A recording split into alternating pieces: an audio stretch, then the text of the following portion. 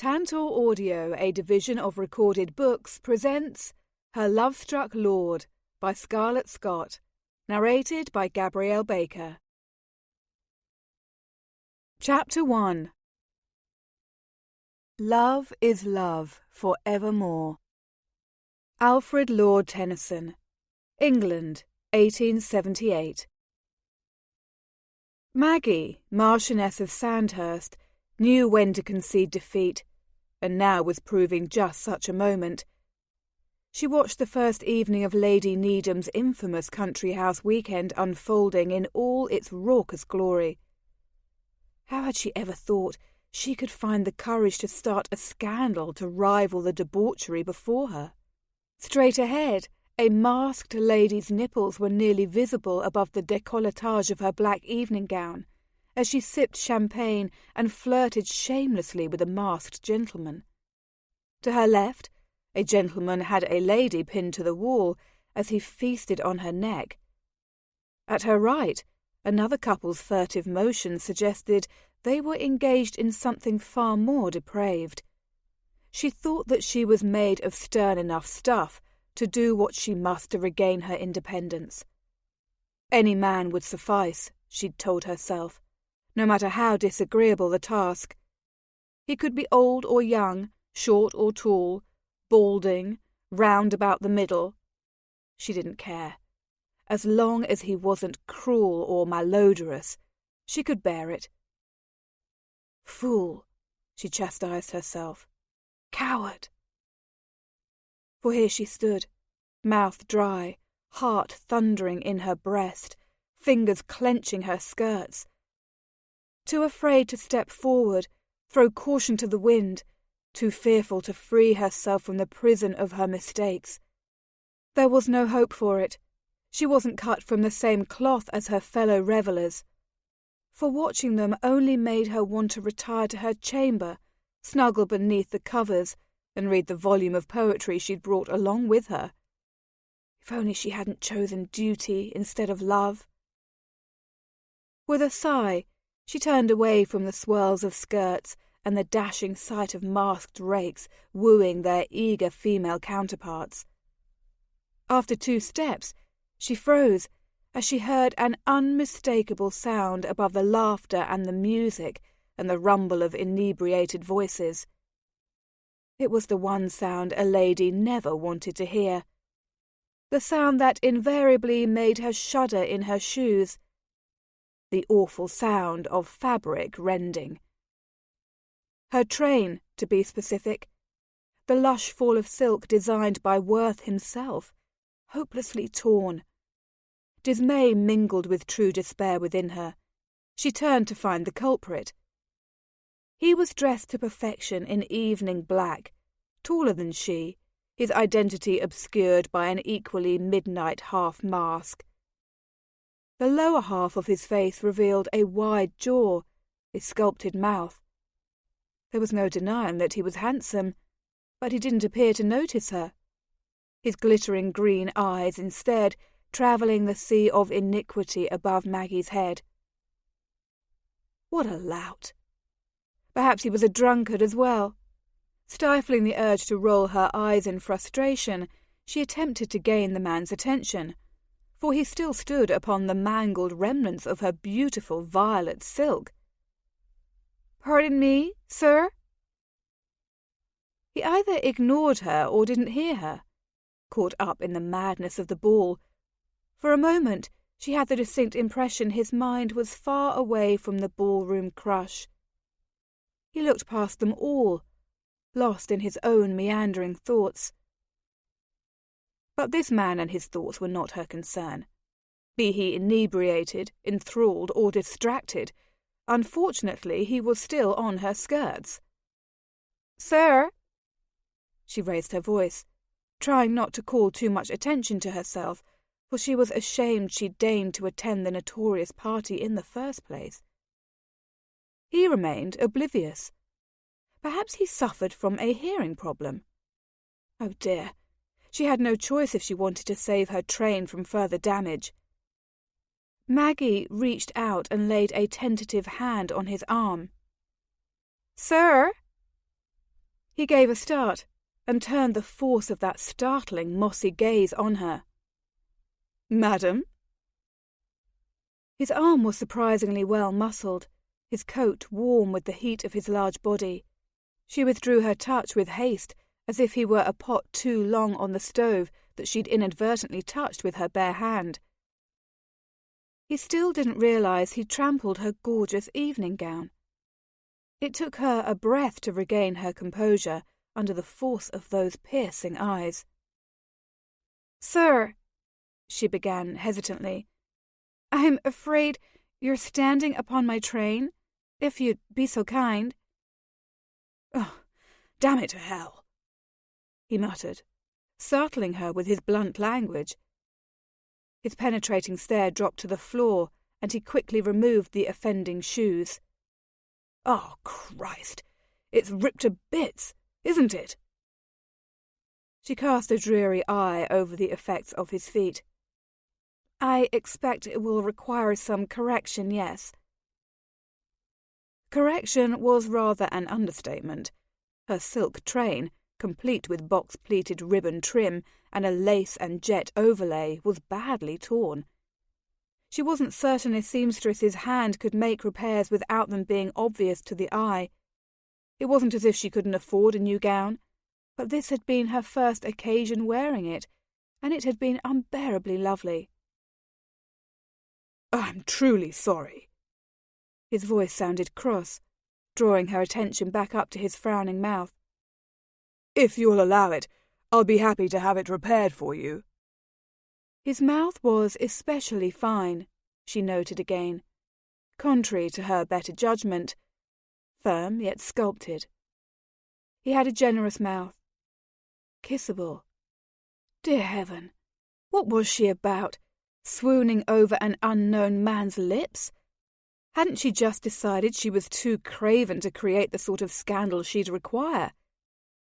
She swallowed, forcing herself to recall what he'd just said. "I appreciate your offer, sir, but I have a wonderful seamstress." She thought of the dressmaker she used in London when in a pinch. Likely the entire train would require replacing. "But the fault is mine." He played the gentleman now that she'd finally gained his attention. "Nonsense!" Perhaps her womanly horror at the damage to her gown was foolish. It had not been intentionally done, after all, and she had more than enough coin for Madame Laurier's alterations. Of all things that need mending, mere fabric is by far the easiest and least costly. He tilted his head, considering her with a fathomless stare that made her skin tingle to life with a dizzying warmth. "I sincerely doubt truer words were ever spoken." There was an intensity underlying his words that made her believe he was sincere and not merely another rake plying meaningless flattery. For the first time since stepping into the whirlwind of the ballroom, Maggie was intrigued. "What have you that needs mending, sir?" A new sense of boldness coursed through her. His lips quirked into a wry smile beneath his mask. "Would you believe it's my heart?" So he loved another, then. She tried to ignore the stab of disappointment the revelation sent through her. "I know better than anyone just how difficult it is to mend a heart." She frowned as she thought of the unhappy life in which she had found herself. The realization she had settled on this miserable path was a constant burr beneath her mind's saddle. Perhaps impossible. "What man would dare to break the heart of a woman as beautiful as you?" he demanded. "An utter imbecile, surely." She laughed, entertained by his feigned toadying. A man who could laugh at himself and those around him was refreshing. "Forgive me, but I fear you're guilty of dissembling." "Dissembling?" He pressed a large hand over his heart, feigning shock. "Oh, I am wounded. Why would you say such a thing?" "Because you can't see my face?" She grinned, despite herself. Her dainty mask covered her face as well, save her mouth. It was rather the point of a mask, after all. She would have to remove it to accomplish what she wanted, but for now there was safety in her anonymity. "Yes, but you have the most extraordinarily lovely eyes I've ever seen," he returned with remarkable aplomb. "I dare say they're almost violet." Another wave of warmth washed over her. He was somehow different, this man. Dangerous, to be sure. "I rather like you," she confided, before she could stop herself. Drat! Being too honest had always been one of her downfalls. She'd never been good at hiding her emotions behind a polite veil. Perhaps it was why she'd had such difficulty blending with London society. He grinned. "You sound alarmed. I'm not all bad, I assure you." She shook her head, trying to regain her wits. "It is merely that I've given up on your countrymen." "My countrymen?" He paused, his eyes crinkling at the corners as he viewed her with dawning comprehension. "You're an American, aren't you? I thought I detected an accent." "I am," she acknowledged. "I suppose that renders my eyes less lovely now." Although a number of American heiresses like herself had made their way to England, they were not always well received. She'd had to work quite hard to forge her way, and acceptance from English ladies had not proved an easy or sometimes achievable feat. Of course not. An emotion she couldn't define darkened his voice. "Your eyes are still lovely as ever. Would you care to dance?" Oh, dear heaven! Her pulse leapt until she recalled two things. She was an abysmal dancer, and her train was in pieces. She wisely kept the first to herself. "I'd love to, but I'm afraid my train—" "Bloody hell! I'd already forgotten." He grimaced. "What an ass! Perhaps you'd like another glass of champagne." Belatedly, she realised the glass she held was empty. When had she drunk it all? She couldn't recall. Perhaps that was the reason her head felt as if it had been filled with fluffy white clouds.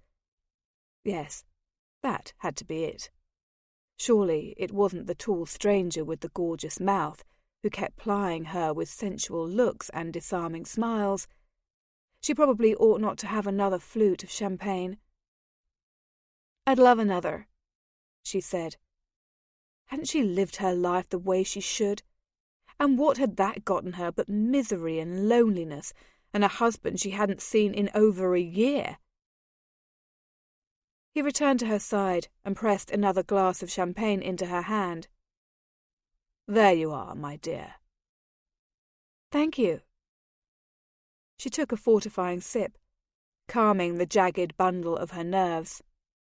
Perhaps there was hope for her madcap plan after all. The stranger before her would certainly do for a scandal. Yes, indeed. He certainly looked like the sort of man who would accept an invitation to sin. She forced her mind into safer territory, trying to distract herself from wanton thoughts. "Who has caused your heart to require mending?" she asked him. "A wife?" He hesitated, drinking his champagne, and for a moment she feared she'd overstepped her bounds. "Not a wife, no," he said with care, "but a very old and dear friend." "A lover," she concluded aloud, then flushed at her bluntness, which always landed her in trouble. "I'm sorry, sir, if I'm too forthright. I cannot help myself." "You needn't apologise. Everyone knows that here at Lady Needham's none of the standard society rules apply. You've but to look around you to see that." His tone was wry as his gaze lit on the couple against the wall. The man clenched the woman's skirts in his fist, raising them to reveal her shapely, stocking-clad calves. Maggie looked away, cheeks stinging. Of course none of the standard rules applied here. Indeed, From all appearances, there were no rules here.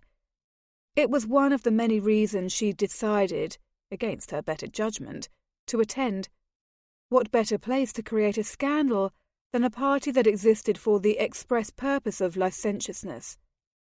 "Is that why you're here?" She couldn't quelch her curiosity. "For the lack of rules?"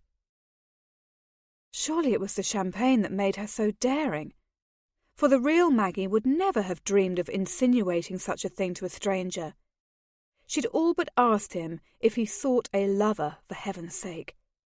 But if she wanted to succeed in forcing her husband to divorce her, she couldn't be herself. She had to be someone fearless and bold. Someone without conscience. Someone like the man she'd wed. "I suppose it is in part." He took another sip of spirits. "What of you? What brings you here? You appear terribly young for this far set." "Disappointment, I suppose." She gulped her champagne as he closed the distance between them. He was so near, she could see the dark stubble on his defined jaw. "You're certainly too young for disappointment." He ran a finger from her elbow to her wrist, stopping to tangle his fingers with hers. "Who would dare to disappoint you?" "My husband." Her mouth went dry. Though truth be told, she was far more disappointed in herself than she was in the Marquis. After all, she had known he married her for her dowry, in the same way she had married him for his title. However, she had not anticipated his utter defection and her resulting misery. But there was little need to divulge her inner sins and secrets to the man before her now. This was to be a light-hearted affair, a means to an end. "He must be an utter bastard to cause you so much distress." She laughed without mirth.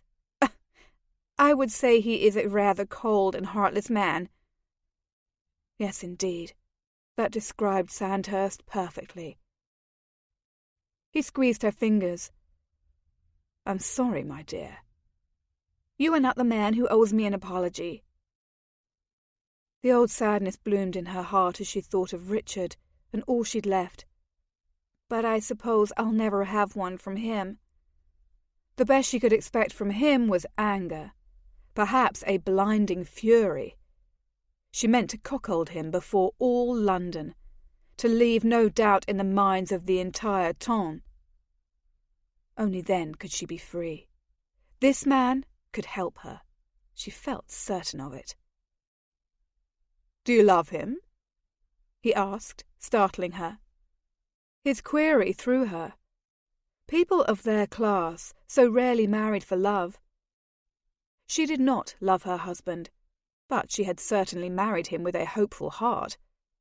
Her mother had assured her that many modern marriages began with respect and led to tender affections after time and diligence. She had hoped to foster a relationship of kindness between herself and her husband, at the least. Instead, their relationship consisted of silence. But it was odd for the man before her to have pondered such a question. "Of course not," she said at last. "What of you and your dear friend? Do you love her?" "I did for many years," he said, the admission seemingly torn from him.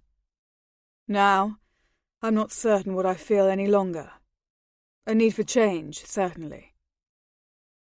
She saw them for what they were then, a man and woman who had somehow run across each other's paths at the same ball, both of them lost, searching. She longed to escape from the gilded prison in which she now found herself. He longed for something, perhaps distraction. A lover? It didn't matter. What did matter was that the fear in her had at long last subsided. She stood ready, poised to grab the reins of her life and steer herself in a different direction. "What sort of change do you seek?" she asked, watching him above the rim of her flute. His sinful mouth curved in a half-smile. "I think perhaps it's you." She nearly choked on her mouthful of champagne. "Me?" "Oh, yes," he told her in that seductive, deep voice of his. His green eyes were fierce and direct on her, trapping her gaze so she couldn't look anywhere else. There was no denying his sensual promise. "You." She should not have invited the stranger to her chamber. She thought of one of her favourite poems, The Lady's Yes, and how it cautioned against the flirtations of the ballroom, how inconstant they seemed by bright daylight. Yes, indeed, she should never have entertained such iniquity, let alone offered herself up for it. But she needed a scandal of magnitude, a scandal her husband could not ignore. He could provide her with that and more, the stranger from the ballroom. She would make certain that as many eyes as possible saw her for the entirety of the house party. There would be no question as to the sins she'd committed. At the conclusion of the fete, she'd remove her mask, strip herself from the safety of anonymity. Everyone would know the Marquis of Sandhurst was a cuckold. A small stab of guilt pierced her, for she was not the sort of woman who used a stranger for her own gain. She hadn't been, anyway, but desperation had a way of bringing one quite low indeed. Maggie paced the length of polished floorboards, peeking out from amongst thick carpets. Perhaps it was the champagne. Perhaps it was the evening, the man's dancing eyes, his deep voice laden with desire. Perhaps it was the allure of something more, the mysterious relationship between a man and a woman that had never been fully realized for her. For a wife of nearly a year, she was still, somehow, a virgin. That made her decision all the more reckless. What would the man think? She didn't know his name, his face. She'd chatted with him in a crowded ballroom, and now he would arrive at any moment to take her innocence. "Come to my chamber," she told him, as though it was a sentence she'd uttered to 100 men before him. Maggie fanned her face with her hand, needing air. What did it all entail? She'd heard murmurings that the deflowering would be painful at best, horribly humiliating at worst. Her friend Victoria said the marriage bed was wondrous, but Victoria was thoroughly besotted with her reformed rake of a husband, and her word was understandably compromised by her feelings. A discreet knock sounded at her door. 2 quick raps. He had come. She flattened her palms over her nightdress, a fairly formal affair of cotton and lace. Upon dismissing her lady's maid, she had retied the mask to conceal her face. After all, she couldn't risk being discovered until her plan was complete. Lady Needham's wicked house party was the perfect setting for such an undertaking. Guests wore masks for its 3-day duration, enabling them to dabble in pursuits that were decidedly more sinful than ordinary society permitted. Pursuits like fornication in a ballroom. Yes, she was sure the couple to her right had done something most wicked. Before her eyes, she'd seen the gentleman ruck up the lady's skirts to her waist. He'd begun thrusting his body into hers, the lady tipping back her head, mouth falling open. Maggie had watched in rapt fascination, a keen sense of something heretofore unknown crashing over her. And all around them, the revellers had continued, some stopping to watch, others ignoring the spectacle entirely. She took a deep breath before hastening to the door and pulling it open. There he stood, the man who had trampled her train. He appeared somehow taller now than he had in the ballroom, still wearing his black evening tails and his mask. Heat sluiced through her veins, mingling with uncertainty. For a breath, she thought about snapping the door closed and abandoning her scheme entirely. Am I still welcome? Even his voice was somehow intimate. Awareness prickled her skin.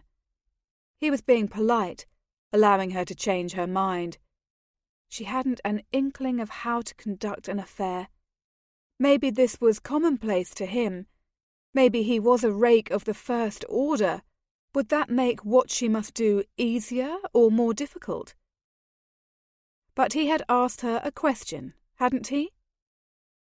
Of course he was still welcome. She hadn't a choice. She stepped back into the chamber, gesturing him inside, using levity to cloak her muddled emotions.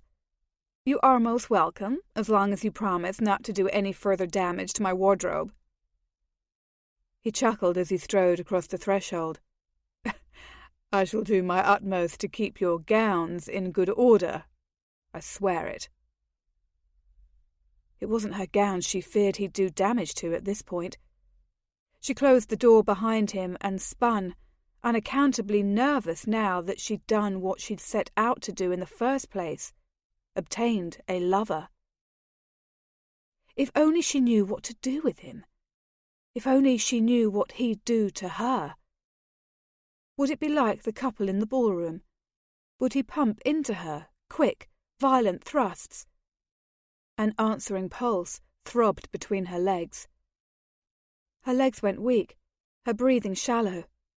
She was ashamed of herself, of her reaction to him, her reaction to this wickedness. For a part of her enjoyed it.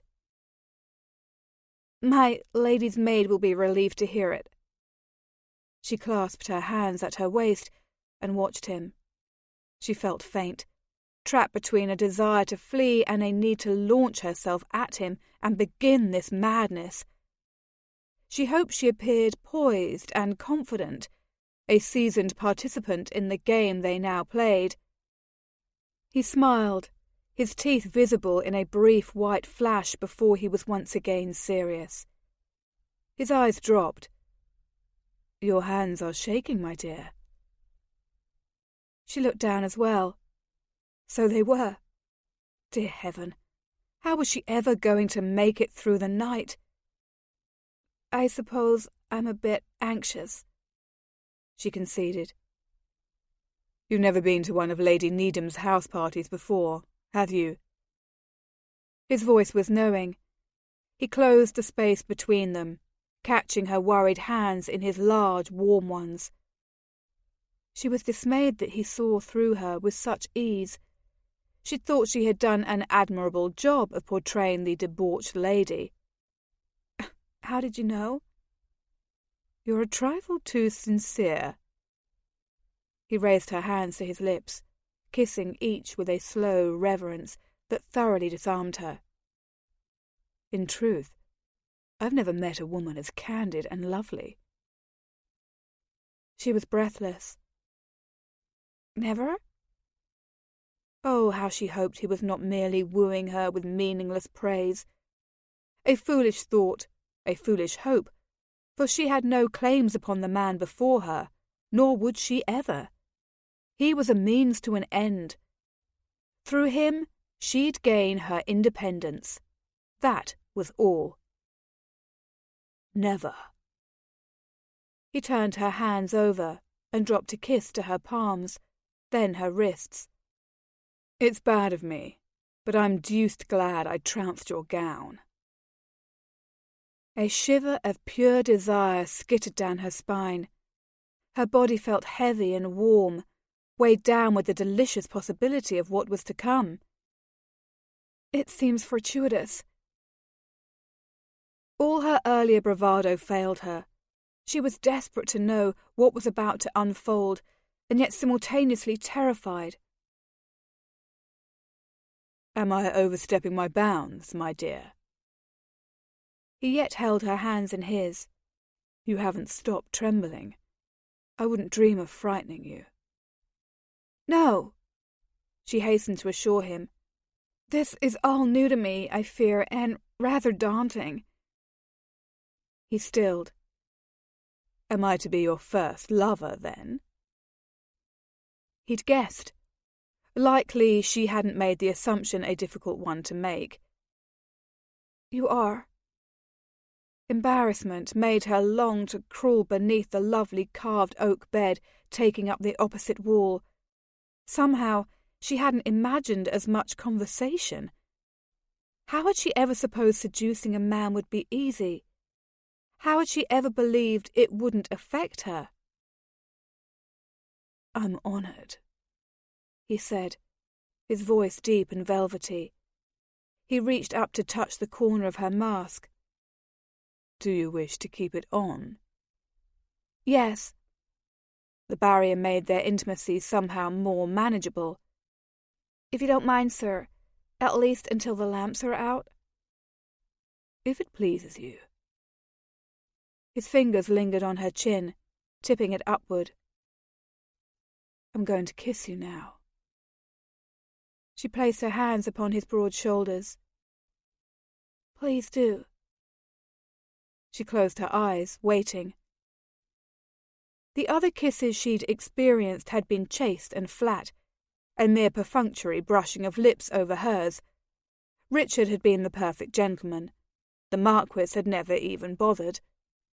But if she'd expected the same sort of brief peck now, she'd been entirely wrong. Delightfully so. His mouth pressed against hers, hot and firm, his upper lip fitting naturally into the seam of hers.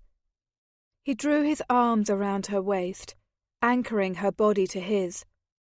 The hardness of his long, lean form was a pleasant surprise. She leaned into him, hungry for more, gasping when his tongue teased her lower lip. The moment she opened to him, he swept inside her mouth. Tentatively, she ran her tongue against his, tasting him. Champagne and sin. The warmth pervading her senses all evening escalated into a fire that began in her belly and echoed in her sex. Her skin tingled. A steady ache thrummed between her legs. She'd never experienced a more heady mix of pleasure and longing. At last, she thought, as she mimicked his kiss.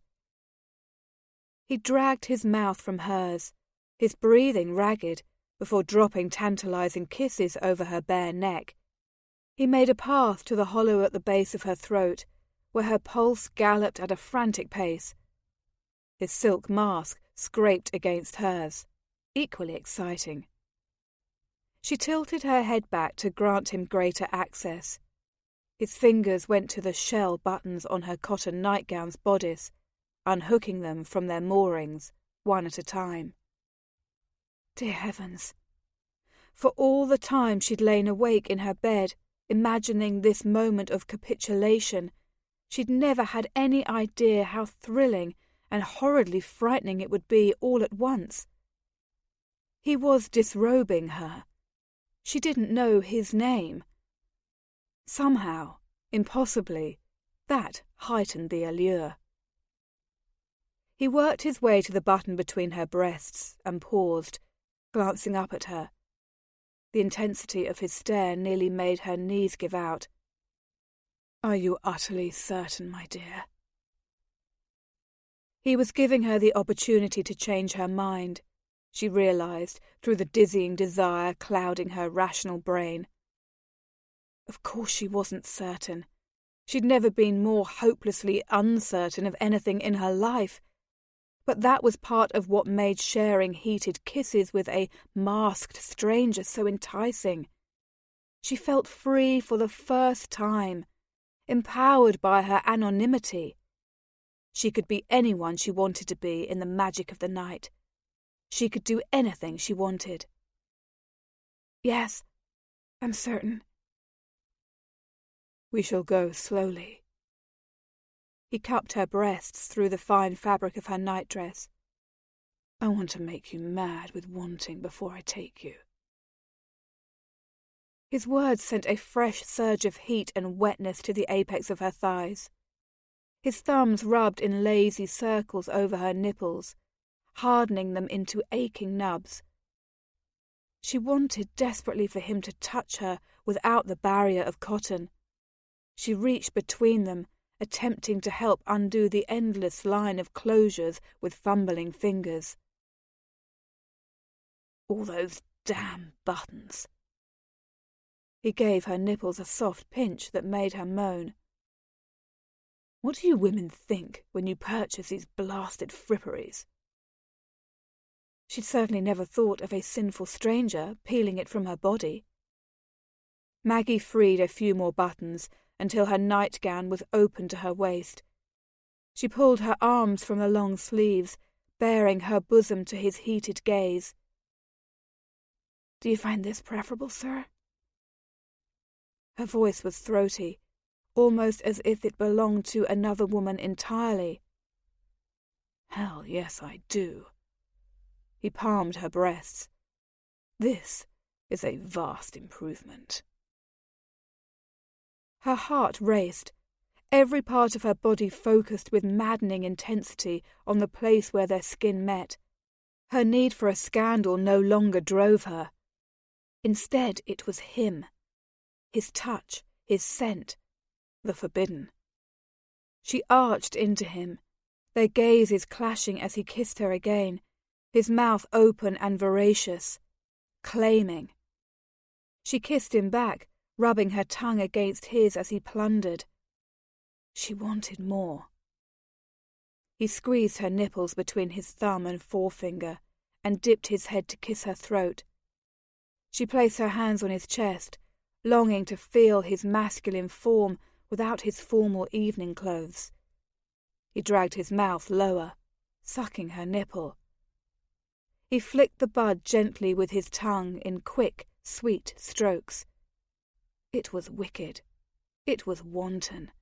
Of all the times she'd envisioned carrying out her plan, she'd never once imagined she would actually enjoy the act of sin that would grant her the freedom she so desired. He paused and looked up at her, a mischievous smile curving his lips. The contrast between her pale skin and his black silk mask was as seductive as his glittering gaze. Do you like my tongue on you? The boldness of his speech shocked her. No one had even referred to limbs in her presence before. Bodies were things to be covered and hidden, not meant for unveiled adoration. But she rather liked this naughtiness, the venturing into the forbidden. Can't you tell for yourself? She returned, joining in on his game of teasing. He sucked her other nipple, dragging deeply until he wrung another moan from her. I want to hear it from your proper, lovely lips. He laved her with his tongue, bent on reducing her to a complete wanton. Say it. I like it, she sighed, her fingers sinking into his too long midnight hair.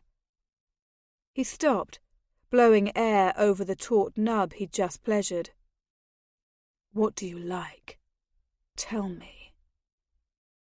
Maggie's mouth went dry. She didn't know what she liked. All she knew was that she liked every wicked thing he did to her. But she couldn't say such words aloud.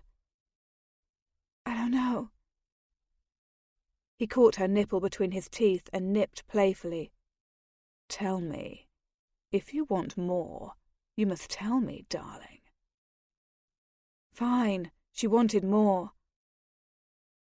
I like your tongue. She pressed her breast into his cheek. I like your mouth on me. He kissed the plump mound she'd offered him. You're learning. I did warn you against my forthright nature. She was breathless as his mouth seared a trail back up to her neck and at last her lips. Their hungry mouths met. He drew her against him, pushing the crumpled remnants of her nightgown from her waist down over her hips. It landed on the floor about her ankles, sending a brief draught of air up her naked legs. One of his hands cupped her bottom, while the other skimmed over the curve of her belly and settled into the mound at the apex of her thighs. His long fingers dipped into the folds of her sex. All thought fled from her mind. "I'm grateful for your nature." He nipped at her lips and rubbed the hidden pearl between her legs, the one she'd only dared touch once or twice in the bath. Pure bliss surged through her body, along with a yearning for more. "Please," she begged, uncertain what she was asking him for. Completion, a joining, anything that would satisfy the crescendo of longing that was driving her as mad as he'd said he wanted to make her. She'd never known anything so potent and incredible was possible between a man and woman. Revenge, freedom, right, wrong, everything fell away. All that existed for her was this moment, this man, and the way he made her feel. "Tell me what you want." His ministrations continued, his pace increasing along with the pressure he exerted upon her. She was going to fracture, to collapse. Her breathing was hitched. Her heart was poised to leap from her chest. Sensation built to a wild pitch as his fingers worked between her legs. It was as if he knew she was about to come undone. She began, only to falter. She didn't think she could speak. He lowered his mouth to suck a hard nipple once more, and the dam within her burst. She writhed against him, desire rippling through her body in waves of unadulterated pleasure. Her hips ground against him as she cried out, head thrown back, "Do you want me to fuck you, darling?" He licked a path around the pink tip of her breast. As the ripples of passion began to subside, she felt a new spurt of wetness between her legs. He continued teasing her there, and her flesh was sensitized by his touch so much that she feared she would reach her peak again in another breath. She'd never heard the word fuck before, and she had a feeling it was terribly bad. But she loved the way it sounded on his lips. Whatever it meant, she was quite certain she wanted it very much. "Do you?" he asked again, as his fingers moved over her with a practiced expertise. She gasped at the heightened sensation. If the pleasure he gave her had been strong before, it overwhelmed her now. "I do," she said. She wanted more of that, wanted to be filled by him, with him. Just when she was on the brink, he withdrew, startling her. In the next instant, he took her in his arms. She threw her arms about his neck for purchase. No man had ever scooped her up thusly before, as if she weighed no more than a feather pillow, and she weighed far more than a feather pillow. "I'm too heavy." It wasn't as if she was overly large, but she possessed the requisite female curves. She was no willowy miss, that was certain. "You're a perfect armful." He looked impossibly rakish, with his black mask and seductive smile. She couldn't shake the feeling that beneath the silk shielding his face from her view, there hid a dangerously handsome man. He was the opposite of the only other man whose attentions she'd ever wanted, aside from Richard, her husband. Sandhurst had been far too busy to say more than a handful of sentences to her after he'd secured her fortune. Having won her, he'd promptly abandoned her in favour of his beautiful mistress. A year had passed since she'd last seen him, and how dare he intrude upon her thoughts now, when freedom was within her grasp? To the devil with him. She forced all unhappy thoughts from her mind, and instead focused on the man who carried her across the room to deposit her on the bed with a gentleness that suggested he thought she was fashioned of the finest porcelain. He was everything a gentleman ought to be, and she was thankful she'd been given this one night to spend in his arms. With hearts in need of repair, they had somehow found each other, and with his unwitting help, she'd gained her escape. Maggie watched him as he shucked his coat and silk tie and made short work of his white shirt. In a breath, his chest was bare to her seeking gaze. He was broadly built, well-muscled, his stomach taut, chest dotted by a tantalizing amount of dark hair. She'd never seen a bare male torso, aside from the marble slabs and oils applied to canvas in the name of art. No artist's rendering had ever been so perfect, at least not in her eyes. She longed to touch him. And then he unfastened his trousers, allowing them too to fall. His manhood jutted from between his firm horseman's thighs, thick and hard. It rose in proud relief against a small whirl of hair and his sack. Her mouth went dry as she stared at his shaft. She knew a bit about men and women, both from her married heiress friends who had dared to share treasured secrets, and from the saucy novels she read in private. She was aware that he was about to put himself inside her. It was daunting, to be sure. How painful would it be? She stiffened as a new wave of nervousness assailed her. She'd tried to prepare herself in advance, but preparation and reality were starkly different. He sensed her sudden discomfort. Still wearing his mask, though, not a stitch else, he lowered his strong body to the bed. He cupped her face and gave her a lingering, tender kiss. "You needn't fear me, my dear." He broke away from her. "We shall do only what you want. Tonight, I am yours. Do you understand?" She stared at him, at a loss. He was giving himself to her, completely. "Mine?" she asked, doubting him. "Yours," he repeated. "Your servant for tonight. I seek only to bring you pleasure." "You already have," she said foolishly. She didn't know what he wanted of her. He imagined her a woman who knew the ways between a man and woman. Perhaps when he had guessed he was her first lover, he had meant her first lover outside her marriage. Most married women had lost their maidenhood, so his was not an unreasonable assumption. "I haven't done this before," she added for good measure. "I know you haven't." He smiled and kissed her again. "No."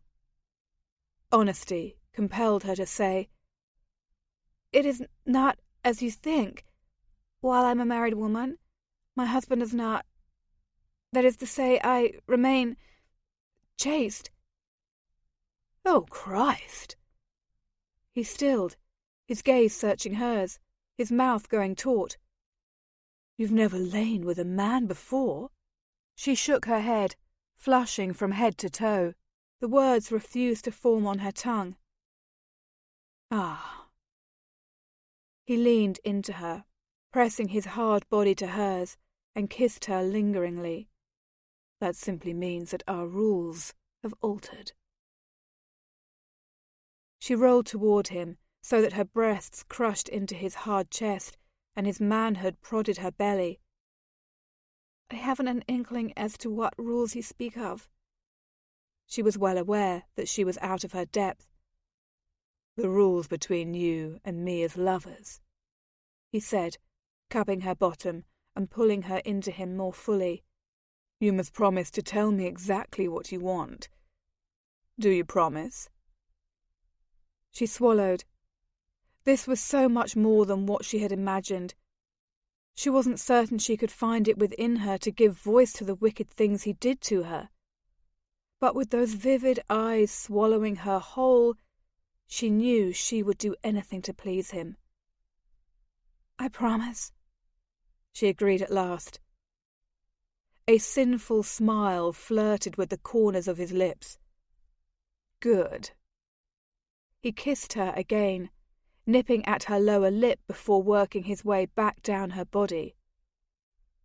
I want to taste you everywhere. His tongue flicked out against the fullness of her breast, then lightly over her aching nipple. But he did not take her into his mouth again as she wanted. Instead, he moved lower still, to her navel. He paused, glancing up at her, looking every inch the part of a highwayman of old come to plunder. He was perilously near to the wet heat of her centre. She longed to feel him there. Open your legs for me, darling. He coaxed, his hands on her hips, caressing. She obeyed, shivering with anticipation, watching him. He groaned, his eyes going to that most private part of her.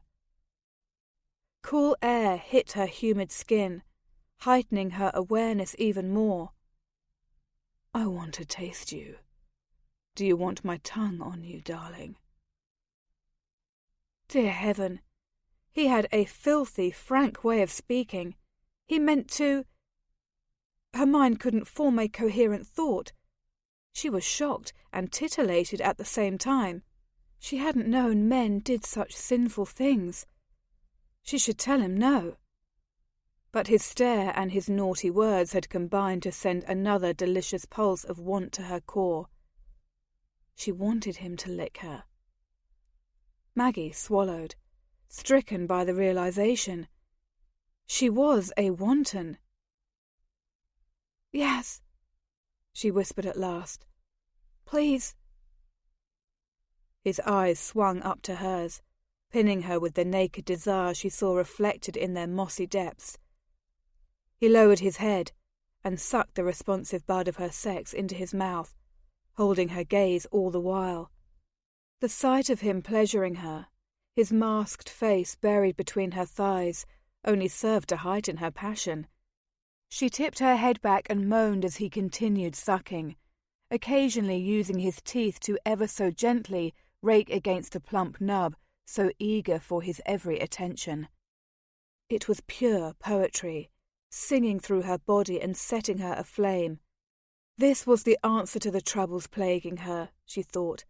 This sweet distraction. At least it could warm her body, if not her soul. Darling. He lifted his head, stopping the sensual torture. His lips were shiny with her juices. Do you like when I lick your cunny? She flushed, still embarrassed by his words, even now that he had actually done the deed. She didn't know what to say. A helpless slave to her own need, she watched as he pressed a kiss to each of her thighs, then flicked his tongue out to toy with her. She bucked against him, dangerously near to falling apart. So many new, wicked names to match the sensations he unlocked. He stopped again, blowing on her swollen, slick flesh. A truly seductive smile curved his lips. Tell me, my dear. Tell me what you like. Say the words. He wanted to hear her affirmation, wanted that power over her. And he had it. He could make her say whatever he wanted, could make her do whatever he wanted. She'd strayed too far from her intended path. She struggled to force her mind to function. I like your mouth on me. While this was indeed a night of firsts, she still couldn't bring herself to repeat his wayward words. He groaned once more, luring his head to her sex.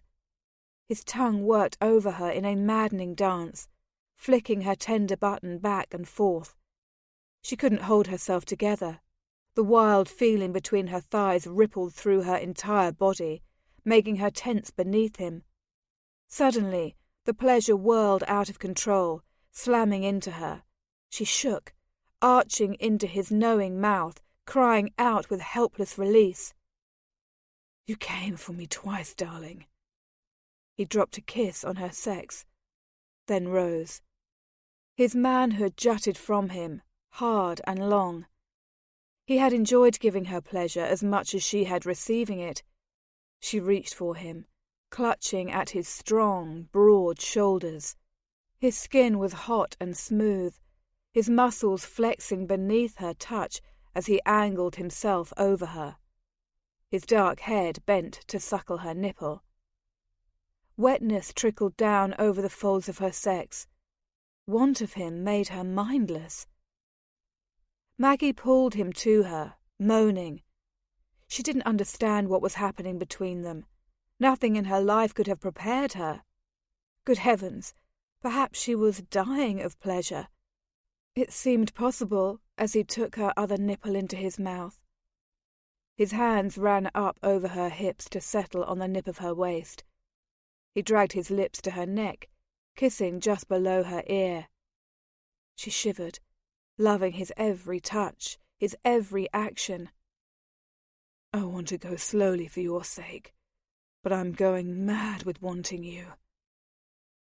He caught her earlobe between his teeth and gave a soft, playful tug.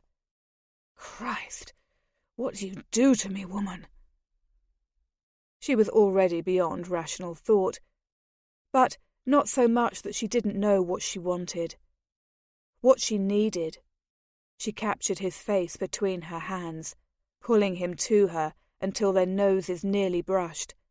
He was devastatingly handsome. That much she could discern, even with the obstruction of his silken mask. Do not go slowly on my account, she urged him, breathless. A beautiful smile curved his sensuous mouth. I love debauching you, my dear. Debauching her?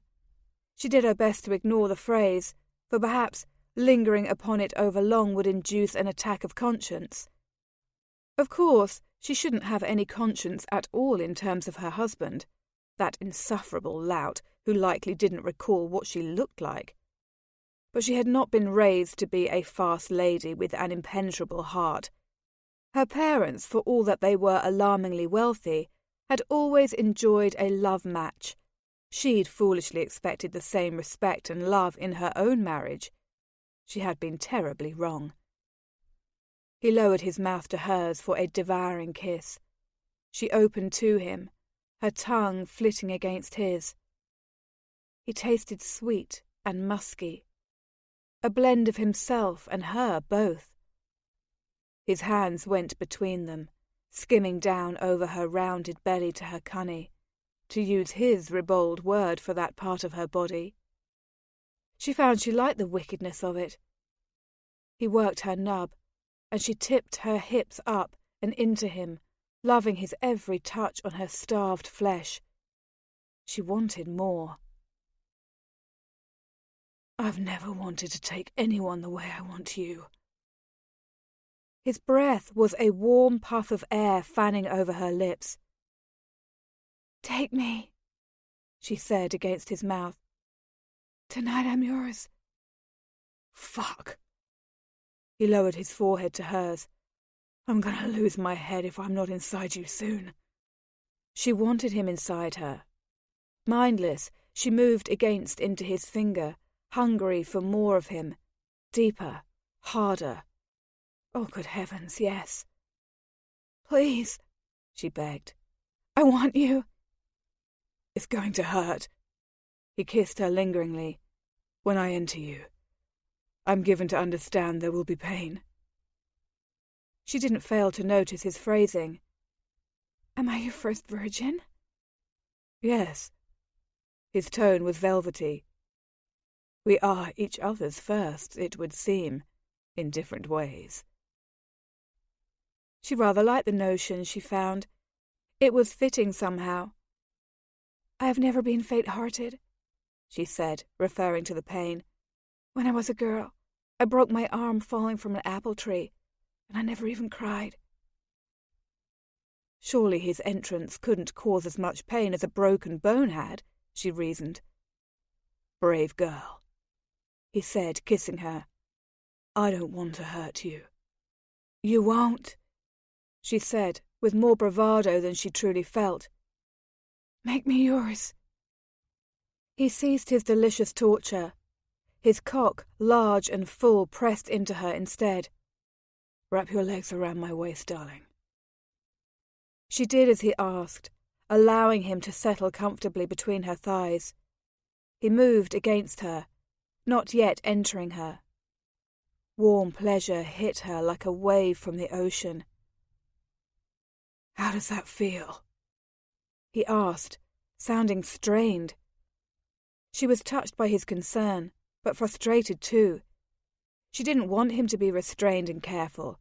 She wanted him to lose himself inside her. "Wonderful."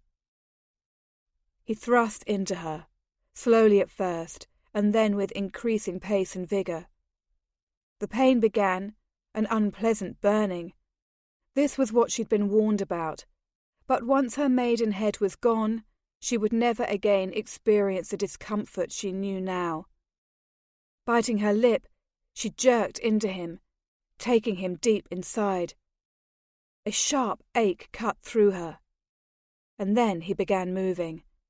The pain ebbed with each long, slow thrust of his cock.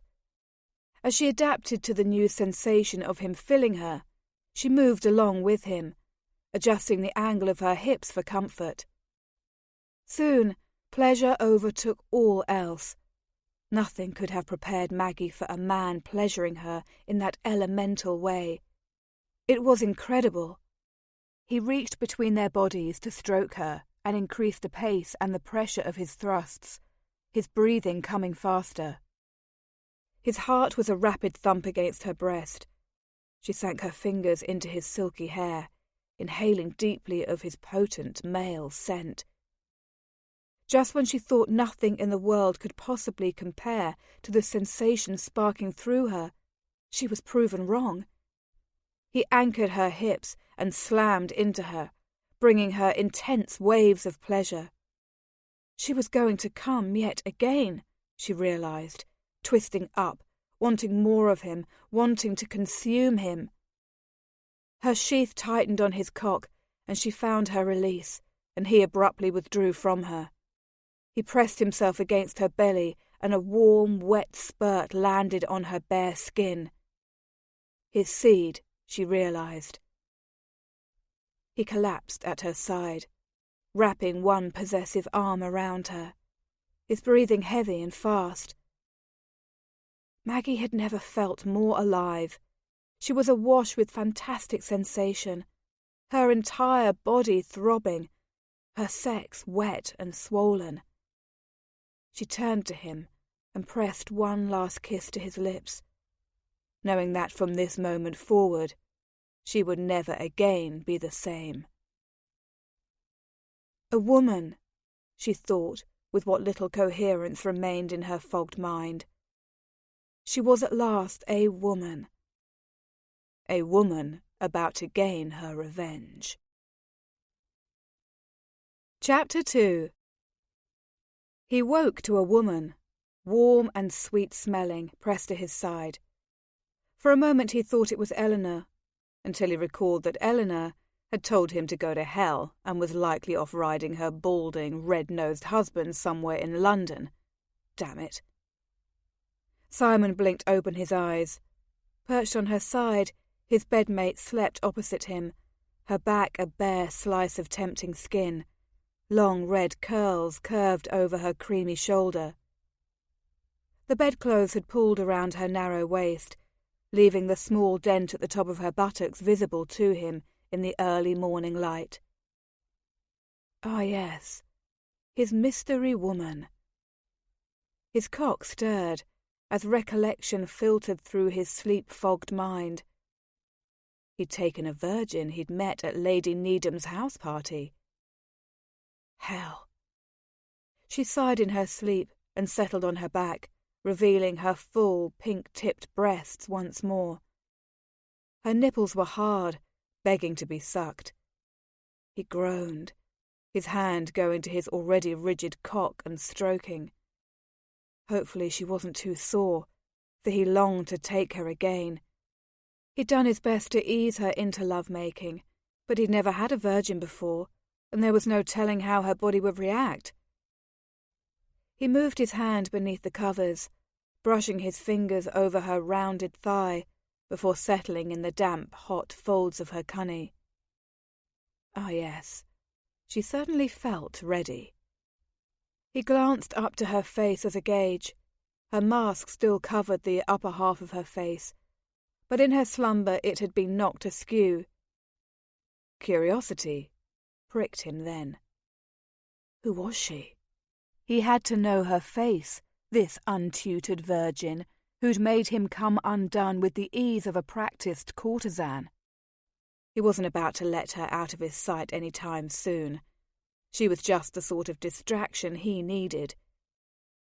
He slid the mask away. She was beautiful. Familiar. She was... Good sweet Christ! She was his wife! He stilled, willing his eyes to see something different. It had been some time since he'd last been in her presence, perhaps even a year, but there was no denying who she was. The small, pert nose, the lush lips, the riotous red curls. She appeared somehow wilder, more vibrant and womanly now as she lay nude with him. But the face of his mystery woman, the woman who had altered his world with her innocent passion, was undeniably the woman he had wed. Margaret, Lady Sandhurst. Christ!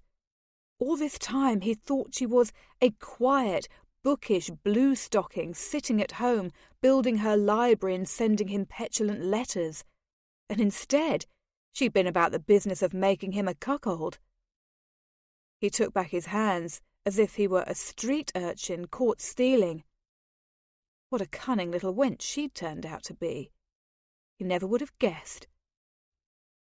He rolled away and rose from the bed, his ardour effectively dampened by the revelation that he'd been about to make love to his wife. Again. Bloody hell! He'd never wanted to consummate their union. He'd been forced to marry her as a matter of circumstance, but he'd vowed never to make her his wife in truth. And now he unwittingly had done precisely that. His gut clenched at the realization. Fuck! He searched for his discarded clothes. Bloody stupid prick! He had to leave before she woke and discovered who he was. Good God! It would be better to allow her to think she'd tupped some stranger. He should have known it was her. How had he missed the signs? He bent and stuffed his legs into his trousers. She was an American. Her hair was the same colour, all rebellious curls. Of course there'd been the matter of her mask, but that he'd never once dreamed his wild-mannered wife would deign to appear at a house party renowned for its sexual decadence and freedom. How the devil has she garnered an invitation? He found his shirt and didn't bother with the buttons. No questions would be asked if anyone passed him in the corridor, as they would more than likely be equally guilty parties. More so, actually. He'd only bedded his wife, after all. Raking a hand through his hair, he tiptoed from the chamber. He closed the door at his back with a sigh of relief. There was no reason she ever needed to discover the truth. It was best for both of them, really. He had no intention of playing the part of husband, ever. He had come to the house party for distraction, a respite from the torment eating him ever since Eleanor's defection. He may have been forced to sell himself to an American fortune, but he still possessed his pride, by God. He stalked back to his chamber. It would be best if he left Lady Needham's before seeing her again. He didn't think he could stomach it. Maggie woke to the sound of a door being snapped tightly closed. It must be her maid, she thought in her sleep-clouded mind. She rolled over, aware of cool air over her naked breasts, and a distinct yet new soreness between her thighs. Good heavens! She sat up in bed as if a gong had just been rung beside her ear. Maggie looked around, relieved to find her chamber empty in the early morning light. She was alone. It wouldn't do for her lady's maid to find her in such a state of... She looked down at herself to find she was utterly nude, and promptly yanked the bedclothes all the way up to her chin. Her heart tripped over itself. She'd actually done it. Her plan to force Sandhurst into divorcing her had sprung into motion. Now all she needed to do was wage a war of public humiliation. All she needed to do was use a man she scarcely knew to further her cause. The unwanted thought sent a pang of guilt through her. She didn't know his name or his face. He had pleasured her in ways she'd never imagined possible, and then, apparently, he had disappeared. She glanced about the chamber, searching for a sign of her impassioned lover, and finding only a rumpled scrap of fabric.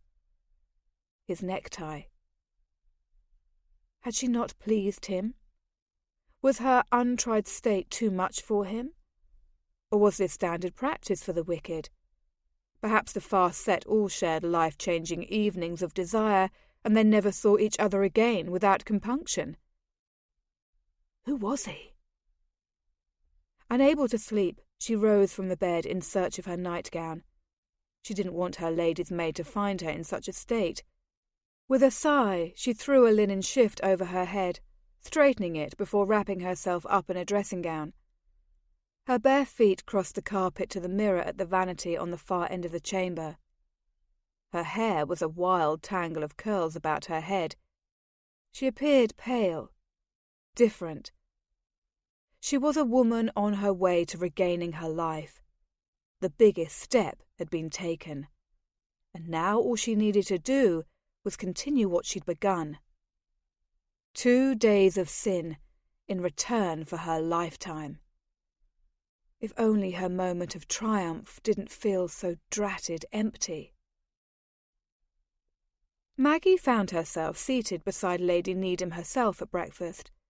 Her ladyship was without a mask, in defiance of her own rule that all guests were to remain incognito for the entire weekend.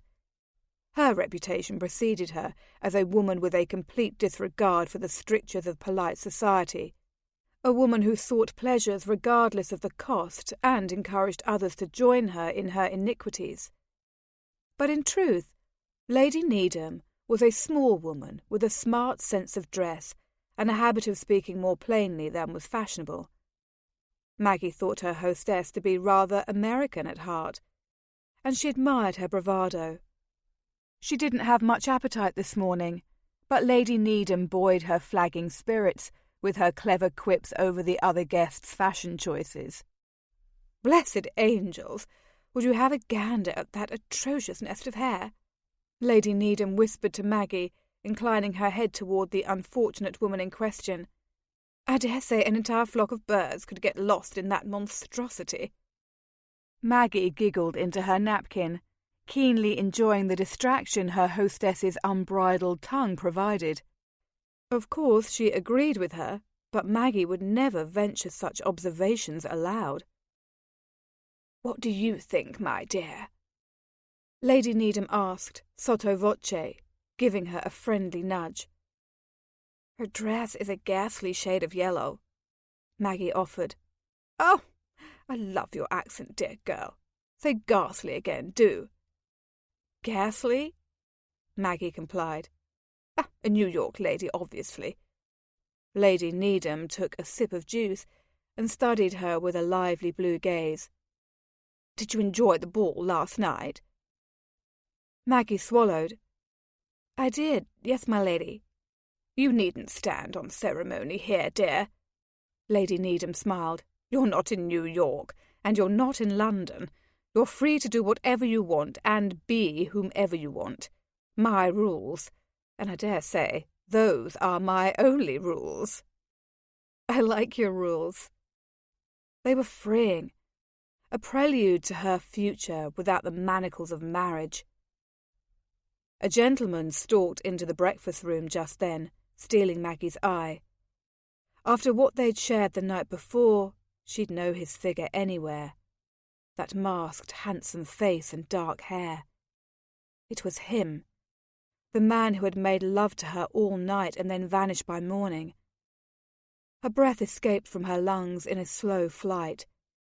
His cold gaze did a tour of the breakfast room, travelling over the occupants until it landed upon her. Maggie froze. Unbidden, the sinful magic he'd worked on her body rose in her mind. She imagined him licking her, sucking her nipples, recalled the feeling of his cock hard and demanding inside her. Flushing, she looked away. "Handsome devil, isn't he?" Lady Needham asked softly. "I must say, I had my eye on him, but he's been in love with another for ever so long." "You know who he is?" The question had left her lips before she could think better of her eagerness. "Of course I do, my dear, but I can't tell. It would spoil the fun." Her hostess raised a brow. "And what good is the world without a spot of fun?" Her mystery man inclined his head, acknowledging her ever so slightly. A spot of fun indeed. She couldn't look away from him. It was as if no one else in the breakfast room, none of the other glittering, tittering, masked revellers existed. "Ah, it would seem that our gallant has eyes for one lady only this morning." Lady Needham's voice was still quiet, but an edge of curiosity had crept into her smooth drawl. "Lucky, lucky Lady New York." "Sandhurst," Maggie corrected without thought. She forced herself to look away from the man who had so easily set her world on end. "I'm Lady Sandhurst," she admitted to her hostess. She would begin small, share her name with a few of her fellow guests, test the waters.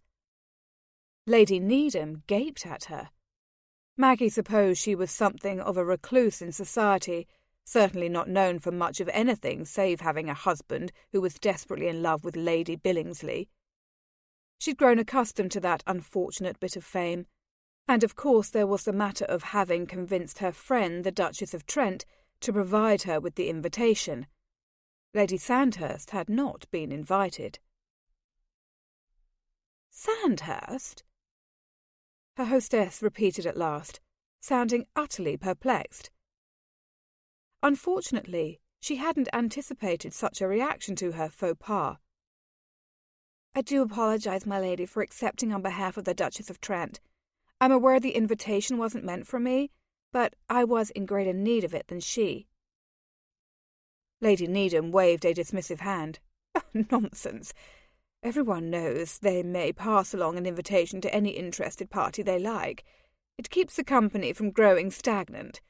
It's merely that I'm familiar with your situation, my lady." She shifted uncomfortably, her corset pinching her waist. "I'm aware my husband's reputation precedes me." Lady Needham stared. "You don't know, do you?" Maggie frowned. "Of course I know, my lady. It is exceedingly difficult to avoid gossip in London, try as one might." "Just so."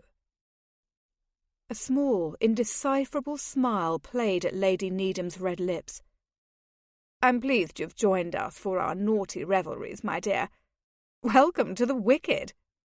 She held up her diminutive glass of juice in a petite toast. "Thank you." Maggie supposed she ought to express gratitude, even if it would seem she'd been given her initiation to the wicked the evening before. A most thorough welcoming that had been. Trying to stifle the heat that particular thought produced, she raised her glass of freshly squeezed juice from the orangery as well. Guilt pricked her conscience then, but she swept it aside as well. She needed to become wicked to escape the most wicked of them all. "I've just had a depraved thought, my dear Lady S." "Call me Maggie," she invited her new-found friend. She'd never grown accustomed to her married name. especially since it was a mantle she'd never worn in truth. In her heart, she was still plain old Margaret Desmond, who'd been something of a wallflower in New York society and had remained one in London. Maggie, then. A full smile blossomed on Lady Needham's face. And you shall call me Nell. I've a delightful game of naughty charades planned for this afternoon, and I'd love dearly for you to join us. Will you? Good heavens! She'd never dabbled much in parlour games, and especially not the iniquitous sort. I'm afraid I don't know how to play. I'm something of a newcomer to the wicked, if you'll recall. Ah, that can be easily remedied. I'll teach you. Nell winked. Besides, the stakes aren't necessarily high. They're only what you wish them to be. Maggie pondered her hostess's mysterious reply as she turned her attention back to her plate. Somehow, she suspected there was something more to Nell's invitation, something she was too untried to comprehend. There was no hope for it. She supposed she would have to rediscover her old sense of adventure if her plan was to succeed. Perhaps she had allowed it to lapse for far too long. Bloody hell! Simon studied his wife in her stunning afternoon frock of violet silk. She wore twin diamond stars in her artfully piled hair. Her waist was cinched to a perfect silhouette, emphasizing her generous bosom, which was revealed by the deep cut of her bodice. She laughed at something a no-account blackleg said to her. He wished it didn't sound so deuced inviting. He wished she wasn't so damn beautiful. He wished he'd never known the exquisite pleasure of making her come the night before. More than anything, he wished she wasn't his wife. Wanting her would have been so much easier if she were anyone else's wife but his. But she was, and for some stupid mutton-headed reason he'd decided to stay on at Lady Needham's den of vice, and for some equally stupid mutton-headed reason he'd allowed himself to be cozened into a game of naughty charades. Of course, when his hostess had first presented the invitation, he hadn't realised his wife would be a part of the games. If he had, he'd likely have run in the opposite direction, arse on fire style. Or would he have? He couldn't seem to stop staring at her. Why the hell couldn't he have made love to another woman in her stead? Any other woman would have done. Every other wanton society woman was present, and he'd had to choose her. What a duffer he'd been, rendered too oblivious by his lust to see what was plainly before his nose. She glanced at him then, and damn if her blue stare didn't send a surge of lust straight to his traitorous cock. He thought of how lovely her breasts were, pert handfuls with luscious nipples that tightened when he sucked them.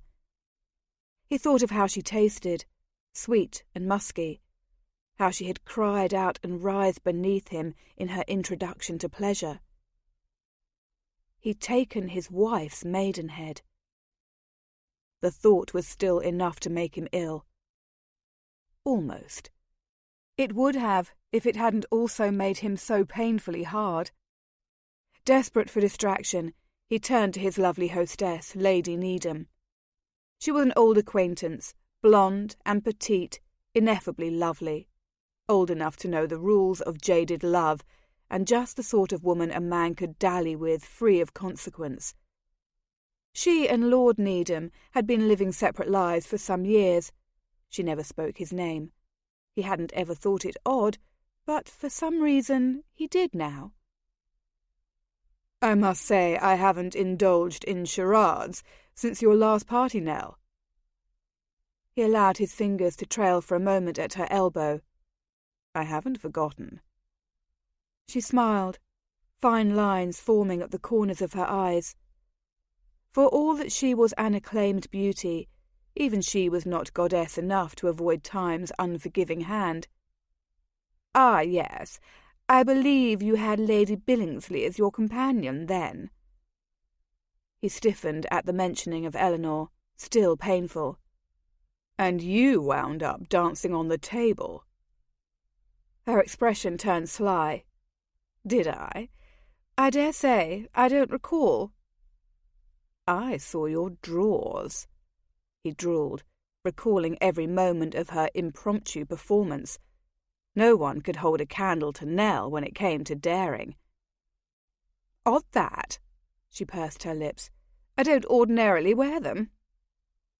He grinned back at her, glad for the levity. He'd had such few opportunities for it of late. If only her revelation had some effect on his cursed lust. But though Nell remained alluring as ever, she wasn't the woman causing his blood to race to the wrong end of his body. "Are you wearing them today, my dear?" he asked mildly, trying to divert his attention from his inconvenient attraction to his wife. Lord knows, I'm in need of a pleasant distraction. Most women would have swooned at such a question. Nell threw back her head and laughed. I suppose that is for you and the rest of the company to discover. She tapped him on his coat sleeve. Now, do come along. It's time to start the festivities, and if it's a diversion you need, I have just the thing for you, Simon, darling.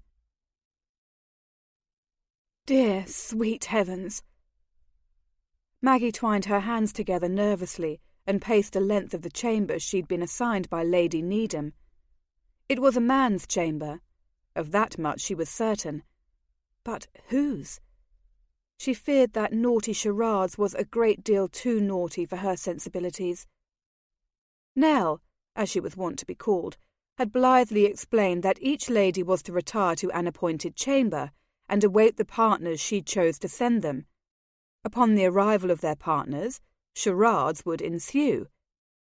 They were to keep score and announce the winners at dinner. Of course, Nell had added with a wink, the naughty portion of the charades was left to the imagination of the players themselves. Naughty indeed. She fanned her heated cheeks with her hand. Perhaps it wasn't too late to escape. She was decidedly in the rabbit hole, and most definitely over her head. One scandal ought to suffice. She had no wish to create a second. Her decision made, she rushed for the door, her silk mules clipping on the carpet. The door opened, stopping her completely. Her heart fluttered, her stomach feeling as if it were tipping like a runaway carriage.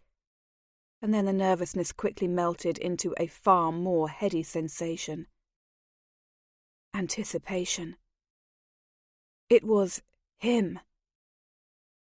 He too stilled, his gaze burning into hers, his sensual mouth flattened in apparent displeasure. Had he been hoping for someone else? Perhaps the night before was all he had sought from her. Perhaps she had disappointed him in her clumsy innocence. There was also the troubling matter of the woman he'd loved. Even Lady Needham knew of his past, and he had told Maggie himself that he had loved the woman for many years. Such strong emotion wouldn't dissipate easily. Mayhap he harboured regrets. "You," he said, the lone word filled with emotion. Anger? Irritation? She couldn't tell. "Sir," she said lamely, dipping into a curtsy.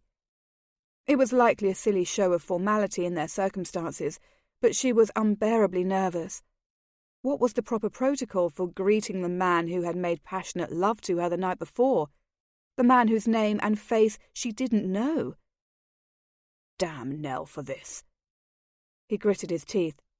She thinks she's being clever. He wasn't pleased. In fact, he seemed wound as tightly as a watch spring. She faltered, at a loss. Clever? Did Lady Needham know what had transpired between them? The prospect was mortifying, even if it was what she required for her scandal to take root. Never mind.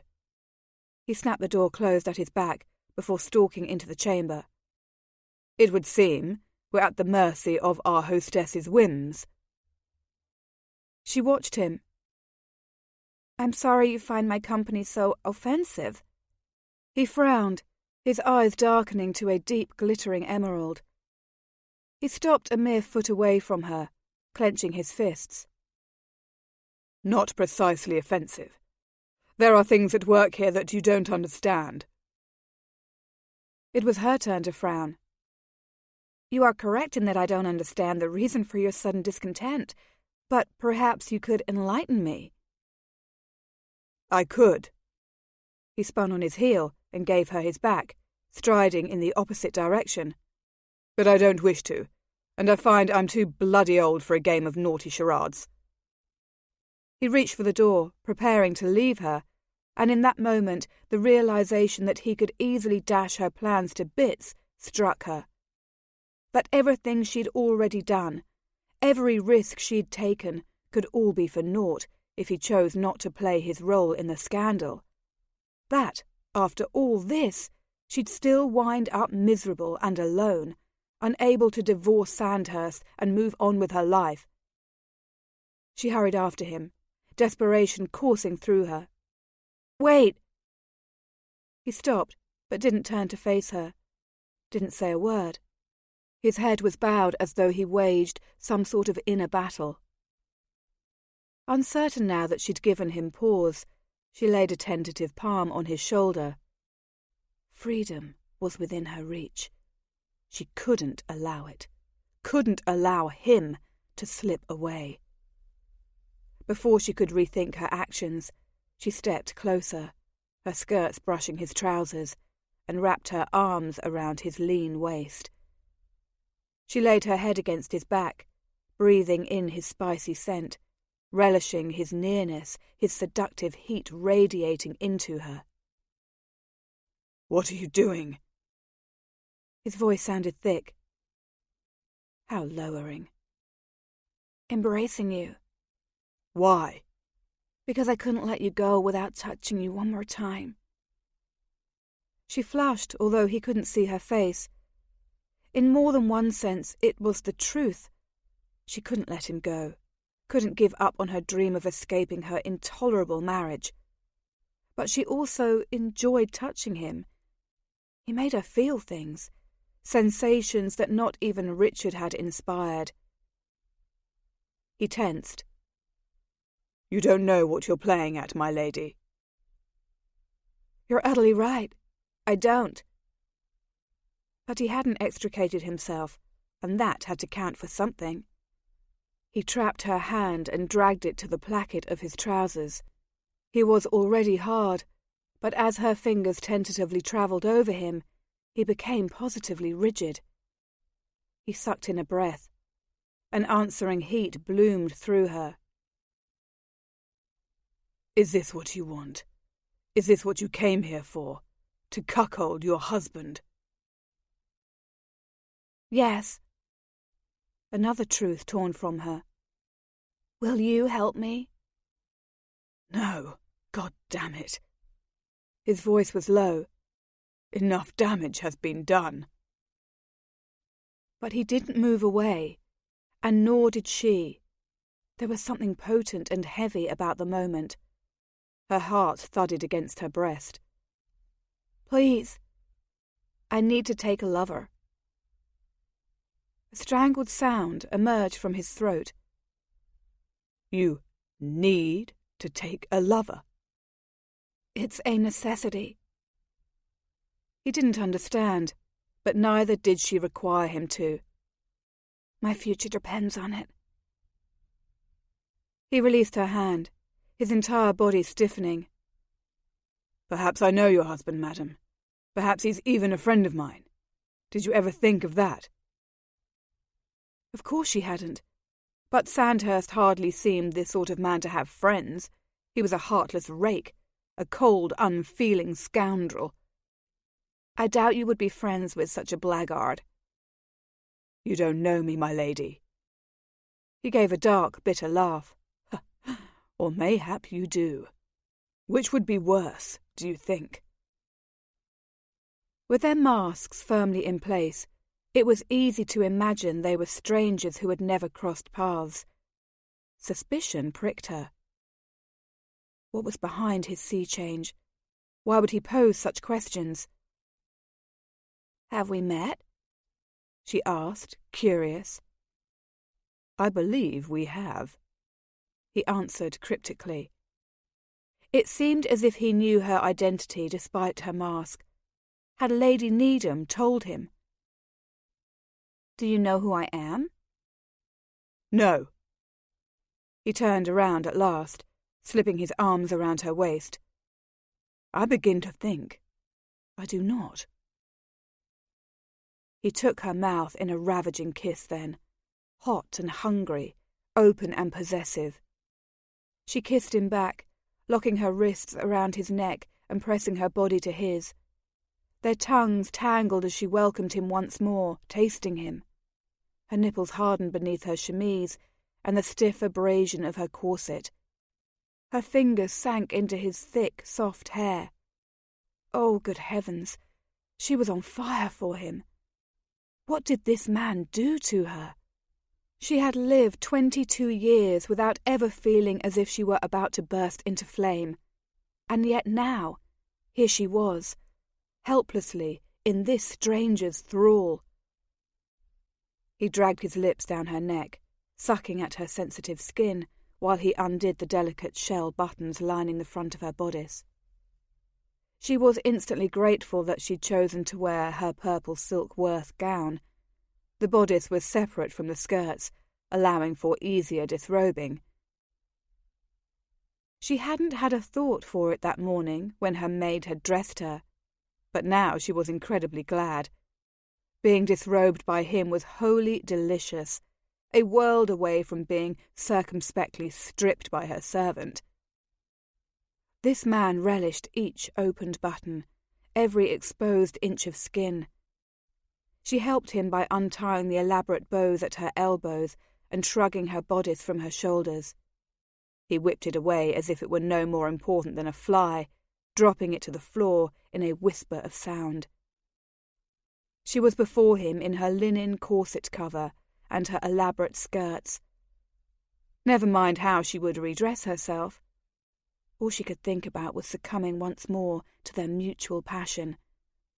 She hadn't expected to enjoy her fall from grace or to revel in it. She'd thought to be stoic, to close her eyes and separate her mind from her body. She'd never imagined this. He kissed her, long and hard. She met him with all the longing clamouring inside her. When at last he dragged his mouth away from hers, she stared at him, unflinching. She'd always counted herself a woman of courage. "Will you be my lover, my lord? Or do I need to find another?" He became rigid, his expression hard with anger. "There will be no other. Leave here. Nothing awaits you in this den of debauchery other than disappointment. Go home, my lady." A chill settled over her that had less to do with the draughty chamber than his cutting admonishment. "I suppose I'll need to find another then. There are any number of other gentlemen who would suit." That was a lie, of course. She didn't want another gentleman. For reasons she didn't care to examine, she wanted the cold stranger before her with the sensual mouth and strong jaw. But he didn't want her, it seemed, and she had precious little time to waste. She couldn't shake the feeling that Lady Needham's was the chance she needed.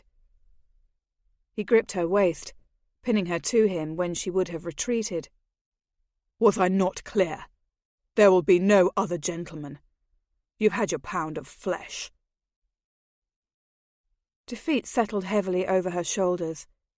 He was a conundrum, this man, ready to plunder her one moment and crying conscience the next. For her part, she chose to remain unashamed. Her husband had no conscience, so why should she? Her heart had been toughened long ago. She squared her shoulders and stared up at him in defiance. "One could argue that it was you who had his pound of flesh. Perhaps this was a mistake after all." "Of course it's a mistake." His fingers tightened on her. "But we've gone too damn far now. and we can't undo what's already been done." She had a sense once more that he spoke beyond her ken. He knew something she didn't, and that rather nettled. Perhaps she'd uncovered the reason for his odd question about her husband the night before. "Is it her?" she asked, before she could think better of it. "The woman you love? Is she your wife?" His lips tightened. "No." "You must love her very much." He stared. "I don't bloody well understand you, woman. Only moments ago you were rubbing my cock like a seasoned courtesan, and now you want to talk about my past as if we're having tea and muffins." She blanched and wrenched away from him. Perhaps she had mistaken him entirely. "Nor do I understand you, my lord. But I can see now that you are not the man I thought you were." Tears threatened to humiliate her by pooling in her eyes. She sank to recover her shucked bodice. She stuffed her arms into the sleeves and pulled the gaping silk together in a poor attempt at modesty. Her pride wouldn't allow her the time required to fasten the buttons. "I think you ought to find another partner for naughty charades." He sneered. "Huh! You want me to fuck someone else? Would you care to watch? Is that it? Has Lady Needham's little party corrupted you so thoroughly already?" Maggie gasped at his crude words. "No! How dare you?"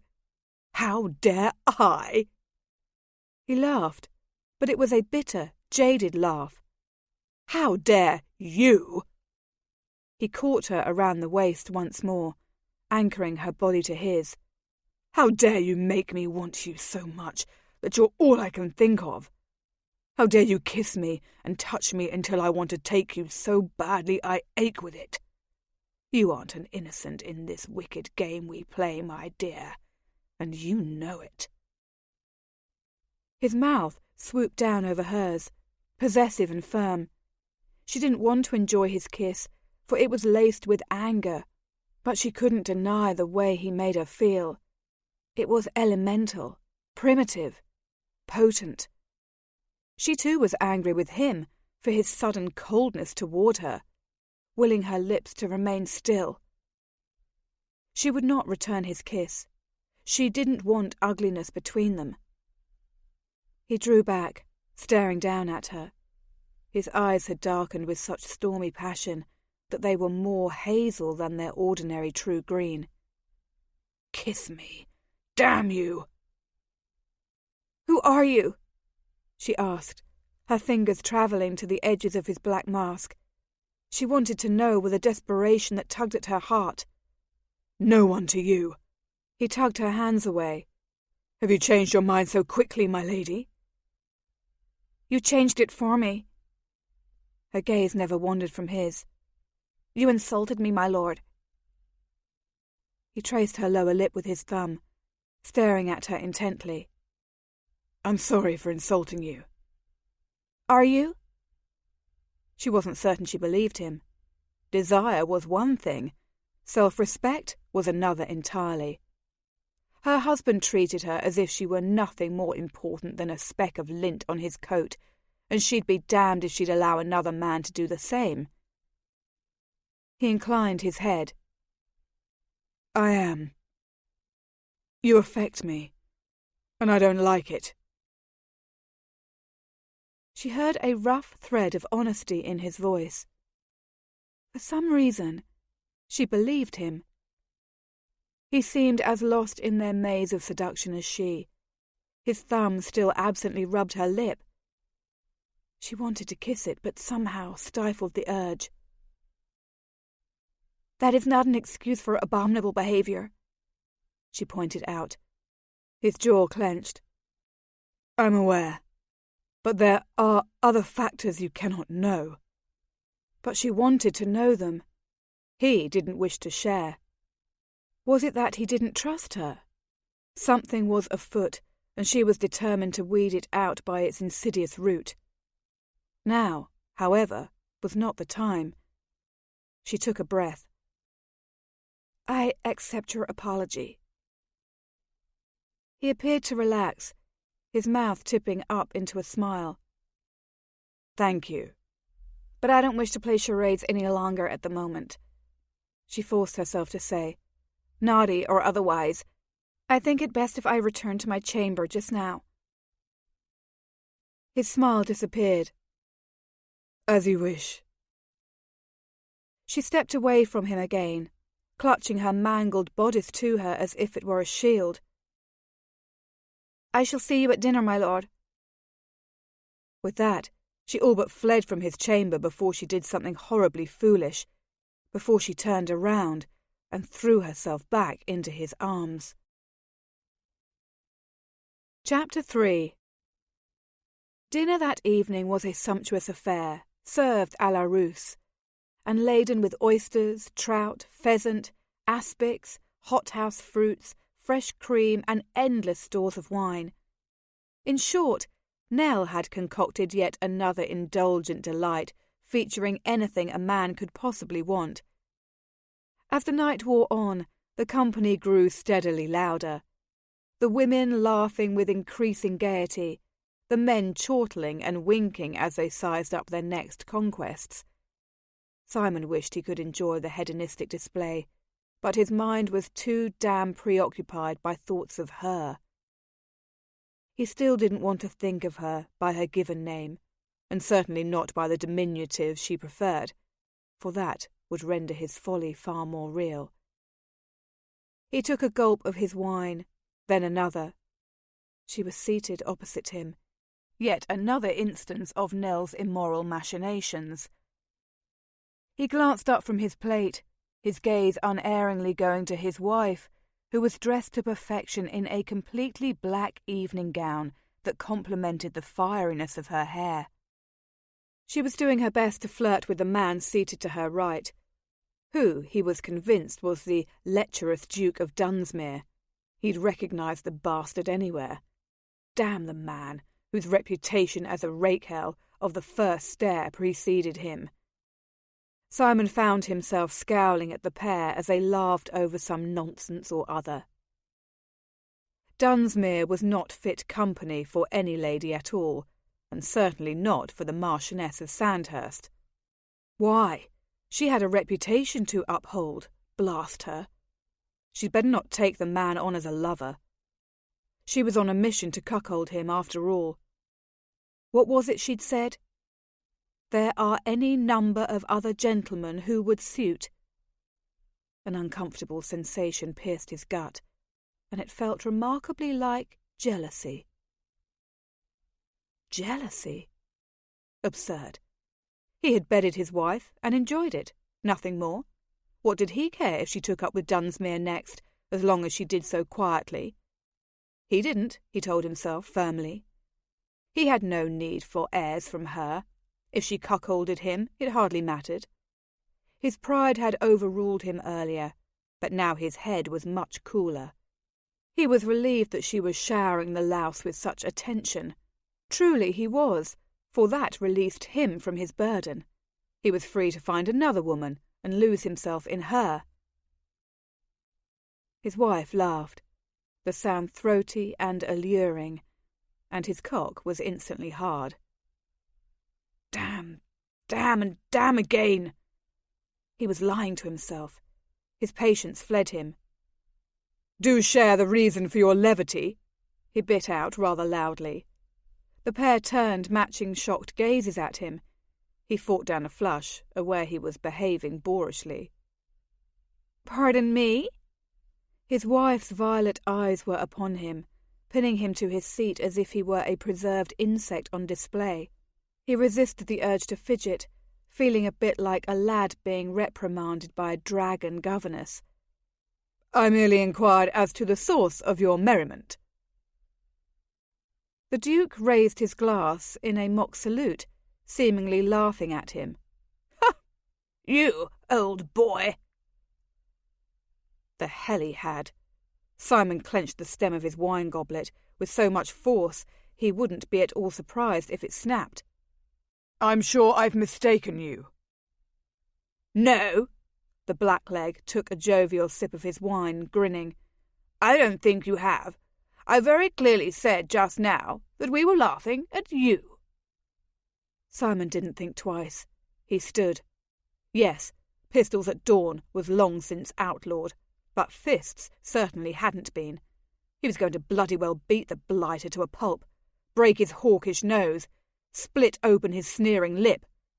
"Meet me outside," he demanded. "Now!" His nemesis grinned even more, appearing to contemplate his demand. "No," he drawled at last, sounding as if he hadn't a care. "Don't think I shall, old boy. Do sit back down and smooth your ruffled feathers." He shook his head slowly. By damn, the last 2 days had put him through the paces. All he had wanted was a bit of peace and companionship, a way to distract himself from Eleanor. Instead, he had discovered the most beguiling passion of his life with a woman he had spent the last year resenting. And now this scoundrel dared to laugh in his face before everyone, suggesting he had feathers as if he were some sort of old rooster strutting in the barnyard.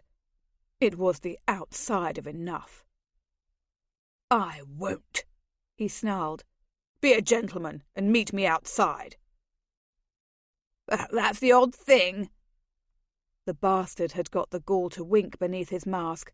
"I'm not a gentleman. Anyone who knows me can tell you that. Indeed, I pride myself on my lack of gentlemanly conduct." "Oh, blessed angel's sake!" Nell popped up from her seat at the head of the table, twin patches of pink on her cheeks. She appeared to be in fine dudgeon. "I'll not have all this ridiculous masculine posturing during my dinner. Sit down at once, Simon." He gave her a warning stare. There could be an infinite number of Simons in the world, but she'd better not reveal his full name. Good God, they'd all be better off if his wife never knew the identity of the man who had taken her innocence. But he still wasn't about to allow Dunsmuir to insult him before the entire company without reparation. "I've been gravely insulted," he said at last. "What tripe? You've been on the arse end of a joke." The Duke tossed back the remnants of his wine and gestured for a footman to refill it. "Nothing more. This is meant to be a light-hearted party, is it not, Lady Needham? In truth, we were speaking of my lovely companion's misplaced attempt at ice-skating back when she lived in the barren wasteland of New Jersey. Were we not, my dear?" Her eyes were still fixed to him. He couldn't tell if he read horror or dismay or disgust, or a combination of all three in her gaze. "New York," she corrected quietly. "And yes, we were. I'm sorry, sir, for the misunderstanding." He'd been the arse end of Dunsmuir's little Sally, all right, and now he felt like an arse. He sat because there was nothing else to do short of marching around the table and punching the Duke in his obnoxious, laughing countenance. Surely the latter had its fair share of appeal, but there was no need to further make a fool of himself. "Lovely, my lord, your grace. I'm relieved it was all in good fun." Nell's voice was wry. "Now do calm yourself, Sandhurst. I dare say nothing untoward was meant." Sandhurst. Bloody hell! She'd slipped and spoken his name. He tensed, his gaze swinging back to his wife.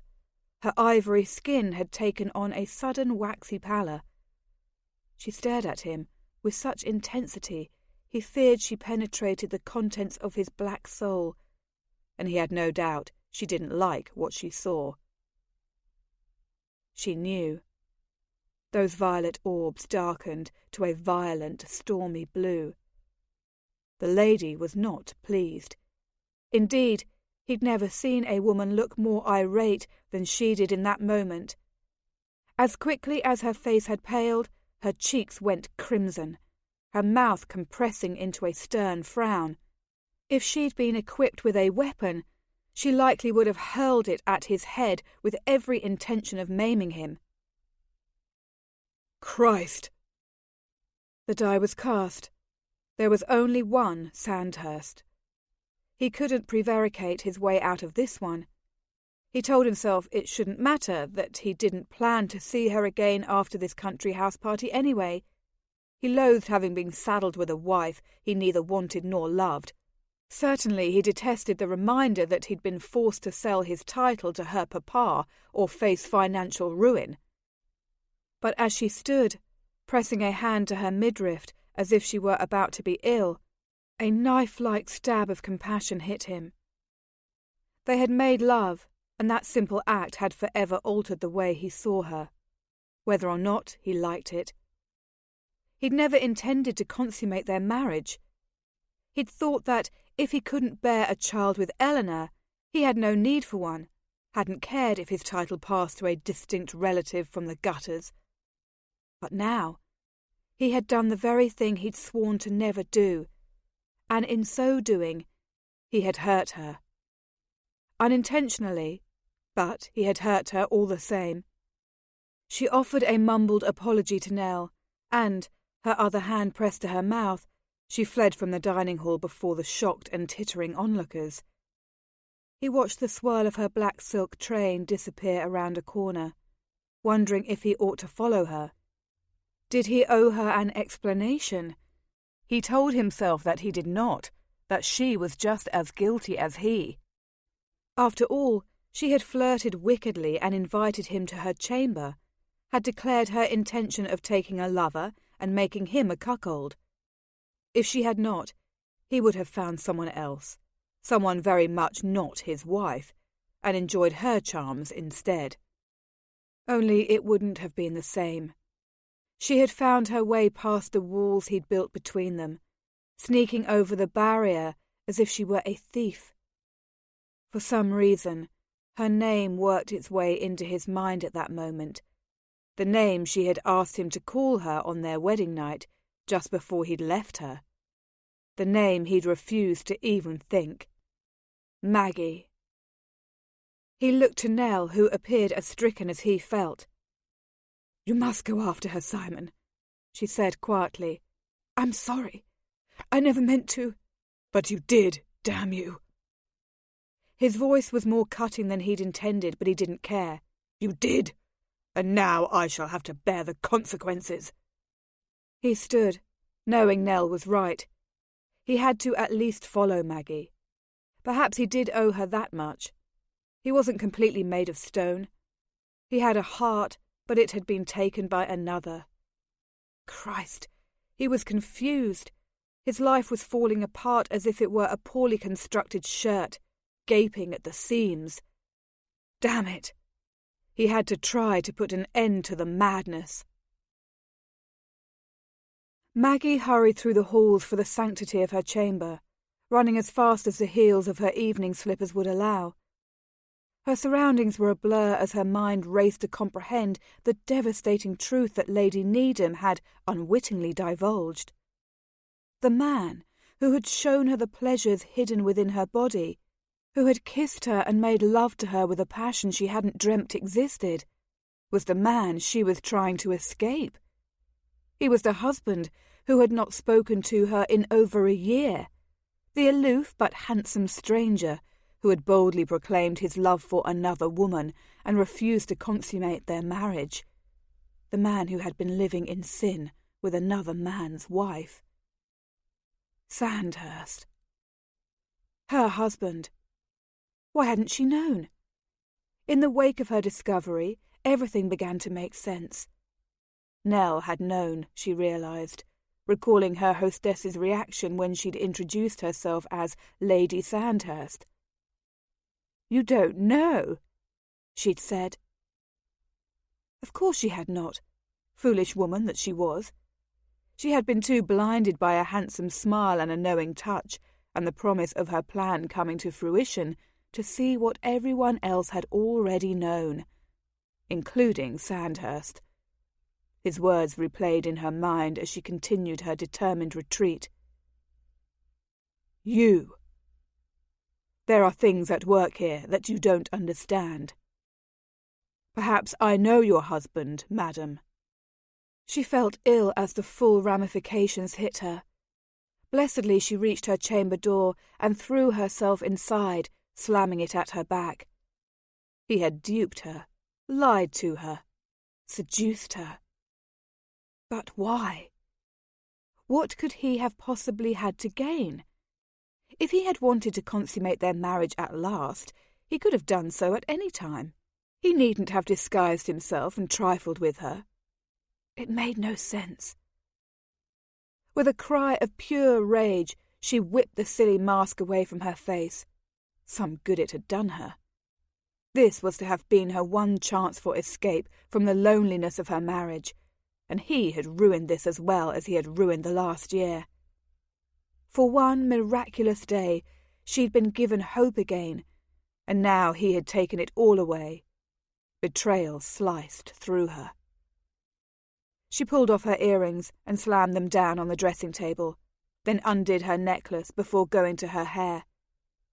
While she knew she ought to wait for her lady's maid's assistance, she was overcome by the need to escape from the shams of elegance. She wanted to shout and beat her fists. Instead, she systematically plucked pins from her dramatic coiffure.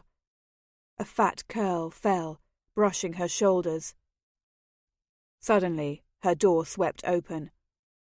She spun, heart pounding with disbelief, to find Sandhurst striding inside as if he belonged there.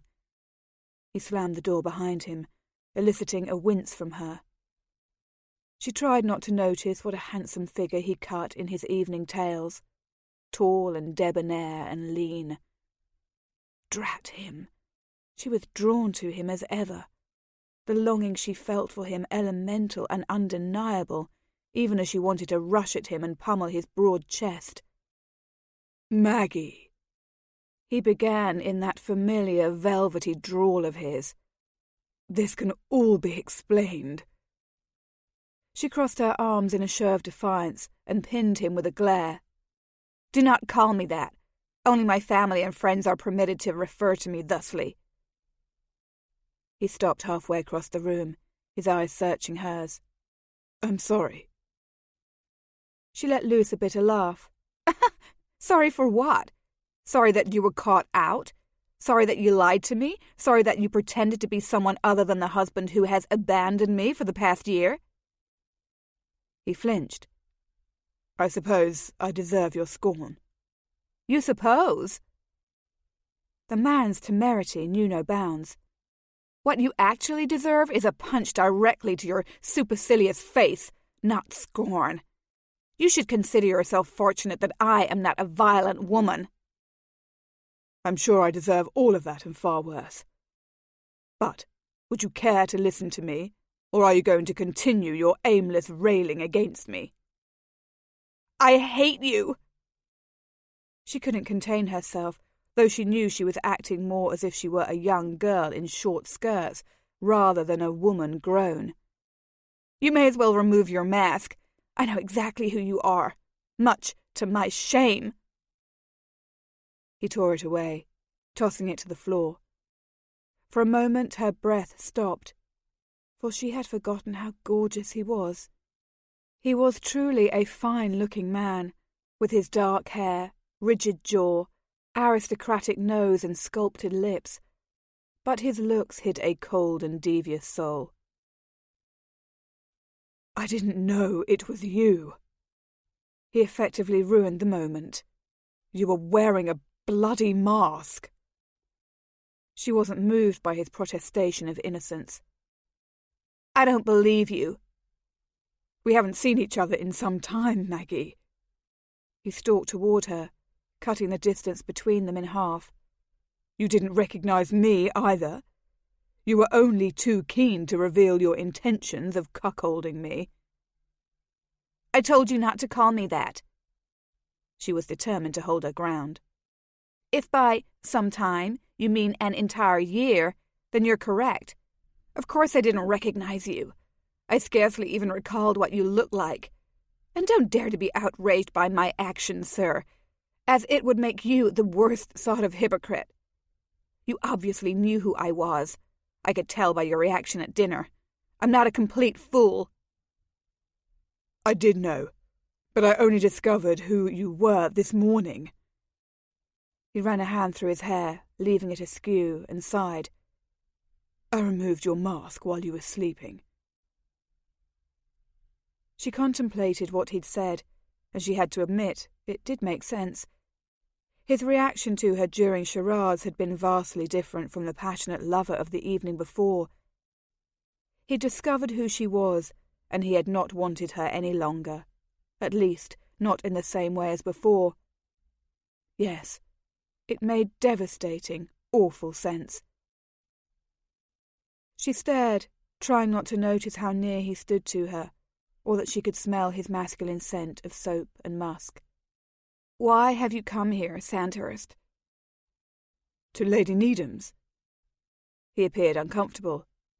I should think for the same reasons as you. No. She shook her head, the anger deflating inside her like a hot air balloon going limp. Why have you come to my chamber? I don't know. An underlying tone of honesty edged his voice. She turned away from him, the sight of him hurting her too much. You may go. I shall return to the townhouse in London at first light. She preferred London to the country estate, always would, and did not care for the fashionable custom of leaving the city at summer's end. But make no mistake that I want a divorce, Sandhurst. I'll create the worst scandal you've ever known if you don't willingly grant it to me. He followed her, catching her bare upper arm. His touch was a hot brand on her skin. He spun her back to face him. I never intended to hurt you. Your intentions are a moot point, for you already have hurt me. But this will be the very last time. And she had never meant words she'd spoken more than those. She would avoid him at every opportunity. Good heavens, if she needed to, she would return to New York. The life she'd been living in England held nothing for her save disappointment and solitude. I'm sorry, he said again, still holding her to him. There will be no divorce, Maggie. The scandal would be greater than any misdeed you could commit by bedding some worthless rakehell like Dunsmuir. I'll bed him, and a dozen others, she swore. I'll bed Footman. I'll bed your prince. I'll do anything to be set free. You'll do nothing of the sort, damn you. His expression was harsh and bleak, somehow condemning and compelling all at once. There will be no divorce. She thought of what he'd told her the night before, when he hadn't known who he was plying his charms upon. His heart had been broken by a very old and dear friend, he'd said. Lady Billingsley. The reminder cooled her blood. He'd never cared for Maggie. It had only ever been his mistress he'd wanted in his life, and he'd made that fact abundantly clear. She had given up the man she loved to wed him, and she'd been left with nothing. Go back to your Lady Billingsley. She dug the heels of her palms into his shoulders, trying to free herself. I'm sure that whatever heartbreak you've suffered at her hands can be mended. Lady Billingsley has returned to her husband, he told her, his voice rough. It was her decision, she guessed, understanding him just a little. Perhaps he wasn't an unfeeling cad, for it appeared as if he had been hurt by the woman's defection. But he was still a horrid, amoral husband, and she must not soften toward him. He inclined his head, his expression impassive. The decision was not mine. Precisely as she'd thought. He would never have ended his affair. Lady Billingsley had left him, and instead of returning home to his wife, he had gone in search of another woman to bed. How dare he? I'm afraid you'll have to find another woman to serve as your whore, she said coldly. I'll not be her replacement. I'm not seeking a replacement, damn you. His eyes glittered into hers. He pulled her into his solid frame. She kept her hands between them, a bracing wedge. Then why are you here? she asked him again, sensing that the undercurrent between them had once again snaked into dangerous territory. She was pushing him, and she knew it. But she wanted to shake him in the way he had her. She wanted to know why, after all he had done to her, he still made her feel quivery inside. Because I can't seem to stay away. The acknowledgement sounded torn from him. She stilled, studying his expression for any hint of subterfuge, and finding none. He didn't want to feel anything for her, that much was apparent, but their night together had meant something to him. She could see it reflected in his gaze, and knew he saw the same in hers. She couldn't help herself. Such an odd dichotomy, to have developed feelings for a lover only to discover that lover was a loathed spouse. Little wonder she felt as if she were an amnesiac, slowly relearning the pieces of her life that she'd forgotten. Everything was new, different. Nothing was as it seemed. Not Sandhurst, not Maggie, not what she'd once believed. For this man had set fire to her blood. He wasn't cold. He wasn't hateful. At least, not when he'd thought her someone else. But none of that was enough. He had still been an abysmal husband, and he had still lied to her, humiliated her. I don't understand you. Christ, I don't understand myself. He lowered his head until their noses nearly brushed. You're the last woman in the world I wanted to make love to, and now all I can bloody well think about is how it felt to be inside you. His breath fell hot and wispy over her lips. And how I want to be inside you again. The air felt as if it had been sucked from the chamber. His blunt admission shouldn't have affected her, but her pulse pounded. Heat slid between her thighs. A pang low in her belly left her tingling. How had her anger fled so easily? When Richard had courted her, she'd never felt the incredible tumult her husband produced in her.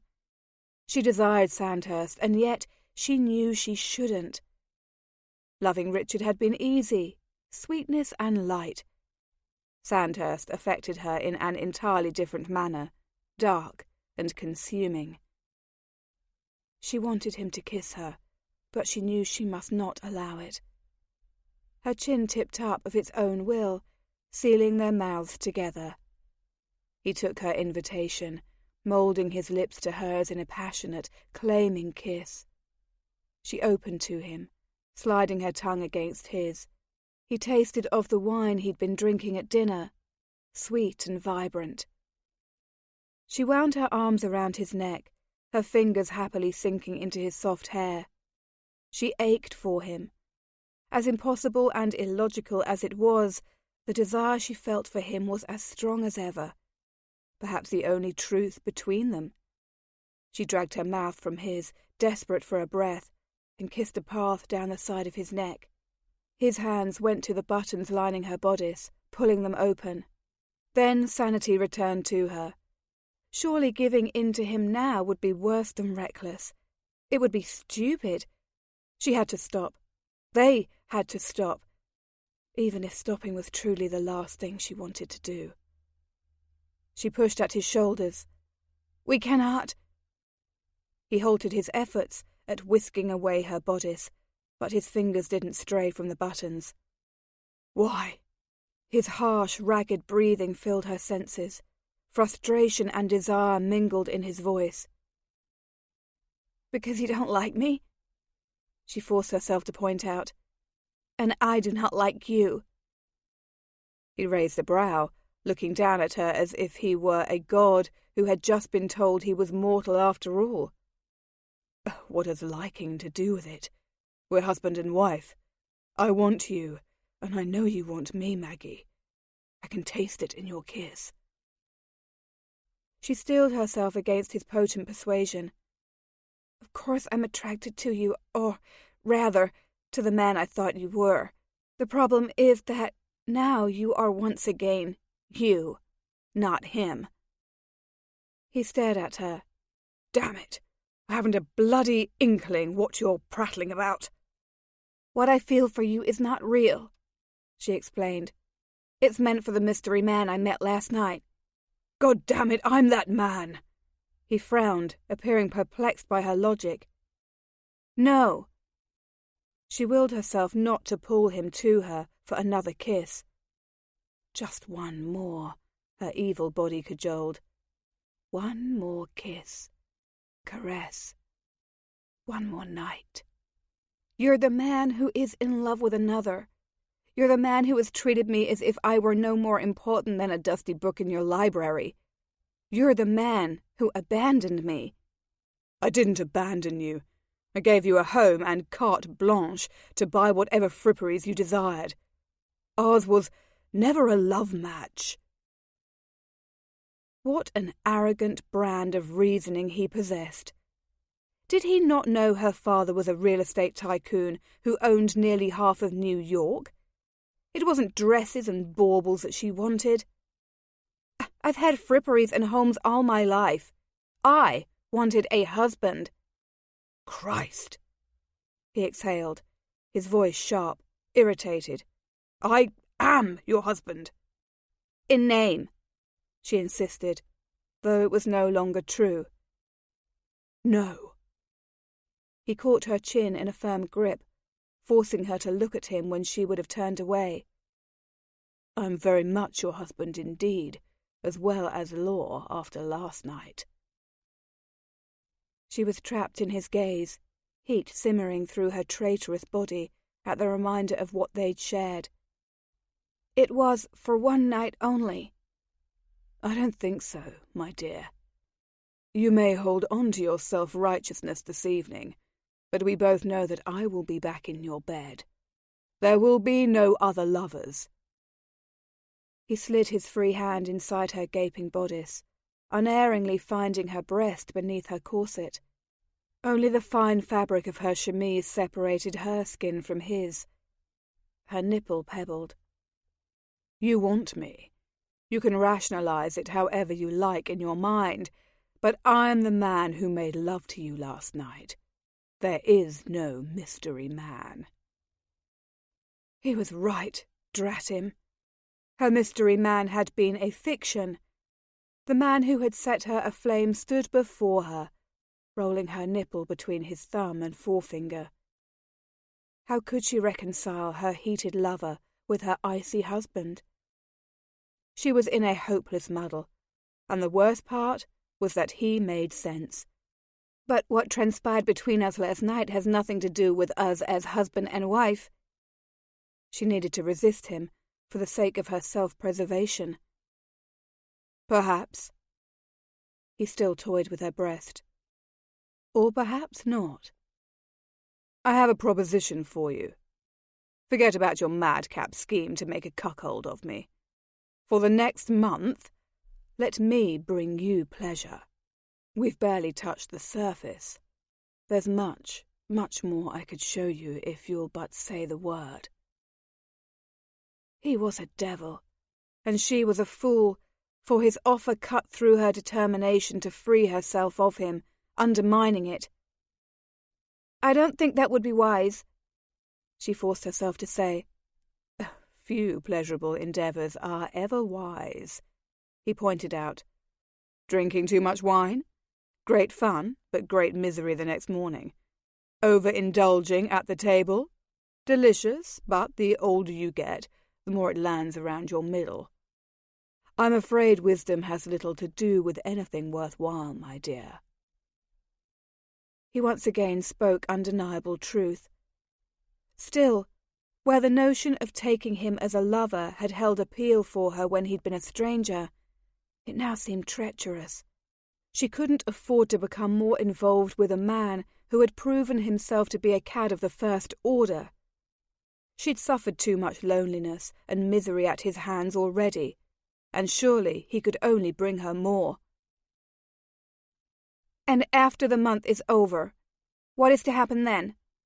She demanded. Are we simply to go our separate ways, as if none of this has ever occurred? Am I free to return to my life in New York? His gaze became shuttered.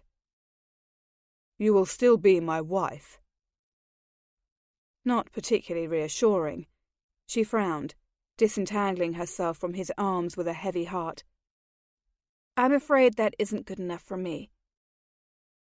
"But you suggested just such an arrangement earlier today." He sounded vexed. "You said you required a lover." "To make you a cuckold." Defiance made her bold. "I wanted to create such a scandal that you'd be left with no choice but to rid yourself of me. Living in purgatory ill suits me, Sandhurst. I want to go home if I'm not to be a wife. I'm weary of the pitying looks of strangers." Everyone knew she'd married a title, and Sandhurst had married a fortune, just as everyone knew he'd spent their entire year of marriage living apart from her, cuckolding Viscount Billingsley. His jaw tightened. "To hell with strangers! You're my bloody Marchioness! Last night I took your maidenhead. There's no going back from that, damn it! We are irrevocably joined. There will be no scandal." She refused to allow him to intimidate her. "Everything in life can be undone, my lord. My father taught me that." "Your father is wrong." "I don't think he is on that score." They stared at each other, reaching an impasse. He circled her nipple with his thumb, and she couldn't deny the sharp wave of longing the simple, single touch sent through her. "You want me?" "I want the man I thought you to be." The distinction was important to her. How fortuitous.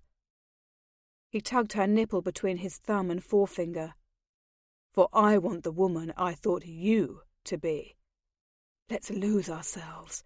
Let's forget who we are and why we're here and everything that's come before. A month, Maggie." Tempting indeed, but she refused to wave the flag of surrender. "It must be on my terms." "Your terms." His voice was flat. He didn't want to grant her a divorce. That much was apparent. Perhaps there was another way of getting what she wanted. "Yes, my terms. I'll agree to a month. During that time, you may not pursue any woman but me." She took a breath before continuing. "And after the month is over, we may both pursue anyone we choose. If I like, I may return to New York. I'll not ask for a divorce as long as I'm free to live as I see fit." He didn't appear pleased with that idea. "Both of us?" She would not budge on this. She had no intention of ever being miserable and lonely again, trapped in a life and a place she didn't want. "Both of us." "Promise me you won't pursue Dunsmuir," he muttered. Couldn't bear it. "I'm afraid I don't know him," she said sincerely. "He was—" Sandhurst shook his head. "Never mind. It doesn't matter any longer. Fine. I agree to your terms. But I have one of my own." She should have anticipated as much. "Go on." He pulled another of her buttons from its mooring. "During this month, your body belongs to me. I'm free to take you as often as I wish, in whatever manner I wish." "Your body belongs to me." "I agree," she said quietly, lest she change her mind. After all, she had come to Lady Needham's country house weekend in search of wild and wicked scandal. She'd been seeking a lover, a means to secure her freedom, and she had found that, albeit with the last person in the world she'd ever expected. Her own husband. Chapter 4. He had just secured himself a new mistress, albeit the last woman in the world he'd ever expected. His bloody wife. He stared at her, wondering if he'd gone utterly mad. Yes, by God, he had. Why else would he be about to embark on the most preposterous affair in the history of bed sport? His wife, who he had neither wanted nor cared for since their wedding day, was somehow making his skin go hot as a tea kettle set to boil, and his cock hard enough to hang a bucket of coal. He wanted to be inside her again, pounding her sweet, wet cunny, until he filled her with his seed. The mere thought was enough to make him groan. She looked unbearably luscious in her black silk gown. Her breasts were a creamy temptation popping out of her bodice. He wanted to suck one of her perfect pink nipples into his mouth. Madness had never seemed more compelling. Damn! She'd bewitched him. He kissed her then, before he said something mutton-headed like she was the most gorgeous woman he'd ever seen. Because somehow she was. He'd been so busy keeping his distance that he'd failed to notice. Maybe he hadn't allowed himself to notice. Her soft lips were as eager as his, every bit as hungry. He had to have her. And he could have her as many times as he wished for the next month. It should have appalled him, the bargain he'd just struck with her. He'd resented her ever since he'd found it necessary to marry her to restore the coffers his wastrel father had drained. On their wedding day, he'd wished it had been Eleanor at his side instead of a copper-haired American heiress. He'd spent the last year ignoring her existence, acting as if he hadn't a wife at all. Indeed, he'd sworn to himself that he'd never consummate their marriage. Yes, the thought of bedding her for a month should have left him cold and disinterested with a withered cock. Instead, it sent a fresh wave of urgency straight to his groin. Simon dragged his lips from hers. He cupped her lovely face in his hands, mesmerized for a moment by the pure beauty she was. He had missed her, looked through her, had seen her as a means to an end. He'd supposed he'd been too caught up in his bitterness to pay attention to the gem that had fallen into his lap. He would not make the mistake again. I want you naked. He was free to do whatever he wished, to want her. And what he wanted now, more than ever, was to fill her with his cock, to lose control, spend himself inside her. Nothing else mattered now. He'd already fallen off the bloody ledge the night he'd taken his wife to bed. There was something animalistic about the way she made him feel, as if he wanted to brand her as his, fuck her so hard and so deep that she could never think of another man again. Yes, his conscience could bloody well go to hell. Her luscious mouth was swollen with his kiss. Maggie was his in a way Eleanor had never been, would never be. He'd been the first man to take her. He slid a hand down to her tiny waist, anchoring her to him. The hectares of fabric between them had to be done away with. Of that much he was certain. Do you want me? He had to know. Of course I want you. Her eyes seared his. Even though I should not. No, she shouldn't want him, just as he shouldn't want her. But everything had changed. Or maybe nothing had, and in the morning he'd wake with a clear head and never want to bed her again. Either way, nothing was going to stop him now. He longed to remove her garments, to pull away her trappings and get to the lush woman hiding beneath. Eleanor had often been prepared in some sort of naughty creation, or completely nude and waiting for him. She'd been well aware of what she was doing. With other women, it had been the same. But he found there was something incredibly arousing about Maggie, who little knew how to employ the expected. Her innocence prolonged the anticipation and heightened the pleasure. His fingers unerringly found the buttons on her bodice. He tore open several more before he grew tired of the lengthy process and began tearing. Sandhurst! Maggie's hand stayed his. This is a very expensive gown. For a spoiled American heiress, she was certainly cautious. He frowned, his cock raging to be inside her. Call me by my given name. She worried her lower lip, looking utterly adorable. He wanted to tear her gown from her in shreds and carry her nude to her bed. "I've forgotten what it is." Christ, she didn't know his name. He supposed he couldn't fault her. They'd been strangers for the entirety of their union, but somehow he had never forgotten hers. "Simon." His hand seized the separation in her bodice and yanked, successfully rending the remaining buttons from their moorings. Several of them popped to the floor.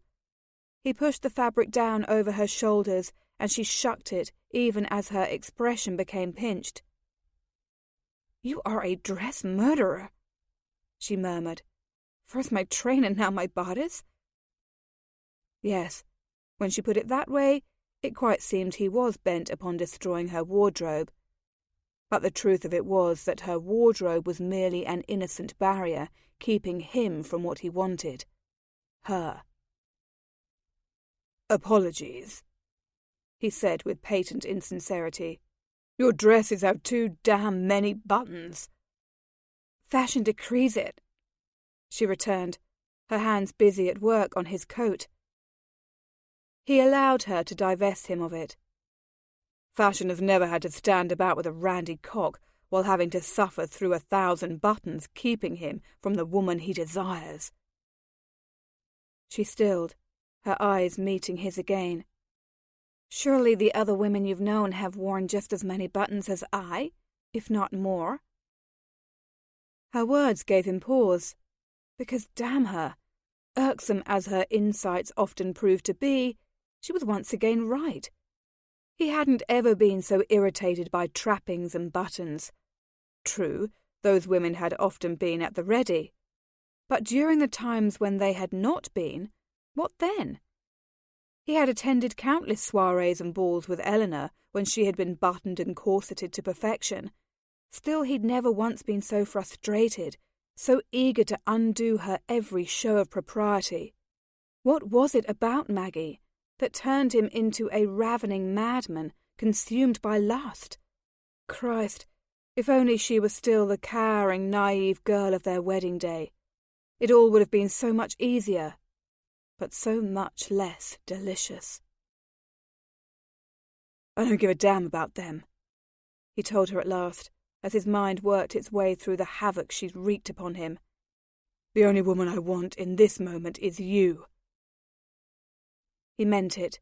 Maggie was his present, a present he had never imagined himself wanting, but his present nonetheless, and looking back over all he'd done, he could honestly tell himself he would not wish for a different outcome. Her gaze remained on his, demanding and haunting at the same time. He wanted to blink, hide. He didn't know what she wanted from him. Worse, he was afraid he couldn't give her whatever it was she desired, beyond a mere mating of their bodies. "And you're the only man I want in this moment, Simon," she said, an echo of him.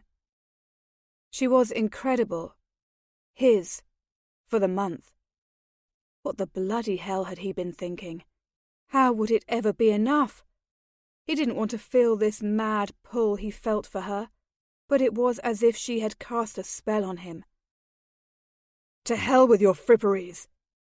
His hands went to her corset cover. He had no more patience for fastenings. He tore the whole damn thing apart, delighting in the sound of destruction. The unveiling of her corset gave him pause. It was canary yellow, trimmed in seductive black lace. "Yellow?"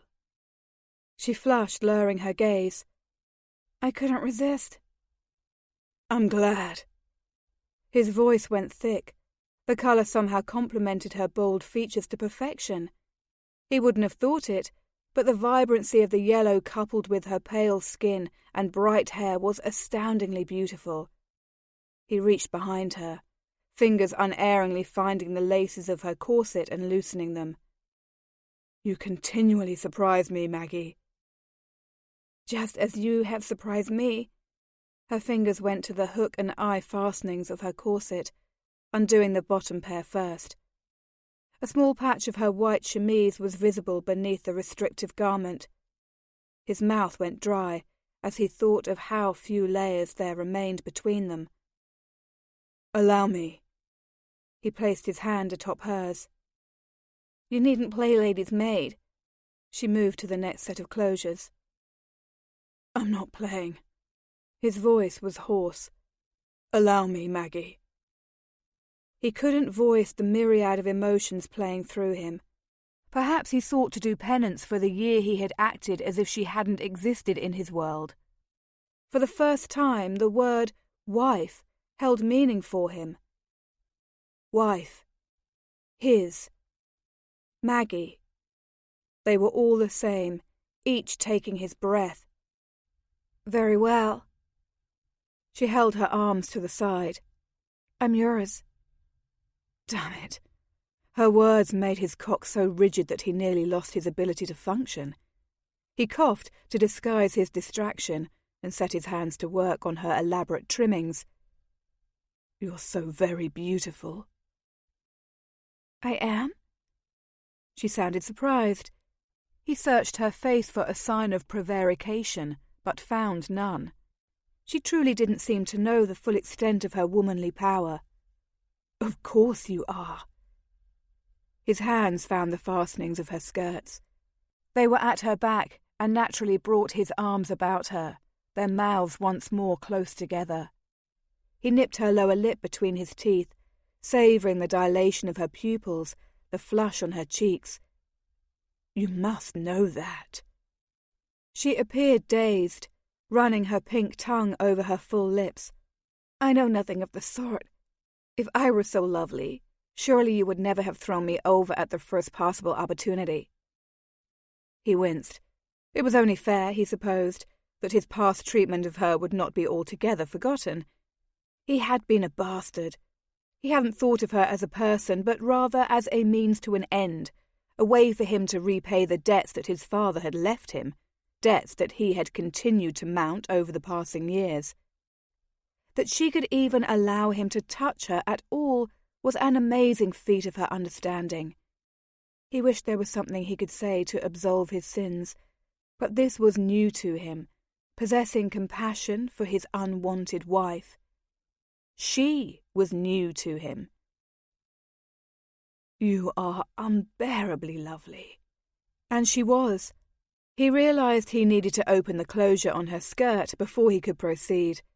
His fingers travelled around her waist, but he couldn't find the hidden prize he sought. "I can't open your damn skirts." She laughed, brushing him aside to find the opening herself.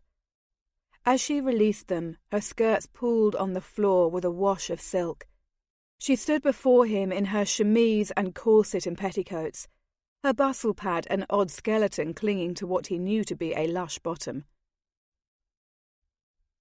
"You're not being fair." Her violet eyes travelled the length of his body and lingered, unless he was mistaken, on his cock. He swallowed. "What do you mean?" Christ, he hoped she didn't want to engage in a lengthy debate of some sort. All he could think about was tearing the remaining coverings from her full breasts and losing himself in the inviting wet folds of her cunny. "You're still wearing all your evening finery, and I've been reduced to the rubble of my ladylike trappings." She smiled hesitantly, reaching beneath his black jacket and helping him to shuck it from his shoulders. Ah, so the lady wanted to be bold. Perhaps she was intent upon making him embarrass himself by coming before he removed his clothes. Her tentative caresses, even through a layer of fabric, were nearly enough to undo him. "How kind of you to remedy the situation," he said gruffly, trying to hide the tumultuous feelings at war within him. He felt much like a boat at sea taking on water. His coat joined her skirt on the floor. She worked on his tie next, fumbling with a lack of familiarity. He couldn't blame her, for without his manservant he was deuced hard put to disrobe himself. He attempted to help her, and the result was only more confusion. Their eyes met, and they shared a laugh. He leaned in and kissed her. The moment was so awkward and yet so tender, so familiar. It was as comforting as it was arousing. He had to admit that he'd never indulged in a mutual session of disrobing with another woman. He found he rather enjoyed the intimacy, the shared commitment to love-making that it signified. She kissed him back, her mouth opening to his questing tongue. Her hand sank into his hair in that way she had. His mouth worked over hers, perhaps harder than it ought to, but he couldn't seem to rein himself in. She did things to him, powerful things that were as impossible as they were undeniable. Had it only been 2 days ago that he hadn't been bothered to think of her without the bitter sting of resentment? It seemed a lifetime ago instead. He tore at his necktie, finally undoing it, and returned his attentions to her corset. At last, he undid the final fastener on the offending garment and tossed it to the floor. Her chemise was not much of a barrier. He cupped her breasts through its delicate fabric, gratified by her pebble-hard nipples, hungry and eager for his touch. Damn, but he was going to enjoy each second of making her his again, and again. Maggie was about to make love with her husband. The knowledge set her adrift, made her feel as if the room spun about her. Oh, her body wanted him, but her mind balked at the deal she'd just made with the devil himself. 1 month for her freedom. Of course she'd accepted. She'd had no choice. She tugged her chemise over her head and helped him, tossing it away without a hint of shyness. Cool air made her nipples tighten to harder peaks. The way he looked at her made her belly tingle. He lowered his head and sucked an engorged nipple. She moaned. His mouth on her was her undoing. She clawed at his shirt, wanting to feel his well-muscled chest without the hindrance of garments. No choice. That was why he melted her. That was why he made her ache. She would have laughed at herself if she could, but she was beyond laughter, beyond anything but following her animalistic need. He grinned and looked up at her. Patience, my dear, is a virtue. His tongue flicked against her, prolonging the sweet tug of arousal his ministrations produced. But even as he chastised her, he tore his shirt from his body. At last, she ran her eager hands down his chest to the whirl of hair on his taut belly that led to his trousers. When she cupped the rigid outline of his cock, the breath escaped from his lungs. He nipped her other nipple with his teeth, exerting just enough pressure to send a new, poignant sensation directly to her core. Her nimble fingers found the fastenings on his trousers and opened them. He was wonderfully naked beneath, his member hot, hard, and smooth all at once. She gripped him, gratified when he grew harder in her hand. Touching him brought a sweet blossoming ache to her sex, a need for him to be inside her. Oh, hell! He swore against the generous swell of her breast. He licked a naughty path around first one nipple, then another. If you insist upon playing with my cock like that, I'm going to come in your hand like a lad with his first woman. She faltered, releasing him. Do you not like my touch? Quite the opposite. His tone was gruff as he pressed her hand back to him, urging her to move up and down his shaft. With his other hand, he cupped the nape of her neck, his eyes melted into hers. I like it too much. His mouth crushed down on hers for a hungry kiss. She leaned into him, still stroking his ever-growing cock. He felt so beautiful and long in her palm. She thought of how much pleasure he would bring her, and dampness spread between her thighs. Their tongues mated, their breaths becoming almost one. His scent consumed her, that blend of musk and spice that was innately his. She pushed his trousers from his hips and barely heard him kick away his shoes and the remnants of his evening finery. Now he was naked and beautiful. He broke off their kiss, his breathing as erratic as hers. His gaze was dark and verdant, rivaling new grass in the spring. "The bed," he said. "Now!" They moved as one across the chamber. When they reached the high tester, he gently lifted her bottom on the mattress. "Lie down." She scooted back into the centre of the bed, conscious of her nudity yet still aroused by his smouldering air. Watching him silently, she sank into the soft, sweet-smelling coverlet, her mostly intact coiffure a bit of an uncomfortable lump behind her head. He eyed her as if he were a starving man, and she the feast laid out before him. She shivered with anticipation as her eyes travelled over his fine form, lingering on the cock that rose proud and full between his thighs. She was anxious to once again feel him within her. He joined her on the bed then, parting her legs with his muscular thighs. His head dipped near to her sex as he pressed a kiss to the top of her mound, and then his mouth was on her. He sucked, dragging on the bud at her centre in the same way he had the night before. She writhed beneath him, glorying in the raw sensations he evoked in her. His tongue swept over her wet folds, down to her entrance, before sinking into her. She snagged handfuls of the bedclothes, mesmerised by the sight of him between her legs. He met Maggie's gaze and flicked his tongue against her, alternating between sucking and entering her with his tongue. Just when she feared she could no longer bear the pleasure, he switched from his mouth to his fingers, working her into a frenzy as he kissed a path from her belly to her neck.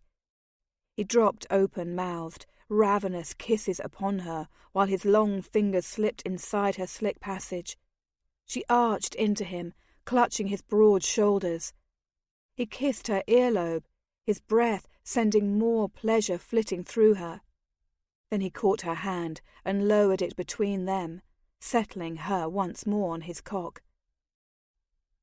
"Put my cock inside you," he murmured against her skin. She rubbed her cheek against the stubble of his whiskers. "I don't know how." "I'll show you." He pressed her fingers around him and guided them to her aching sex. "Can you feel me, darling?" As he asked the question, he thrust forward until his tip grazed her. "Yes," she said, barely able to manage coherent speech any longer. "Take me inside." The pressure of his large cock increased. She tipped her hips up to accommodate him while simultaneously pulling him into her. He filled her, stretched her. There was a moment of pain as her body adjusted to the still new invasion, but it faded as he pushed himself all the way inside. Pleasure shot through her like a huntsman arrow finding its expert mark. He buried his face in her neck, kissing her still as he found his rhythm, sliding gradually into her, then out again. She sensed he went slowly for her benefit, allowing her to accustom herself to him. But she wanted it faster, deeper. She arched against his every thrust, matching his pace. Her thighs fell apart to welcome him more fully. His fingers went into her hair as he dragged his mouth back down to her breasts. He sucked her nipples while he drove into her again and again. The pull on her highly sensitized breasts was enough to send her careening into climax. She shuddered as pure bliss overtook her, making her tighten around his cock. He groaned and plunged deeper, harder, quicker. Soon he pumped into her, finding his own release. He cried out, throwing his head back, and the warm spurt of his seed filled her. She clamped her legs around him, milking his cock for each drop. Her heartbeat, a thunderous rap against her chest, her body tingled with a potent glow of sated desire. They had claimed each other. They remained entwined for a few breaths, and then at last he rolled to his side, removing his weight from her altogether. She was fairly certain that none of her limbs were in working order, but her neck obliged her by moving to the left so that she faced Simon. He lay on his back, beautifully naked and spent, staring at the ceiling. His profile was exceptionally handsome, she noted. More handsome than a man's profile ought to be. Really. Almost beautiful. It was difficult to believe that after a year of icy abandonment, he was at her side of his own volition. Her feelings for him were such a confusing jumble. The old resentments and hurt remained. How was she to ever make sense of this new, passionate husband who had taken her life by storm? She couldn't forget their past, but neither could she deny their incredible passion. He turned to her, his expression guarded now that their needs had been met. I expect I should return to my chamber before we start tongues truly wagging. That was not what she wanted to hear. She frowned at him. You know as well as I that everyone has been about the same business. There's no gossip here. He absent-mindedly stroked his stomach. I'm fairly certain everyone guessed who we are after the spectacle I created at dinner. I'm afraid there will be a great deal of gossip now. Coldness replaced the wonderful warmth she'd been enjoying. You wouldn't want news to reach Lady Billingsley, would you? I simply don't wish to be fodder for the gossip mill, he said, but he looked away from her. Would the dreadful woman never cease plaguing her? Maggie wished he had fallen asleep instead of choosing to speak. His words were like tiny daggers being sunk into her heart. Do what you must, she said coolly. If he wanted to leave, she would not beg him to stay, particularly if his heart still remained elsewhere. In a month's time she could return to New York and forget she'd ever known his name. She was strong enough to bear anything. He couldn't break her. No one could. He didn't speak as he rose from the bed. She turned her back on him, not wanting to see him sneaking out of the chamber as if he were no better than a thief, or a rogue sampling a kept woman's charms for the night. She supposed he had rather a great deal of experience at just such a thing. The rustling sound of fabric reached her ears. They were strangers once more, it seemed. His abrupt affection hurt her. She wanted to cut him with words, say something ugly, something that would dig beneath his arrogant facade and go straight to the bone. If you were this cold with your whore, I'm surprised she didn't grow bored of you much sooner, she said before she could stop herself. It would seem she possessed precious little control where he was concerned. All sounds of rustling fabric disappeared, as though they had never been. Her words had hit their mark. Though it was cruel of her, she relished the brief moment of power it gave her over him. She was never my whore, he said at last, his tone tight with restraint. Nor was she your wife. She still refused to give in to her inner fool and glance back at him. I'm more than aware, Margaret. She had displeased him enough to earn the use of her full name, it appeared. The sound of him dressing resumed. I'm going to join in the after-dinner festivities, and I suggest you do the same. But stay the hell away from the Duke of Dunsmuir. She didn't respond, keeping her back to him as he stalked from her chamber and slammed the door. It occurred to her that she really ought to discover precisely who the Duke of Dunsmuir was. And then, like an unwanted gift, it also occurred to her that she was going to have to suffer the embarrassing fate of ringing her maid to assist her in dressing once more. Damn him. Damn her. The drawing-room was ripe with possibility, laden with inebriated women wearing scandalously low-cut bodices who wanted nothing more in the world than to be fucked later that evening. But he had eyes for her alone. He couldn't decide which was worse, his having agreed to her mad concept of no other lovers for a month, or the sad fact that it didn't matter. Regardless of his promise to her, he didn't want another woman. He only wanted the red-haired siren flirting her head off with the Duke of Dunsmuir. Clever minx. He had no doubt she had sought him out intentionally. Earlier he had been itching to get away from her, frustrated with himself for allowing her to compromise him so completely that everything he'd stood for since their marriage had been obliterated. His reaction to her scared him. He wanted her in a way he had not wanted any other woman in a long time, perhaps ever, including Eleanor. Men and women were pairing off by the moment, disappearing from the drawing room in search of pleasure. As he looked on, a pair of buxom blondes escorted a masked man he was certain was the Duke of Eversley from the room. Lucky blighter. "I must apologise," purred a familiar voice at his side. He turned to find Nell watching him. "I'm afraid your apology doesn't matter." She winced. "I didn't mean to muck it up for you, Simon. Truly." "There's nothing to muck up," he lied. "I didn't know who she was, but I do now." "You must have had a lovely time smoothing her ruffled feathers."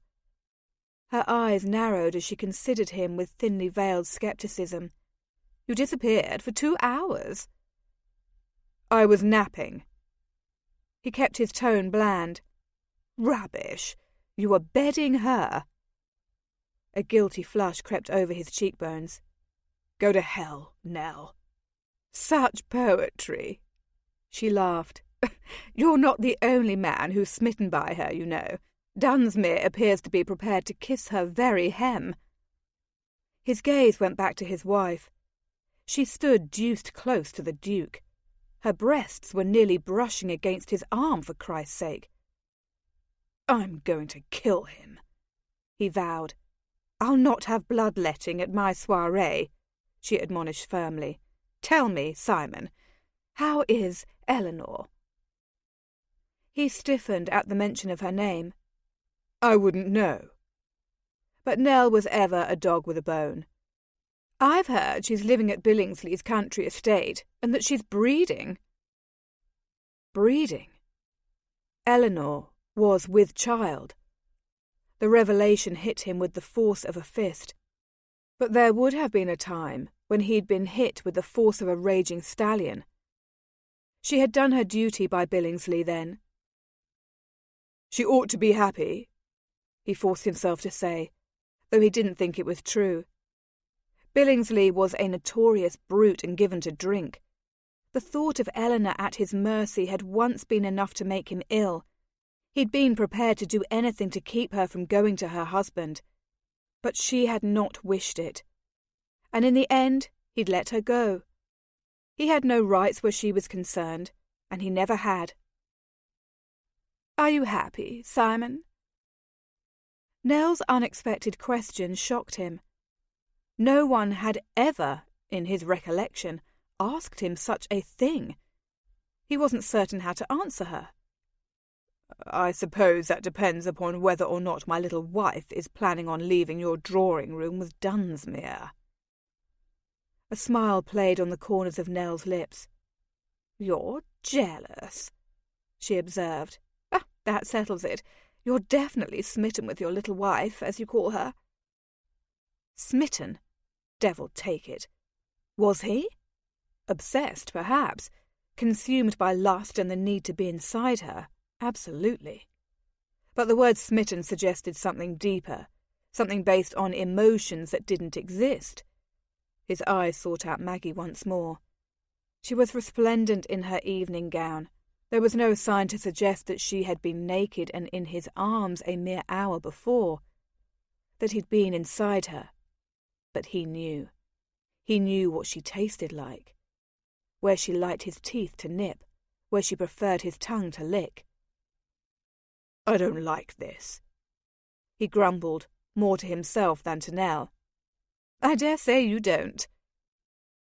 There was humour in Nell's voice. He was going mad.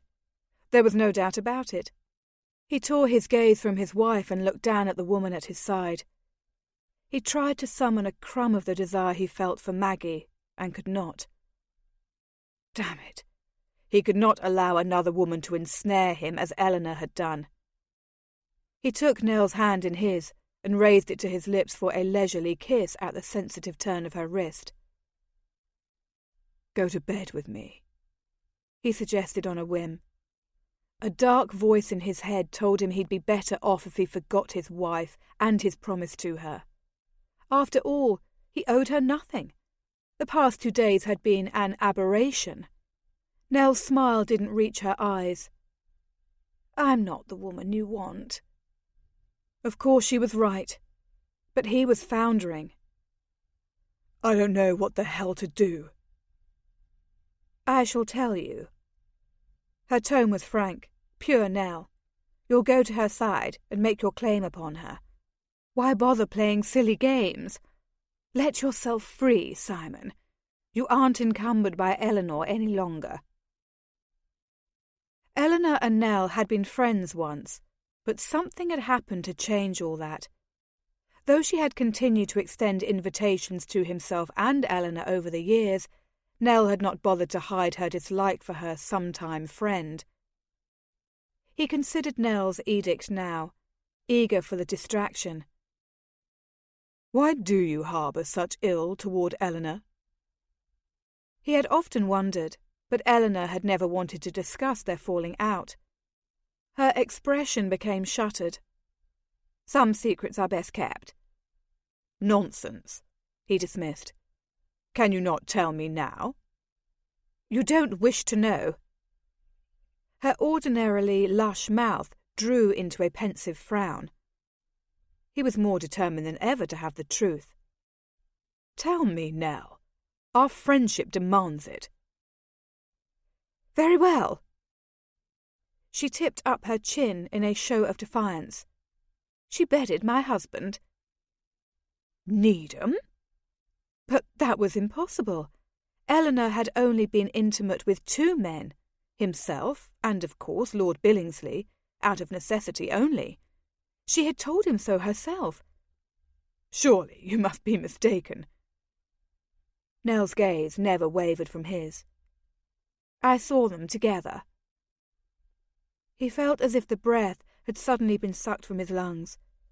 He had never known Nell to be a liar, and she would certainly have no cause to dissemble now when he and Eleanor were no longer speaking. He thought back to the time when Nell and Lord Needham had first become estranged. 2, perhaps 3 years. When? He asked, needing to know. It doesn't matter. Nell shook her head as if to dispel the memory of it. This is very difficult for me to discuss, and we cannot change the past, however much we might wish to. Her refusal to answer him told him his suspicions were true. Eleanor had bedded Lord Needham while professing her love for him, while she had been Nell's trusted friend. The realization of her betrayal still hit him like a fist to the gut, even if his ties to her had already been cut. Jesus, he said at last, why didn't you ever tell me? Why did you allow us to attend your house parties, as though nothing had occurred? You would never have believed me. She patted his arm in a consoling fashion. I know too well how love makes us oblivious to the faults of our lovers. And, as for allowing her to attend my parties, I was too proud. I would die before I'd allow her to see how deeply she'd wounded me. His heart hurt for her as much as for himself. He put his hand over hers and gave it a reassuring squeeze. I'm sorry. You needn't be. It was a long time ago, and my life is different now. She drew herself together, replacing her vulnerability with her cheerful hostess's facade once more. Now, unless you act with haste, I'm afraid the Duke is about to make off with your wife. Christ! The barbarian appeared ready to throw her over his shoulder and cart her from the room as if she were spoils of war. An unholy rage came over him, a potent mix of suppressed anger toward Eleanor and confusion over the way one saucy redhead had overtaken his mind. I will kill him. I swear it. Nell directed her best impression of a displeased governess his way. I've already told you. Absolutely no bloodletting. You'd do best to whisk her away from all this, Simon. She's too innocent for our jaded lot. She was right. Maggie didn't belong here in this den of Lotharios, eager to take advantage of her naivety. Damn it, he wasn't certain he belonged here either. And if anyone was going to avail himself of his wife's naivety, it would be him. Damn Dunsmuir, and Eleanor, and for that matter, Needham. Straight to hell. A quick inquiry with Nell had led Maggie to the Duke of Dunsmuir, and she'd sought him out, all the better to irritate Sandhurst. Maggie found the Duke deceptively witty and charming. Perhaps too charming. She was aware of his clever attempt to steer her from the drawing-room without her being the wiser. His hand was firm on her elbow, lingering too high, his thumb a deliberate pressure on her bare skin. He smiled down at her, his eyes twinkling with mirth, and she couldn't deny his amusement was infectious. Even if she was only using him as a pawn in her war against Sandhurst. "I'm afraid your husband is bearing down upon us just now," he told her abruptly, sotto voce.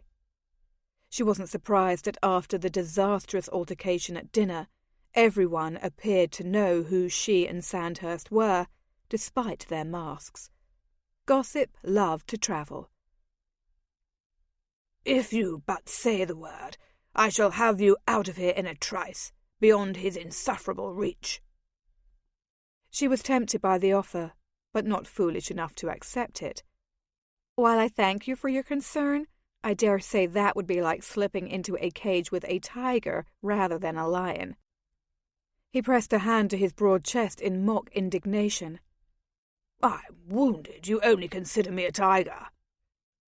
Maggie laughed, taking the opportunity to glance casually to her side and confirm that Sandhurst was indeed headed their way. Nor did he appear to be pleased. Good for him, she thought. After all, he had been unkindly cosy with Nell for quite some time. Indeed, she'd surreptitiously watched their interlude and could only presume there had been an intimate conversation between them. Had he grown weary of their bargain already? "Are you certain you prefer him?" Dunsmuir released a sigh. "I dearly love women with fiery hair and luscious bosoms. It's a particular weakness of mine." Mere days ago, his words would have shocked her, but she found she enjoyed the freedom of expression at the house party, whether in the bedchamber or in the drawing-room. It took her back to her younger days, when she had been a carefree scribbler of poems the world would never see. How long had it been since she'd last written a verse? Far, far too long. I hadn't realized my bosom could be described as luscious.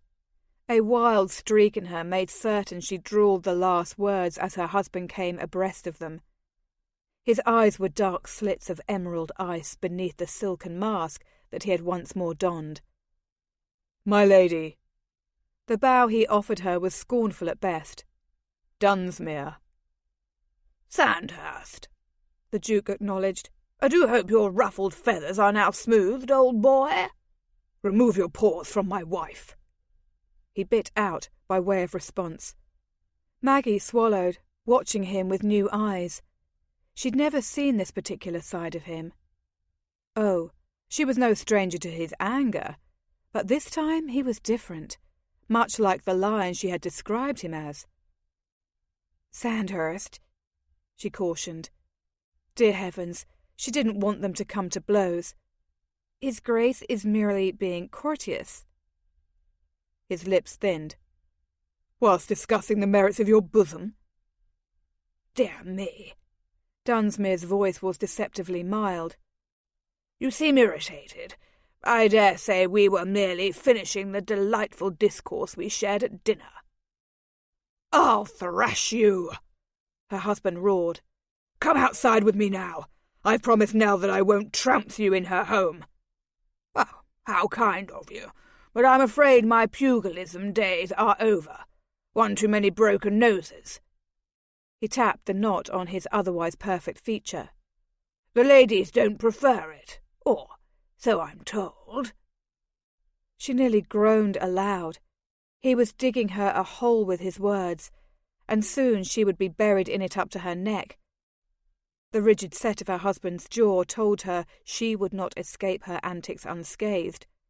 She had to remove herself from the situation unfolding before her, and could only hope that Simon would follow. After all, she hardly wanted him to engage in a bout of fisticuffs with the Duke, even if she secretly enjoyed the jealousy evident in her husband's rigid stance and dark tone.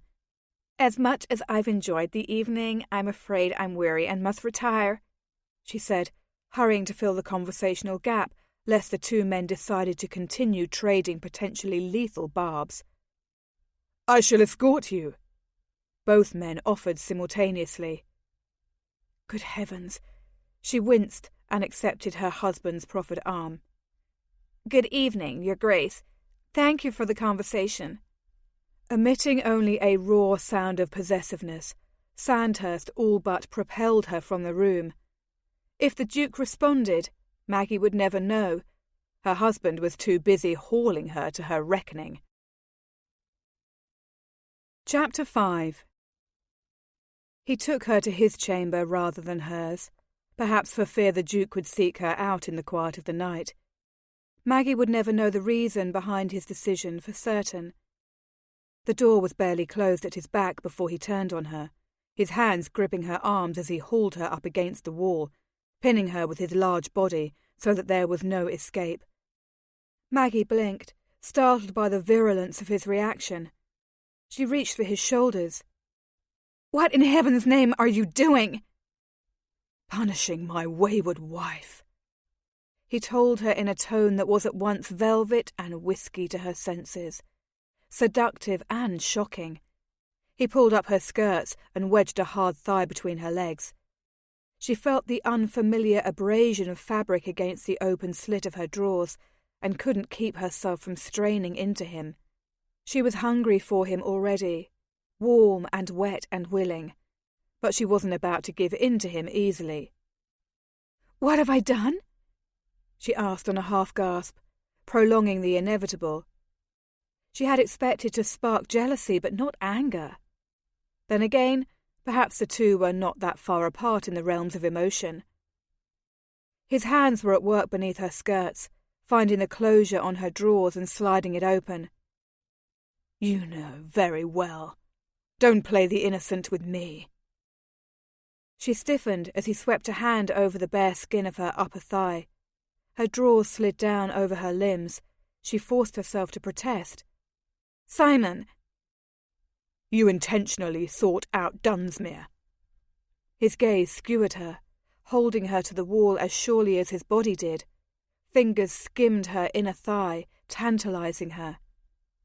"You were doing a fine job of monopolizing Lady Needham," she pointed out, having difficulty forcing her brain to function properly with him so near to her aching centre. "I told you to stay away from him." He ignored her completely, his expression withdrawn with a combination of desire and irritation. "Were you intending to make me jealous with your little tête-à-tête?" Of course she was. "Not in the slightest," she squirmed when he continued to dance around the hungry flesh where she most longed for his touch. "What were you and Nell discussing so intently?" If he wanted to question her as if he were her jailer, surely she could do the same. It had seemed to her that he and Lady Needham had been discussing something serious. Indeed, she hadn't liked their proximity or the gravity of their expressions. She had seen the moment Simon took Nell's hand in his, and she hadn't been particularly warmed by it. He stilled. "What Nell and I discuss is none of your affair. We are merely old friends." Yet another of his old friends. An awful part of Maggie wondered if he had ever bedded their hostess in his past, or if he wished to in his future. The heat building inside her collided with ice. "What manner of old friend is she?" she had to ask, though she didn't truly want to know the answer. She's not the sort you'd like the bloody Duke to be. His hand curled around her thigh in an almost punishing grip. "Stop!" she cried out, trying to shrug from his grasp. For the first time, she realized she had been playing a game she hadn't the experience to play. "Stop what?" He lowered his head, his lips grazing hers. "This?" At last, he took her mouth with his, claiming her in a kiss that punished as much as it incited her need. He cupped her bare bottom, grinding her sensitive cunny against his rigid thigh. "Or this?" She moaned, unable to keep herself from feeling the delicious sensations he stirred, but she wasn't willing to be thrown from her course so summarily. "Stop being unkind to me. I did nothing wrong." "Aside from consorting with the biggest Lothario in England?" he scoffed, lowering his mouth to explore her neck. "I'll be damned if I'll share another woman." She had tipped back her head to allow him better access to her throat, but his words gave her pause. Who else had he shared? She had been given to understand that Lady Billingsley had been his exclusive paramour for the last few years. "I don't understand." She wondered if perhaps his rage had not been solely provoked by her after all. "It's nothing." His lips grazed her skin again. "We made a promise to each other. A month, yes?" "Yes." One moment he was about to devour her. The next he was angry, telling her half a story she'd never read before. But what has that to do with this moment? "I want you." His mouth opened on her neck, sucking. "Do you want me?" But she was determined not to be swayed. Her mind swirled with questions. Had Lady Billingsley been the topic of the conversation with Nell? Perhaps she had revealed an ugly side of his former paramour's past. She sighed, trying not to enjoy the delicious heat of his mouth over her, nearly impossible though it was. "I want you to tell me the truth." "I've told you already." He pressed a series of kisses down to her bosom. "We were merely conversing." Did he think he could elude her so easily? She frowned, sinking her fingers into his thick, soft hair and forcing him to meet her gaze. "What other woman have you shared?" He exhaled, his breath hitting her chest like a warmed blanket. "Why must you be so bloody persistent?" She didn't know. "It's by nature, I suppose." "A man must be allowed his secrets." Maggie didn't particularly care for the sound of that. "I detest secrecy." "I'm sorry," he startled her by saying. He didn't strike her as the apologetic sort. "I merely don't wish to discuss it. It has no bearing upon you and me." She had the sense that his concession had cost him a great deal more than was readily apparent. He was a proud man. That much she had learned quickly in the short time they'd spent together. Maggie took pity on him. "Very well. You needn't tell me just now." "Good." His fingers traced a path of heat over her thigh before sinking into her wet folds to tease the aching bud that most yearned for his attention. "Because now, the only thing I'm going to do is fuck you, my dear. Hard and fast until you come."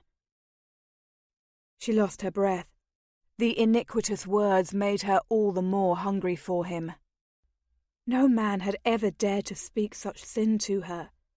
It rendered her quite weak in the knees. "Don't we require a bed?" she dared to ask. He applied just the right amount of pressure with the perfect amount of speed, and then he sank a finger inside her. "Not when you're so wet and ready for me."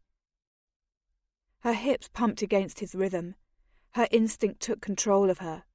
She wanted him so much, despite the unknown between them. Nothing mattered but the way he made her feel, as if she were about to shatter into 1,000 singing shards of herself. He stopped to open his trousers, and she caught sight of him, rigid and tantalizing. "Hook your leg around my waist." He guided her then, opening her to him more fully. His mouth came down on hers, crushing and possessive. His cock pressed against her, hot and stiff. She arched her back to help ease his entrance. While his tongue plunged into her mouth, he slid inside her in one long, delicious thrust. She moaned, sucking on his tongue, her hands going to his firm buttocks to drive him even deeper. This time, their passion ran at full gallop. There was no steady canter, no time for soft kisses and gentle caresses, nor did she want that. She wanted him to take her, hard and fast, as he'd said, make them both explode with their mutual desire. He withdrew from her, only to slide in again, increasing his pace, going faster, wilder. With his thumb, he continued to exert pressure on her nub, and the wave of her first release washed over her. Her cunny clenched on his cock, and they both moaned, lost in the sensations, the need to become one. He dragged his mouth back to her neck, nipping at her with his teeth, just enough to make her shiver. Tonight, she revelled in his ferocity, in the way his hands were almost rough upon her, in the way he took her as if he couldn't wait another moment to fill her with his seed. While she still shook with the effects of her passion, he rocked against her, flattening her to the wall. A warm burst of sensation rushed inside her, and she knew that he too had found his release. She clasped him to her as they plummeted from their cloud of pleasure as one. His breathing was as ragged as hers, his heart a rapid thrum against her chest.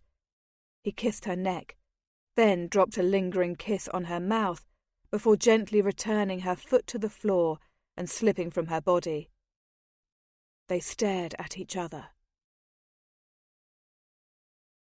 "We leave tomorrow morning," he said at last, his voice almost hoarse. "Together." She nodded. While days before, leaving with her husband would have seemed inconceivable, if not altogether impossible, now it seemed perfectly normal.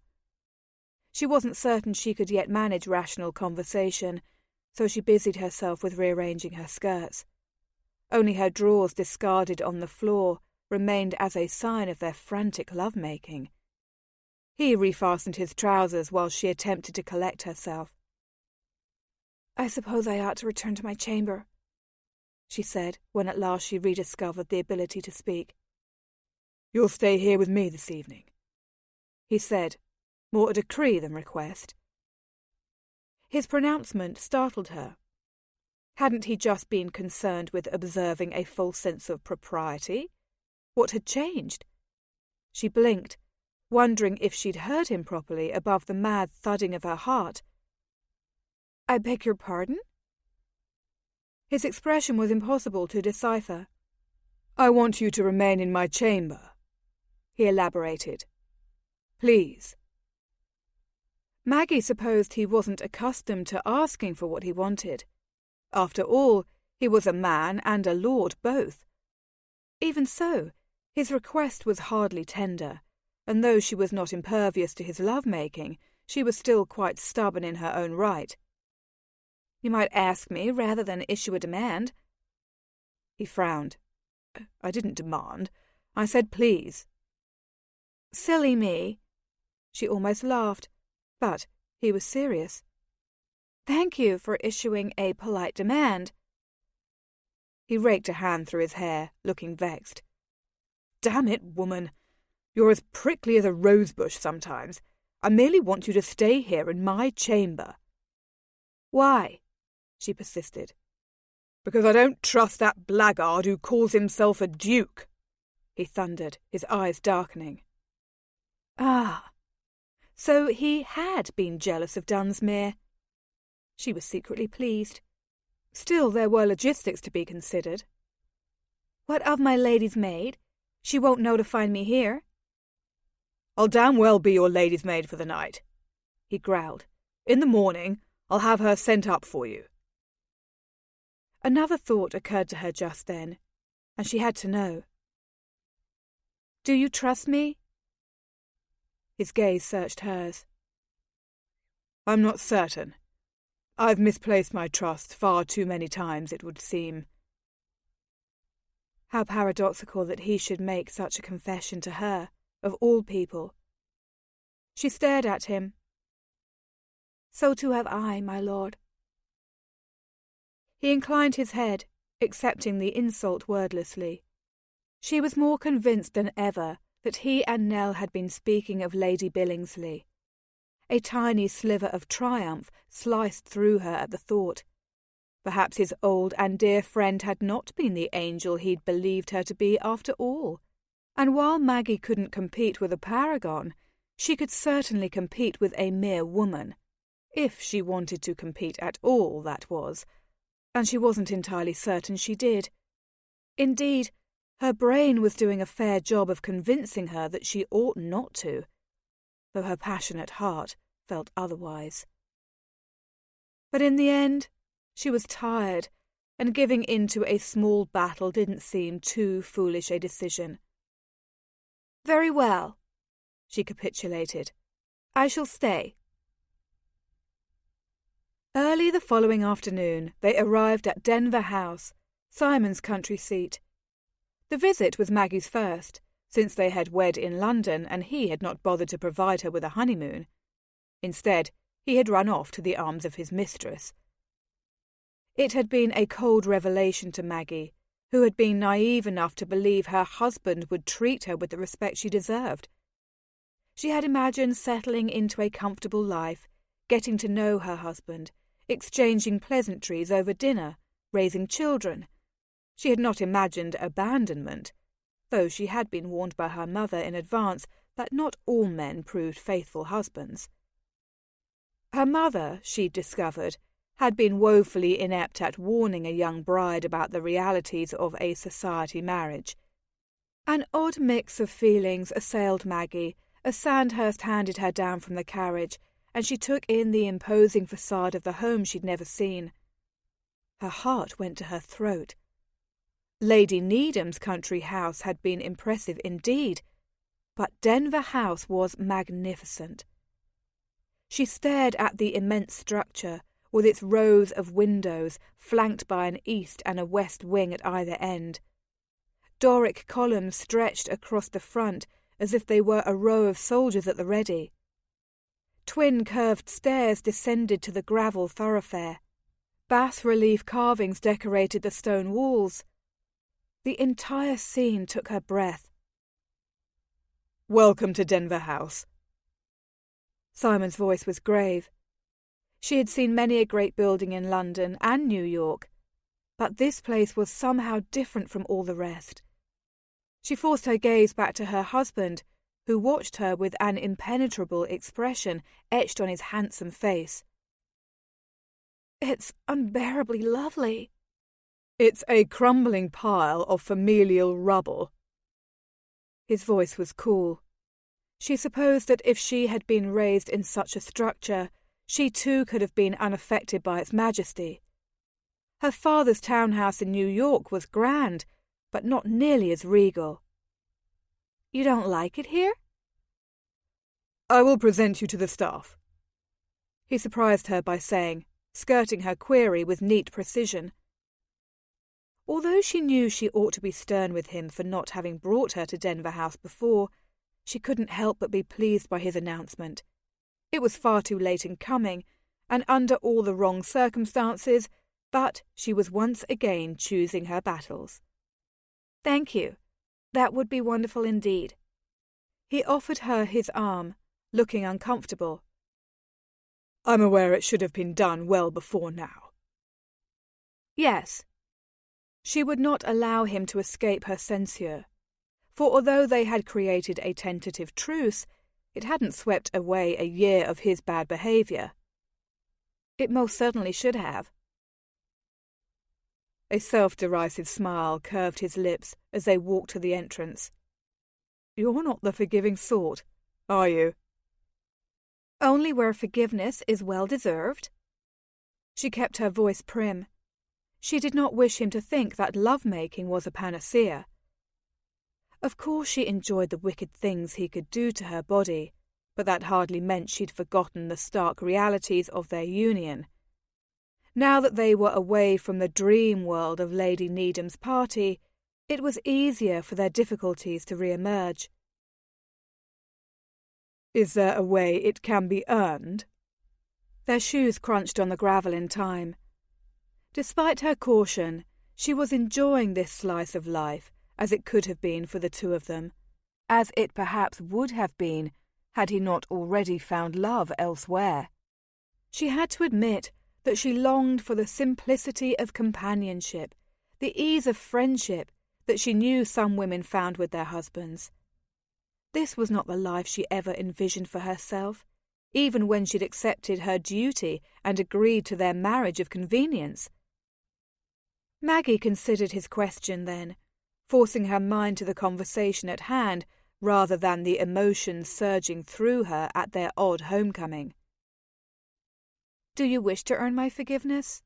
Truly? You doubt me? She couldn't stifle a mocking laugh. Of course I doubt you. A year of absence doesn't procure a great deal of faith in a man, you know. I dare say it wouldn't. He patted her gloved hand where it rested upon his arm. I admire your tenacity, my dear. It's so very American. Thank you, she returned. I suppose. Allow me to introduce you to the staff, and then we can discuss just how a sinful man might go about winning the forgiveness of a beautiful woman. The glance he gave her was scorching, igniting an answering fire deep within her. She had an impression that his idea of a discussion involved sin and a bedchamber rather than a dialogue. But though she'd agreed to his bargain, she still possessed a memory and a mind. Both recalled what it had felt like to bear his icy civility, followed by abandonment.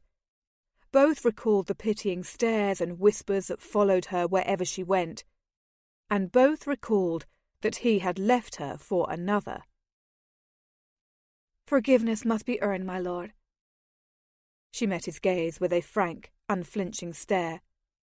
Let him not think himself an exception to that particular rule, for he most certainly was not.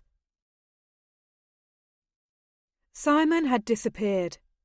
Maggie frowned as she wandered through the immense confines of Denver House on her own. While they had spent the evening in heated love-making, he had left her bed before dawn. He had not appeared to break his fast, nor had he deigned to share an afternoon repast with her. Tea, too, had been ignored. She had done her best to dismiss his abrupt and confusing desertion. She had made tentative friends with Mrs. Keynes, the housekeeper. She had come across several footmen and maids, but her husband was another matter. And by the time 6 o'clock had arrived, she was feeling rather perturbed with the man. Truly, she was left with no recourse but to find him. She had already intruded upon a study, a library, several bedchambers, and the drawing-room to no avail. Her dudgeon growing ever higher. Maggie clipped down the hall and selected the door nearest to her, throwing it open. Furniture shrouded in coverings greeted her. A sliver of sunlight emerged from a distant pair of windows. She was about to move on to the next room, awaiting her inspection, when it occurred to her that the curtains ought to have been drawn together. Instead, they appeared to have been deliberately opened to allow a small bit of light to enter the otherwise sombre chamber. Awareness struck her, a sense of being watched. She hesitated at the threshold, suspecting she had at last found Simon, but uncertain if she dared to enter. There was a solemnity to the chamber, as if it were cloaked in secrecy, that made her wonder if she trespassed. After all, if he had hidden himself away, there was undoubtedly a reason. But what? She was startled to realise that she cared enough for him to seek an answer. Drat him! When had she begun to develop a tendre for the man who had happily run off with his mistress? He certainly didn't deserve her affections. He didn't deserve her body or her time. She owed him nothing but a month. Her frown grew more severe as she stepped into the chamber at last, prodded by her self-disgust. She had thought she was made of sterner stuff. Maggie forced herself to recall that while his kisses melted her bones, he had treated her abominably. He was a cad. She was in control. Yes, she was. She had to be, or else she was hopelessly in his thrall, and that wouldn't do. Not for one moment. Her husband could not be trusted. His latest misadventure had reminded her, in somewhat mocking fashion, of precisely that. Double drat him. She cleared her throat, summoning up an impression of her fierce mother. "Simon?" Her gaze darted about, but she could see precious little other than the hulking silhouettes of chairs and settees that were likely long since out of mode. No answer. She strode deeper into the room, swearing that she could smell him. "If you are in this chamber, it would be in your best interest to show yourself at once." She attempted to peer into a dark corner, waiting for his response. None was forthcoming until, after what seemed forever, his familiar voice stroked over her senses like a lover's caress. "What shall become of me if I don't?" A shiver of anticipation danced over her skin. At last! He had certainly led her on a merry chase for much of the day. She spun in a slow circle, still unable to locate him. "Where are you?" "Perhaps you ought to find me." An undercurrent of humour laced his voice. He was amused, was he? Her gaze narrowed as she skirted what appeared to be an escritoire and ventured into the quadrant of the chamber where his voice seemed to emanate from. "You are a beast! Have you no conscience?" At her question, she shook her head, answering herself. "Foolish, wrong-headed of me. Of course you haven't a conscience." "I have a conscience," he spoke up, sounding a touch indignant. "I simply ignore it." "I'm well aware of that, my lord." Where in heaven's name was he? She swept aside a particularly voluminous sheet of furniture covering, hoping to find him beneath it. There was only a wardrobe. "I'm certain you haven't heard your conscience since you were a lad." "That smarts." His voice was directly behind her. She turned to find him towering over her, a dark and inviting figure. "It is merely truth." She did her best to curtail the breathless quality threatening to overcome her voice. Today of all days, she did not want to show him a hint of weakness, for she sensed he was a hunter stalking his prey. She had few defences against him other than her wits. He stepped closer to her. "How did you find me here?" "Fortune." She crossed her arms over her breasts, praying he wouldn't touch her and thereby crumble the infinitesimal wall she had built between them. "Or perhaps misfortune?" "Did you miss me, my dear?" She had, and the realization troubled her. When had he become necessary to her? A man she chased? "Of course not," she lied. "Mrs. Keynes is uncertain of what she ought to send to dinner. Apparently she doesn't wish to incur your displeasure." "Indeed." He was devastatingly near to her now. His hand caught her elbow, drawing her right arm away from her body. With practiced expertise, he trailed his fingers down the side of her arm, catching her just where her sleeve gaped to reveal bare skin. He stopped at her wrist, raising her hand to his lips for a lingering kiss. What is this chamber? She was determined not to be distracted by his blatant invitation to sin. It is nothing now. His grip tightened on her, in warning, she supposed. She remained undeterred. What was it before now? Abruptly he went from teasing to stormy. I don't wish to speak of it. I'm sure you don't, but there's a reason you're secreting yourself away in here.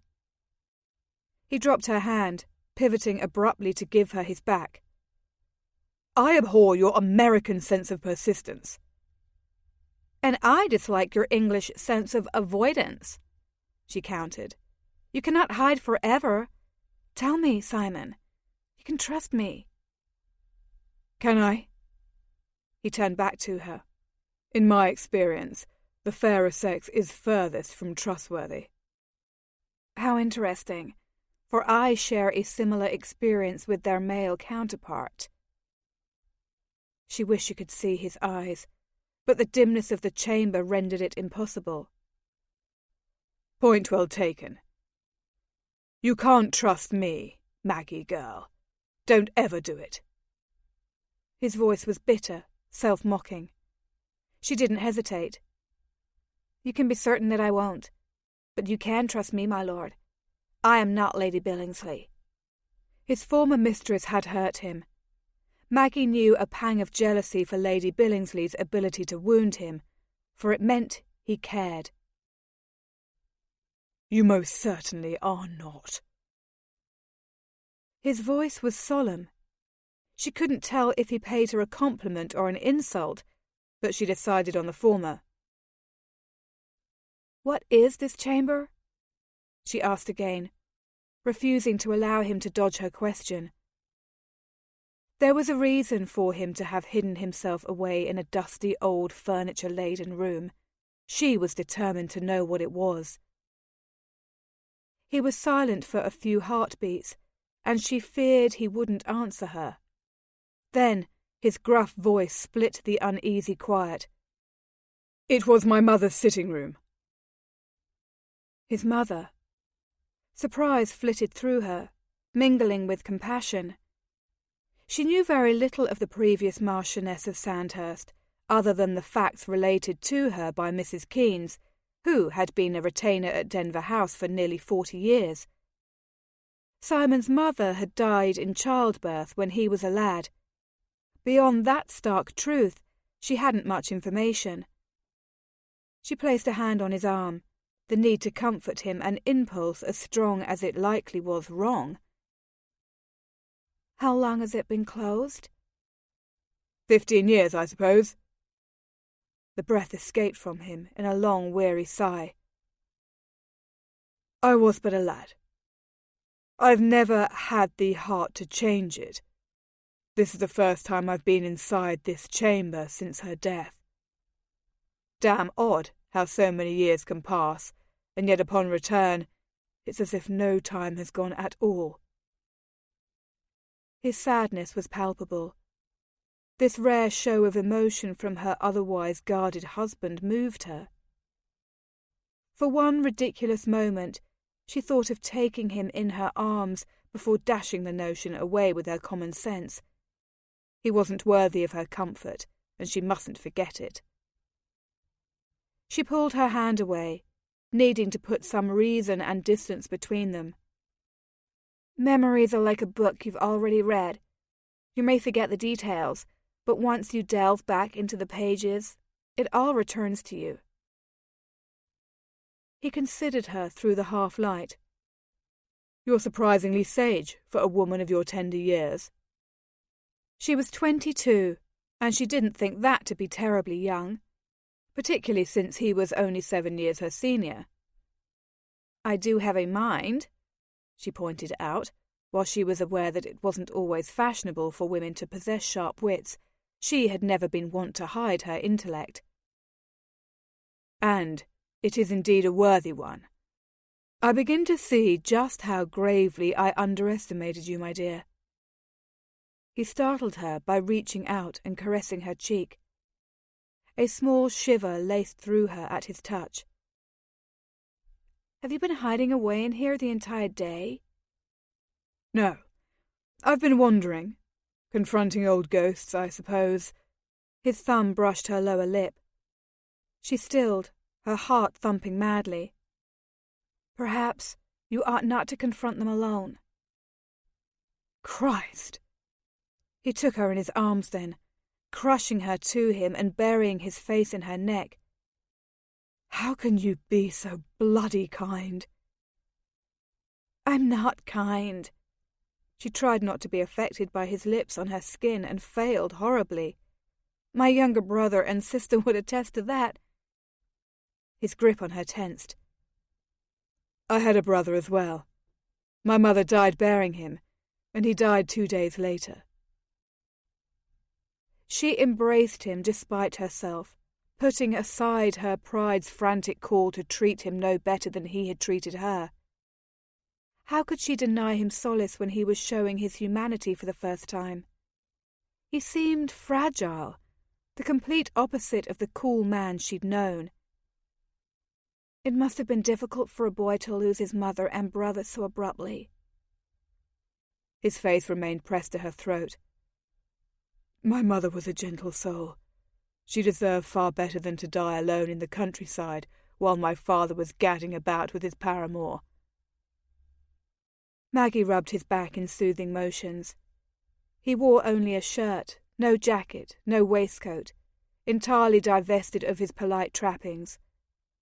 Wildness emanated from him, as if all the pain he'd buried boiled to the surface now. She felt as if she understood him, perhaps better than he understood himself, for the first time. I'm sorry, Simon. It was all she could say. Words could not rewrite his past, the sadness that had run through his life as if it were a river. Likely it had washed away much in its path. You needn't be sorry. Life has its way of righting wrongs. My father died the year after in his mistress's arms. Apoplexy, the doctor said. A fitting end. Leaving you alone, she finished for him. Had you no one else? I had myself. That was all I required.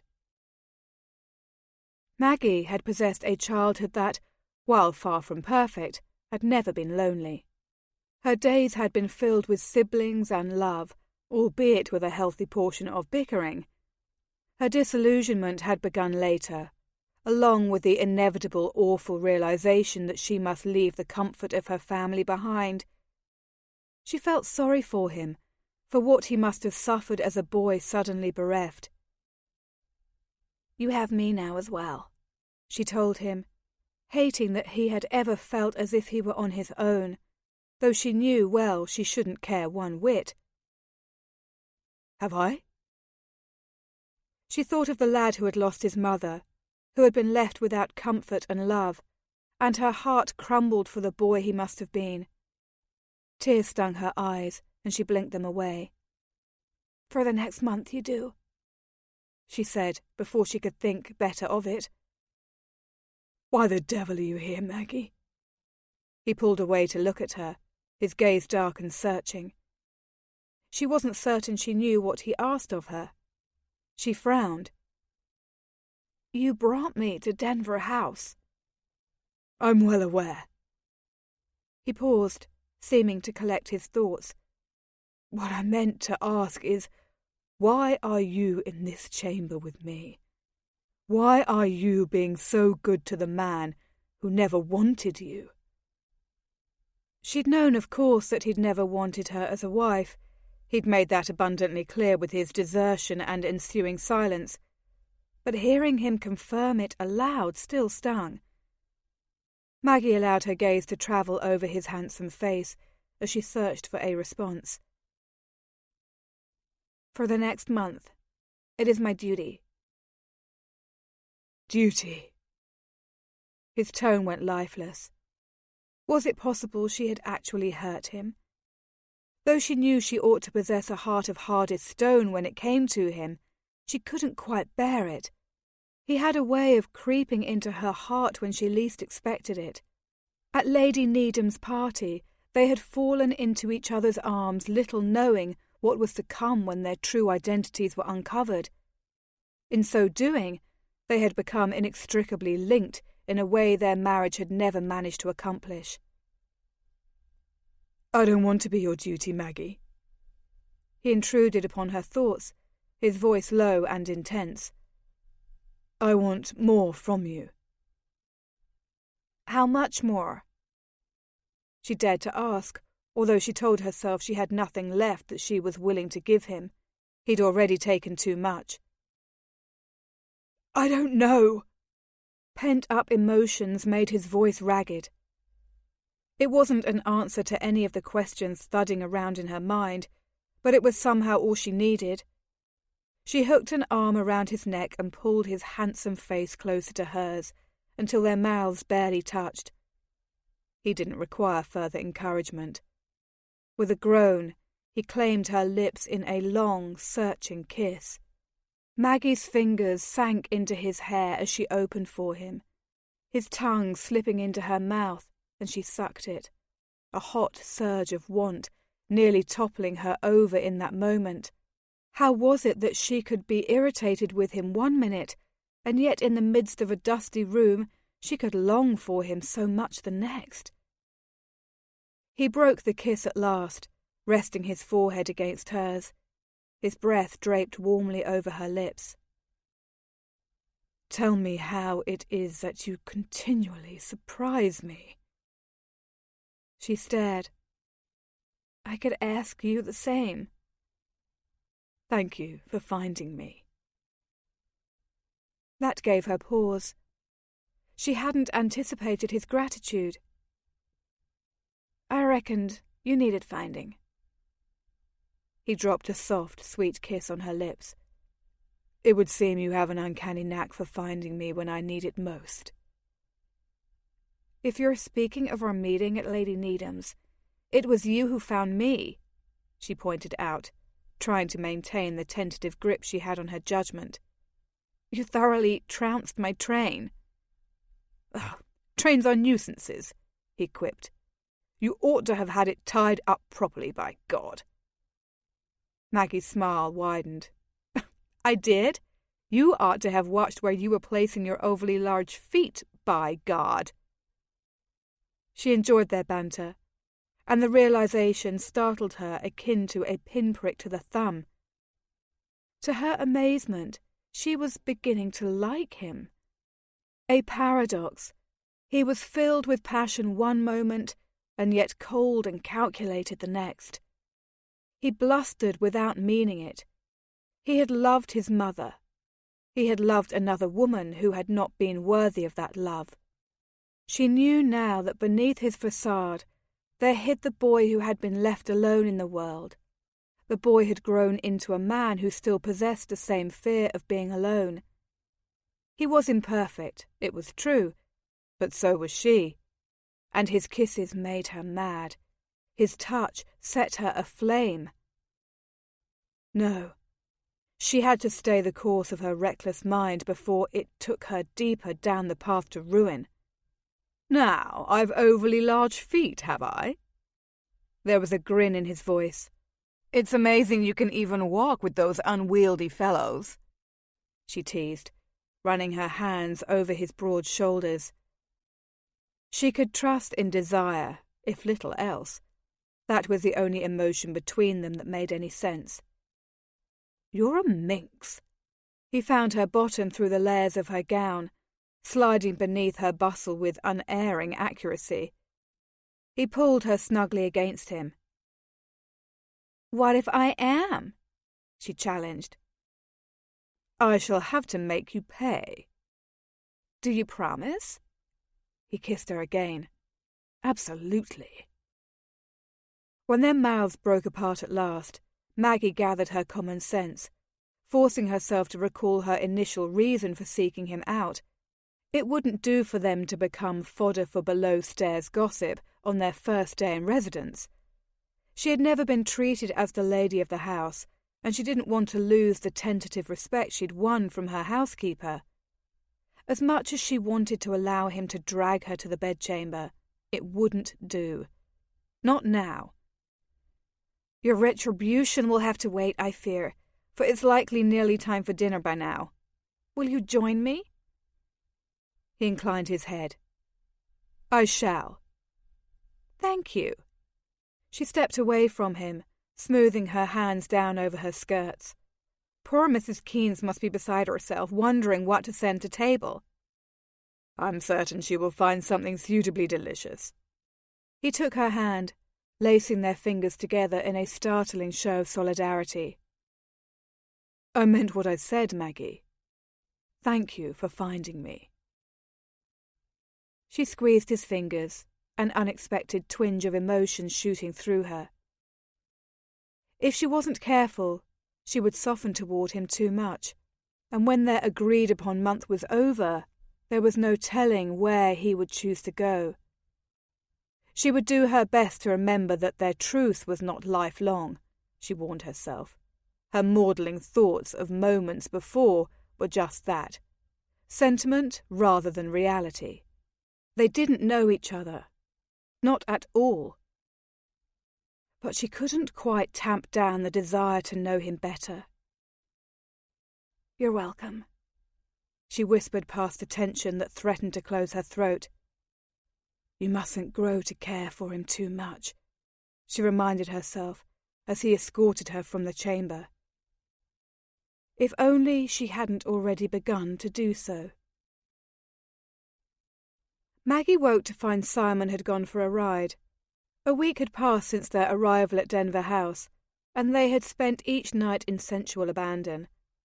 Heartened by the note he'd taken care to leave her, she enjoyed a small breakfast before deciding to further her explorations. One room called to her more than all the others she had yet toured, and it was the library. She found it again with the aid of the redoubtable Mrs. Keynes, and once inside its immense book-lined confines, she was quite in love. The library was cavernous, its high ceiling and ornate shelves carved from luxurious walnut. Large Gothic windows allowed bright sunlight to illuminate the room at its far end. A thick carpet ran the length of the room. Chairs and settees were scattered throughout, along with a massive desk and a stunning marble fireplace. She could have happily lived in this entire room alone. Rendered breathless by the effect, she strode to the nearest wall of shelves, curious to see what sort of books might await her there. It had been so long, too long, since she'd last lost herself in reading. She discovered a great deal of Latin, as was to be expected. Nothing caught her eye until she moved on to the next set of shelving. He possessed a surprising number of poetry tomes, and it appeared that his taste was modern rather than the typical collection of century-old poets. She ran her finger idly across the spines, discovering that their interest in poetry was markedly similar. And then she stopped, shocked at the name on a particularly small volume. M. E. Desmond. She knew the name well as she knew the contents of the book itself. For she was M. E. Desmond, and the poems were her own. Had he actually read her poetry? It seemed impossible that he even owned it, for the volume had been printed in New York with a limited number of volumes. Curious despite herself, she plucked it from the shelf. The physical embodiment of her words never failed to humble her. Are you in need of entertaining, my dear? She gasped at the sound of Simon's deep voice behind her and spun to face him. Unfairly handsome, he wore a pair of mudded riding boots and tweed trousers and coat. A rakish air emanated from him, with enough potency to make her drop the book from her limp fingers. Longing sliced through her, sending an ache directly to her core. She entirely forgot what she'd been about, forgot everything except the tall, lean man stalking across the study to her. He stopped a scant foot away, smelling of leather and outdoors, and his familiar, beguiling scent. His eyes burned into hers. "Have you lost your ability to produce a sharp retort?" He grinned, melting her even more. "Let us mark this day down for perpetuity." He was teasing her, she realized, and she liked this side of him. It provoked a sense of intimacy and easiness between them that all the love-making in the world could not. She was staring as if she were a love-struck girl holding on to her mother's skirts. Maggie attempted to gather her wits, wishing he weren't so unutterably gorgeous, his grin not so infectious, and he didn't make her stomach feel as if it were about to drop straight into her toes. "You're a wit, aren't you?" she forced herself to quip at last, wishing she didn't sound breathless. "Whenever possible," he returned, bowing and retrieving the dropped book, all in the same fluid motion. He looked down at the volume in his hand. "Ah, I see you've discovered a favourite. Have you read Desmond before?" She swallowed, uncertain of how she ought to answer. With honesty, she supposed at last. "I have, yes." He raised a brow, his interest clearly piqued. "What do you make of him? He's only ever put out the one collection, but I've rather enjoyed it." "Oh dear. Why do you suppose the author is a man?" "Why do you suppose the author is a woman?" He exhibited perfectly flawless logic. She wasn't prepared to answer that particular question just yet. There was something that she wanted to know first. "What is your favourite poem?" "I'm especially fond of Empire," he answered without hesitation, "though there are a great many sonnets I admire. He's a clever fellow, to be sure." Empire was one of her favourite poems she'd written as well.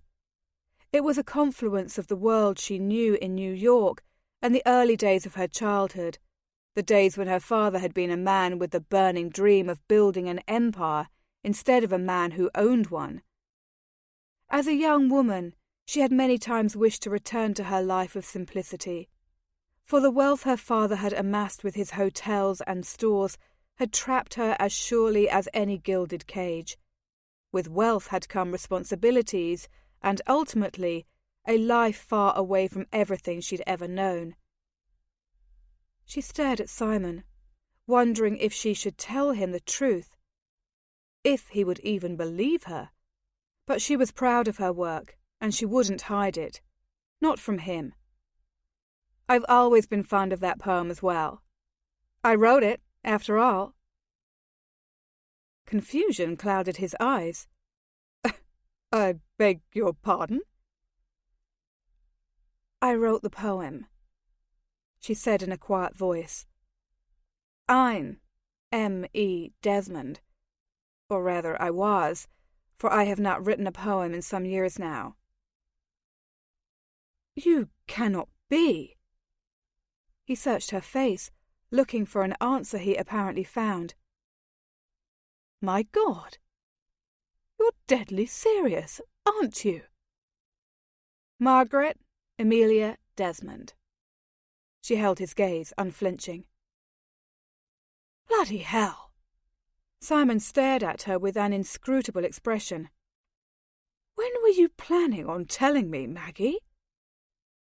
She shrugged. "I wasn't going to tell you. I don't write poetry any longer.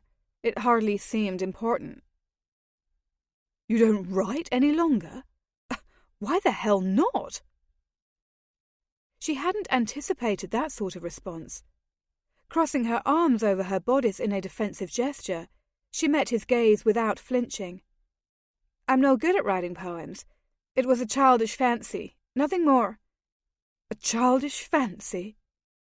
He held the book to his heart, and she couldn't be certain if it was an unconscious act or an intentional one. "Surely you can't be serious, Maggie. These are some of the finest poems of our age." She frowned at him. "Flattery is the worst sort of compliment." He frowned back at her. "I'm not flattering you, by God. I wouldn't. Maggie thought about that for a moment and had to acknowledge the kernel of honesty his words held. He had never been a man of easy charm. He was handsome and seductive, powerful and attractive in ways she couldn't entirely comprehend, it was true, but he had never paid her the sort of odious obsequiousness others had in the past. "Very well," she allowed. "But yours is merely one opinion. The only reason I was able to publish this volume at all is that my father is wealthy and he paid a publisher a handsome sum to do the deed. I dare not fool myself into thinking I'm a true poet." "Rubbish. Others have read your work and admire it as I do." They had? She didn't dare to hope. After she had discovered that her father had bought her way into the world of poetry and literary aspirations, she'd sworn to never write another poem. Her damnable pride, she supposed, or perhaps vanity. But if her poetry wasn't good enough on its own, she didn't wish to ever see it in print again. What others?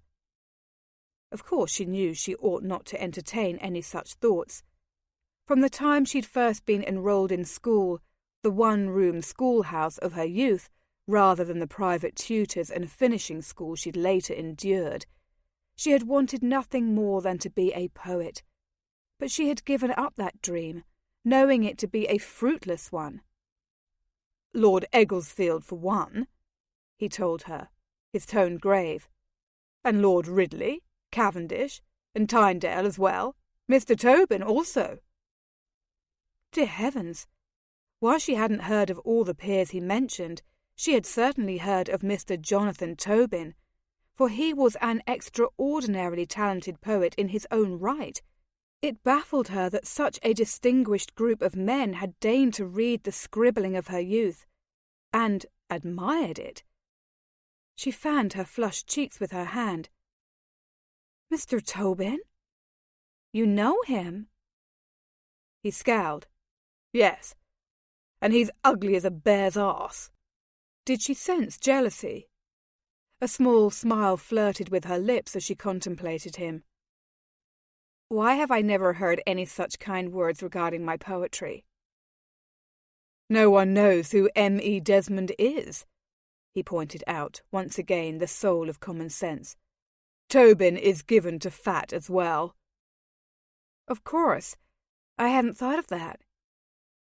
Her smile blossomed into a grin as the last bit of what he'd said permeated her whirling mind. "I've seen an engraving of Mr. Tobin. He didn't appear at all plump to me." "Fat as a hog," Simon snapped, his lips compressing in his irritation. "I thought him rather handsome." She couldn't resist pushing him. He pulled her flush against his hard chest. Somehow, even his glower was charming. "I'm going to have to punish you for that." His mouth swooped deliciously near to hers, his hot breath cascading over her lips in temptation. "Why did you not tell me about your poetry?" She struggled to focus on his words rather than his sinful mouth. "When was I to have told you? You scarcely spoke to me until Lady Needham's." "You've had ample time since then." One of his hands slid around her waist and then upward to cup her breast over the fabric and corset barrier separating them. She arched into him, unable to help herself from seeking out the exquisite sensation of his touch. "I didn't think it mattered. As I've said, I haven't written in years. I'm no longer a starry-eyed girl led by silly dreams." Simon was intent, his gaze as seeking as his wandering hands. "Why?" Maggie wasn't entirely certain what he was asking of her. She swallowed, barely holding on to her wits. "Why should you care so much?" "I admire your work." He reached up to caress her cheek. "Truth be told, I admire you. I didn't want to, but I do." His confession stole the breath straight from her lungs. Admiration was not love. but it was something more than nothing at all. She skimmed her palms over his chest, resting her right hand above his thundering heart. "I never thought to hear those words from you, of all men." He winced. "I suppose I've earned your cynicism." "You have." She drew no quarter. Their ugly past would never be completely forgotten. "Think what you must of me, but know that I speak only truth when I say that you have a gift, Maggie. You should write again, for yourself as much as for others." His tone was solemn. She had not thought of writing in a long time. While she had continued to read poetry and to enjoy the works of others, she had truly felt that part of her was closed off forever. She was no great poet. "I cannot write. The music isn't in me any longer." He caught her chin between his thumb and forefinger, tipping her head back so that she could not look away from him. "What has stolen the music from you?" She didn't know what to say, and he was so terribly close. Desire unfurled within her like a ripe blossom. "I can't be certain," she forced herself to say, and it was true. "My life has turned out to be quite different from what I fancied it would be when I was a girl. Sometimes we must give up the dreams of our youth." She heard the sadness in her own voice. Her life had altered so much since that carefree time when she'd been given to dreams and whimsy. She had been free to write as she wished, live as she wished, and then her world had disappeared, replaced with finishing school and French gowns, a trip to England from which there proved no return. Before she'd known what she was about, she had been left in a strange land with a new husband who didn't want her, and with precious few friends for support. Poetry had most certainly not been foremost in her mind. She had done her duty to her father. He had wanted nothing less than a title for his daughter, and she certainly hadn't wished to disappoint him, not even at the risk of disappointing herself. Not even at the risk of losing a man she'd cared for very much. Richard was, like her past, forever out of reach for her. "I hope you will consider writing again," he said, his expression inscrutable as always. Not every dream needs to be abandoned. It was apparent that he was a child of the aristocracy. Oh, to have been born a man with all the power in the world at his pinky finger. Maggie frowned. "I'm too rational to have dreams now." Her father had taken her aside before sending her to England with her mother. He had told her that dreams were for men and not for women. She had been devastated by his last words to her before she'd been sent away to England and to a marriage that would serve to enhance his New York status while leaving her utterly miserable. She knew now that her father must have known what he was sending her away to face. And it hurt. For once, she had been his treasured child. As a girl and the eldest of her siblings, she had always been close to him. He had taken great care to show her the intricacies of his business dealings when she was quite young, but when she'd turned 12, her mother had finally birthed the son he'd been wanting, and almost instantly, or at least as soon as it was known that her brother would be a healthy baby, Maggie had been cast aside, replaced. At 17, she'd been sent to finishing school. She'd returned and had fallen in love with Richard, the sweet younger son of a New York clergyman. Her father had disapproved immensely, and she had bowed to his will. He'd sent her off to marry a title in a faraway place instead. She'd been forgotten. Now her father didn't bother to send her more than the occasional letter, and even those correspondences were written by his secretary's hand, merely because she hadn't been born a son. And although she was every bit as intelligent as James would one day prove to be, it was all so horridly, dreadfully unfair. She'd forced herself not to dwell upon the disappointments her relationship with her father had produced, for if she lingered over them, it would hurt her far too much. But now, Simon and his surprising concern were deconstructing the walls she'd built between her past and her present. "Why do you frown so fiercely, my dear?" Simon's voice interrupted her troubled musings. "I'm thinking of my father." She felt an odd sense of comfort with her husband now. They had shared their most intimate selves with each other, and they were husband and wife, which united them more completely than any other man and woman could possibly be joined. Even if that bond had never been truly sealed before, since their sudden relationship, she couldn't deny their deep connection, nor did she want to deny it any longer.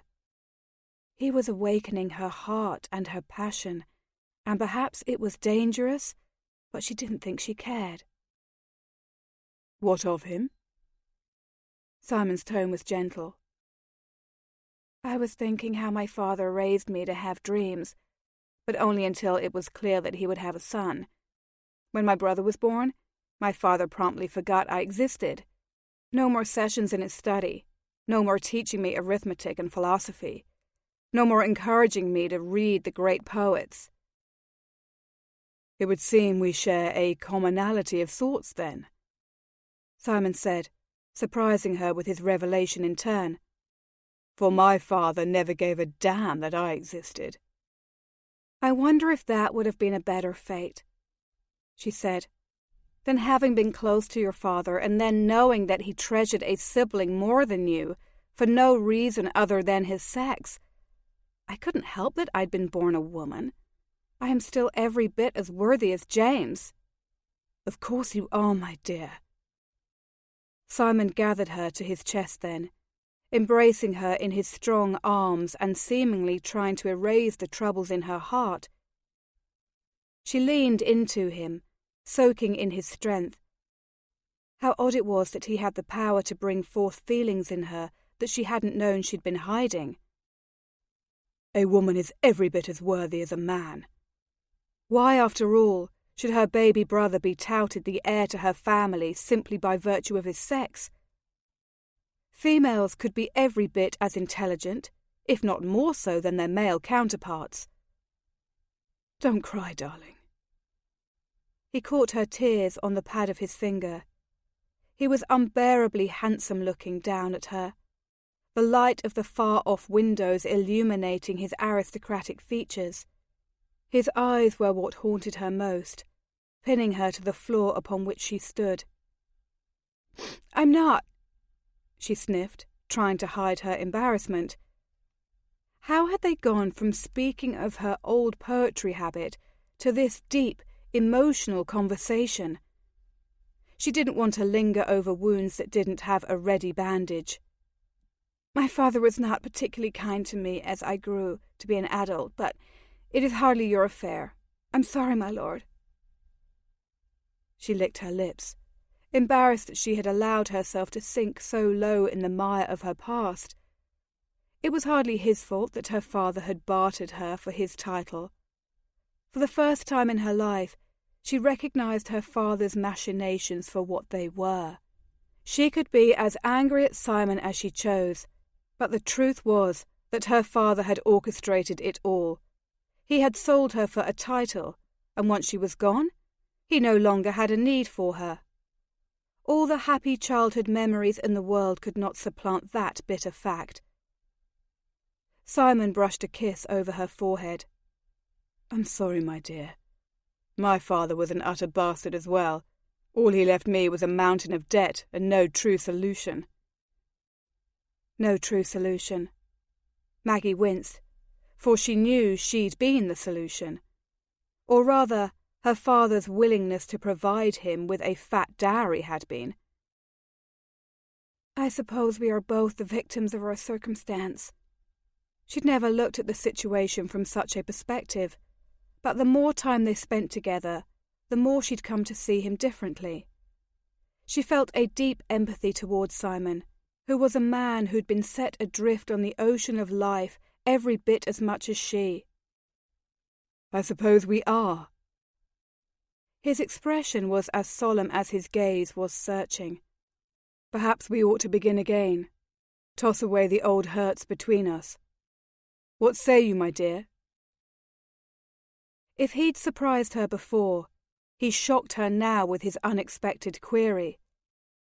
The lonely life she'd led since her marriage could not have prepared her for this moment, for the discovery that her husband wasn't wholly the cad she'd believed him to be, that he was just a man who had made unwanted decisions the same as her. I would like that very much. The words were torn from her, an admission she didn't want to give, but one she needed to give. She could only hope they wouldn't prove her undoing. Chapter 6. You cannot possibly be serious. Simon stared at his fiery-haired wife and decided that, whilst she looked particularly exquisite in a brilliant blue afternoon frock, her American sensibilities were rotting her brain. Exceptional ability as a poetess or not, she was fit for the madhouse.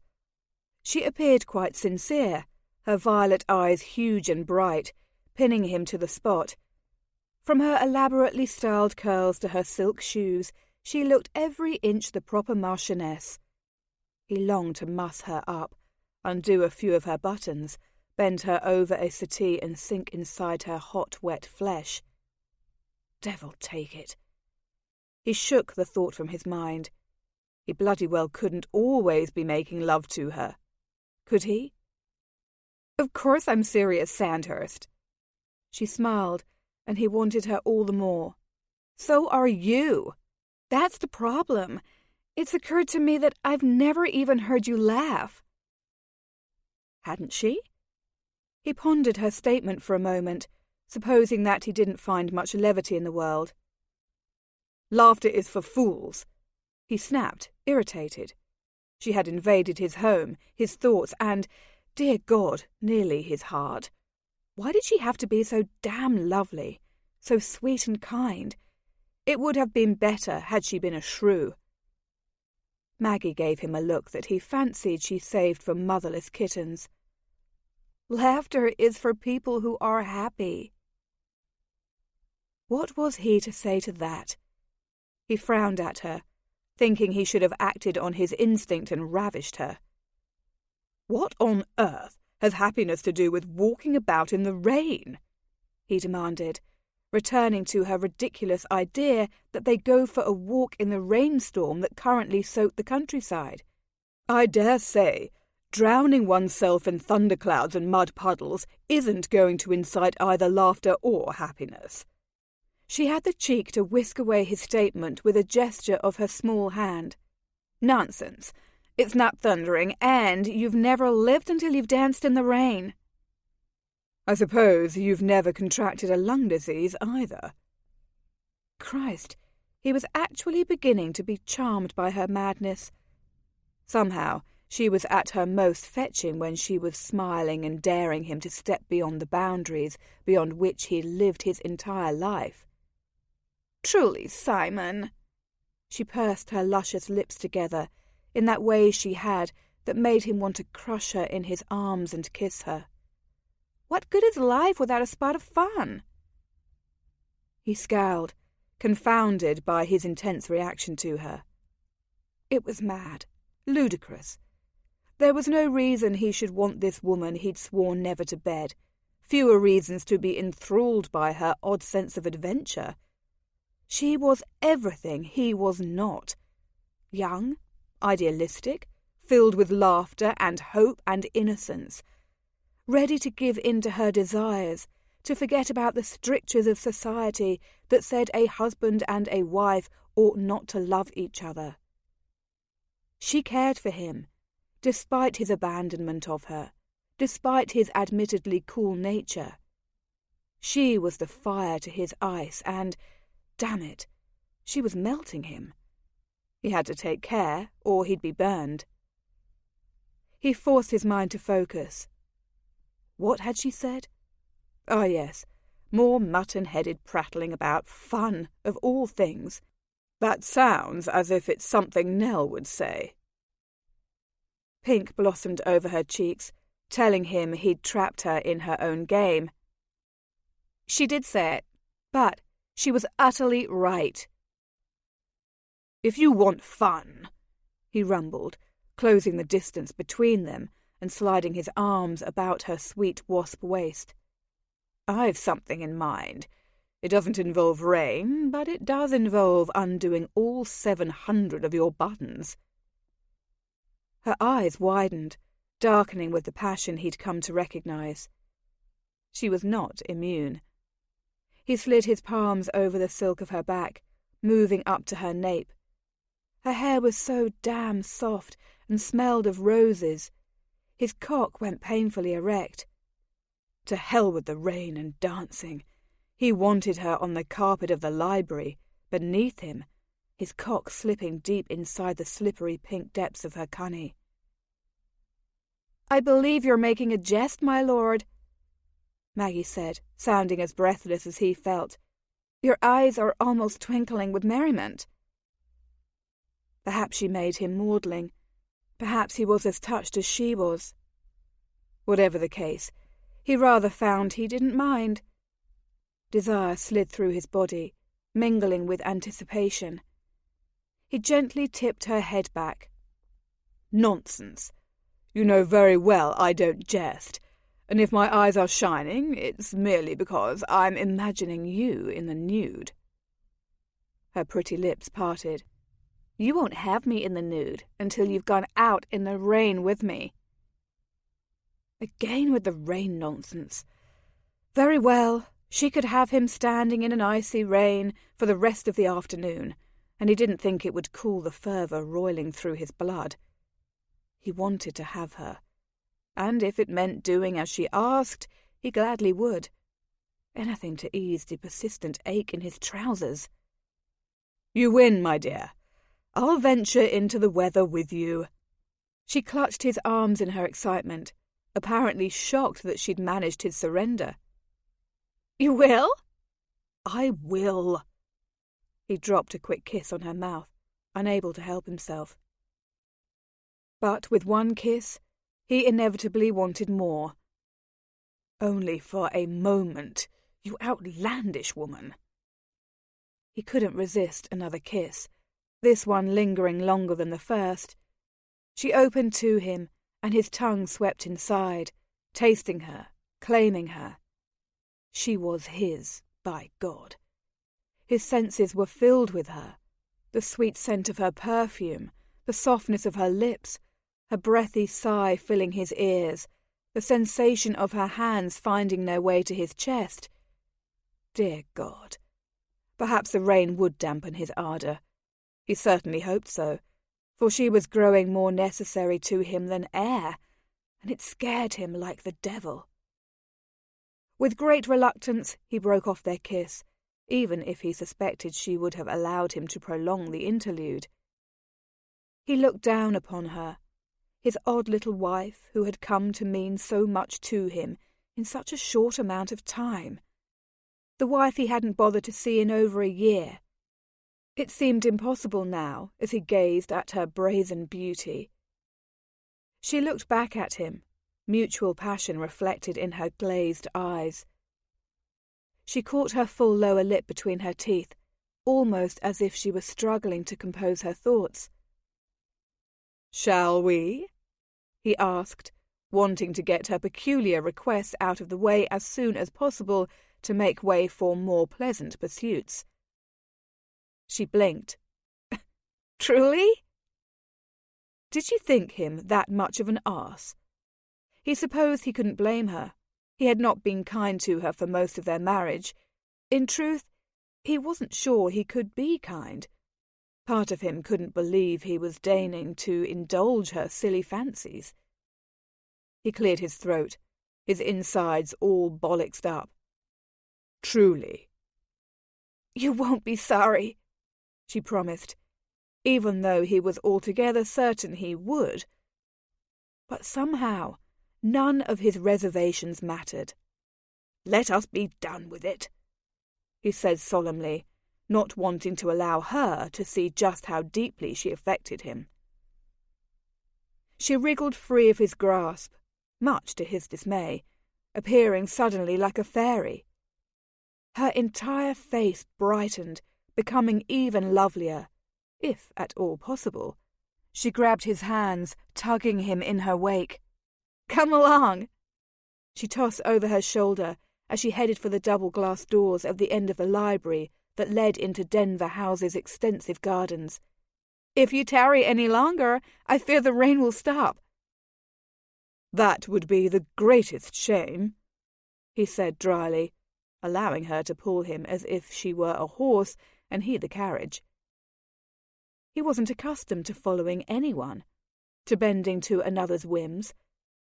In the past, even with Eleanor, he had always had his way. She had deferred to him in all matters. Indeed, now that he thought on it, Eleanor hadn't seemed to have any whims of her own. She had wanted to please him, but in a completely different way. Maggie wanted to see him happy. By God, she wanted to make him laugh, of all things, and she thought to accomplish it with raindrops. But as harebrained as her idea seemed, what warmed his cold heart was that she cared. "Don't be a milksop, Simon!" Maggie tugged him to the door before stopping and glancing back his way, looking almost shy now that she was about to have her way. "Are you ready?" He trusted she wasn't looking to his trousers, for if she was, she wouldn't have asked. He raised a brow. "Ready as ever." "We must dance," she informed him. "Those are the rules." "Ah, now we've rules." "Every good game requires rules." She threw open one of the doors and hauled him over the threshold in her wake. The rain was as unrelenting as it was cold, but he dutifully followed Maggie as she led him a few steps away from the house to the gravel path leading into the manicured gardens. She stopped and turned into his arms, looking up at him as water slicked her face and flattened her glorious curls. She was even lovelier in the rain than she'd been in the dry confines of the library. There was something freeing, something ridiculously rebellious about being in the midst of a thorough soaking with her. Before he knew it, he was smiling at her. He couldn't help it. Her good cheer was infectious. "Now, we must waltz." She smiled again, and it was transformative. "But take care, my lord. You almost appear as if you're enjoying yourself." He laughed at her. He couldn't help it, and he had to admit, even if only to himself, that it was truly the first time he'd laughed in earnest in as long as he could recall. She was wild, his little wife, and he wanted more. "You're making me as mad as you," he said at last, still grinning like a fool. "You laughed." She cupped his jaw. The touch was so gentle and yet so arousing that he grew rigid again despite the chill and the moisture. His cock was hard as marble, aching for release that he could only find in her voluptuous body. His hair plastered itself to his forehead, and he was sure he looked as if he'd escaped from an asylum for the frail-minded, but he didn't care. "I believe you requested a waltz, my lady," he told her instead, enjoying every moment of their impromptu embrace in the rain. And with that, he began humming, leading them into a proper dance that would have done any ballroom shame. She followed, grinning up at him and blinking through the raindrops that continued to inundate them. "I did indeed, my lord." It wasn't long before she trounced on his toes.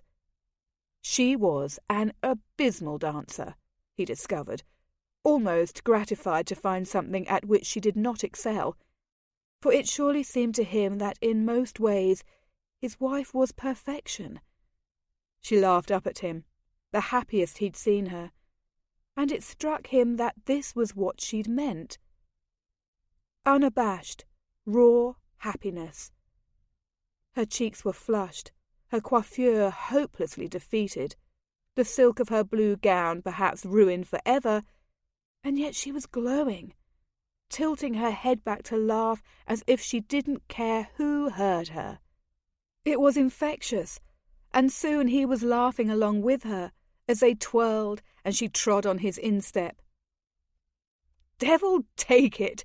You're a horrid dancer," he told her as she laughed at another misstep. "I am," she admitted easily. "A proper gentleman would keep that observation to himself." "I begin to think I'm not a proper gentleman." He stopped then and yanked her into his body, tipping up her wet chin with his fingers. "After all, a proper gentleman wouldn't do this." He kissed her, through the rain and the cold and the fear that he was falling under the spell of the tiny American in his arms.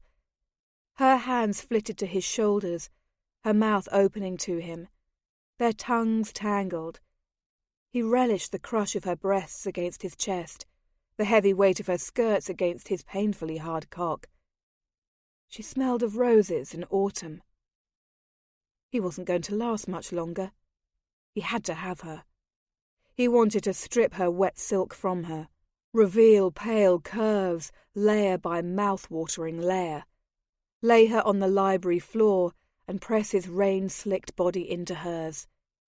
He wanted to lick her sweet cunny, make her come on his tongue. God, how he wanted. When he broke their kiss to gaze down at her, the laughter had fled from her beautiful face as well. He recognized the same passion claiming her that raged through him, the need to be won. Her breathing was heavy, her mouth open. Her eyes were the deepest violet he'd ever seen them. "My God, Maggie," he rasped.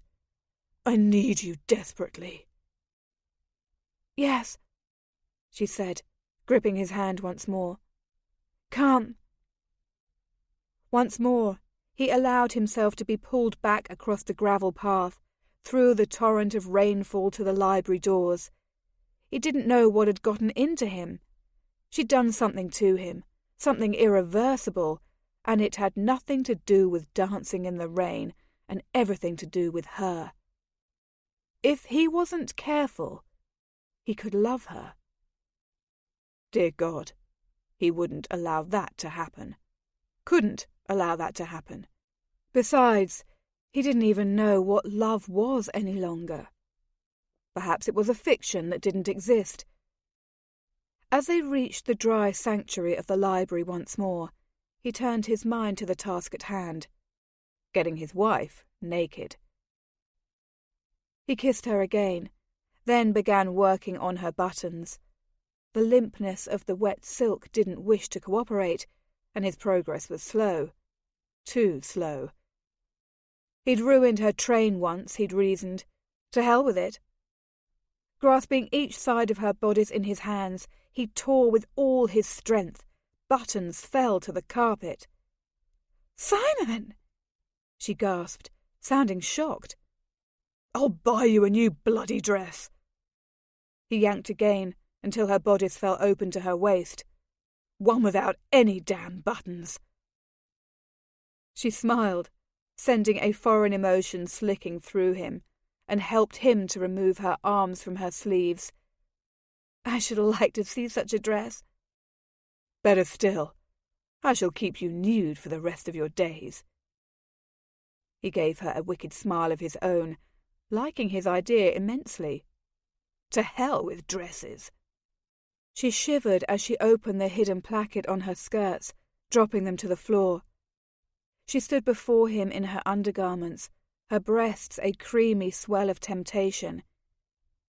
He passed his still wet hands over her smooth shoulders, wanting her with an intensity that frightened him. "Are you cold, darling?" "No," she whispered, and he knew then that it was the same for her. He pulled away the strings of her bustle and helped Maggie to shuck her corset cover. "Turn," he told her, wanting to undo the laces of her corset. She spun as he commanded, giving him her back. Her curls sagged under the weight of the rain, but her hair was still impossibly vibrant and beautiful. Even her shoulders were sheer perfection.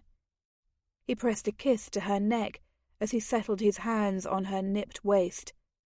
So tiny, such a delicious contrast to the lush curves of her bosom. When she tilted her head to the side, allowing him greater access, he kissed a path to her jaw.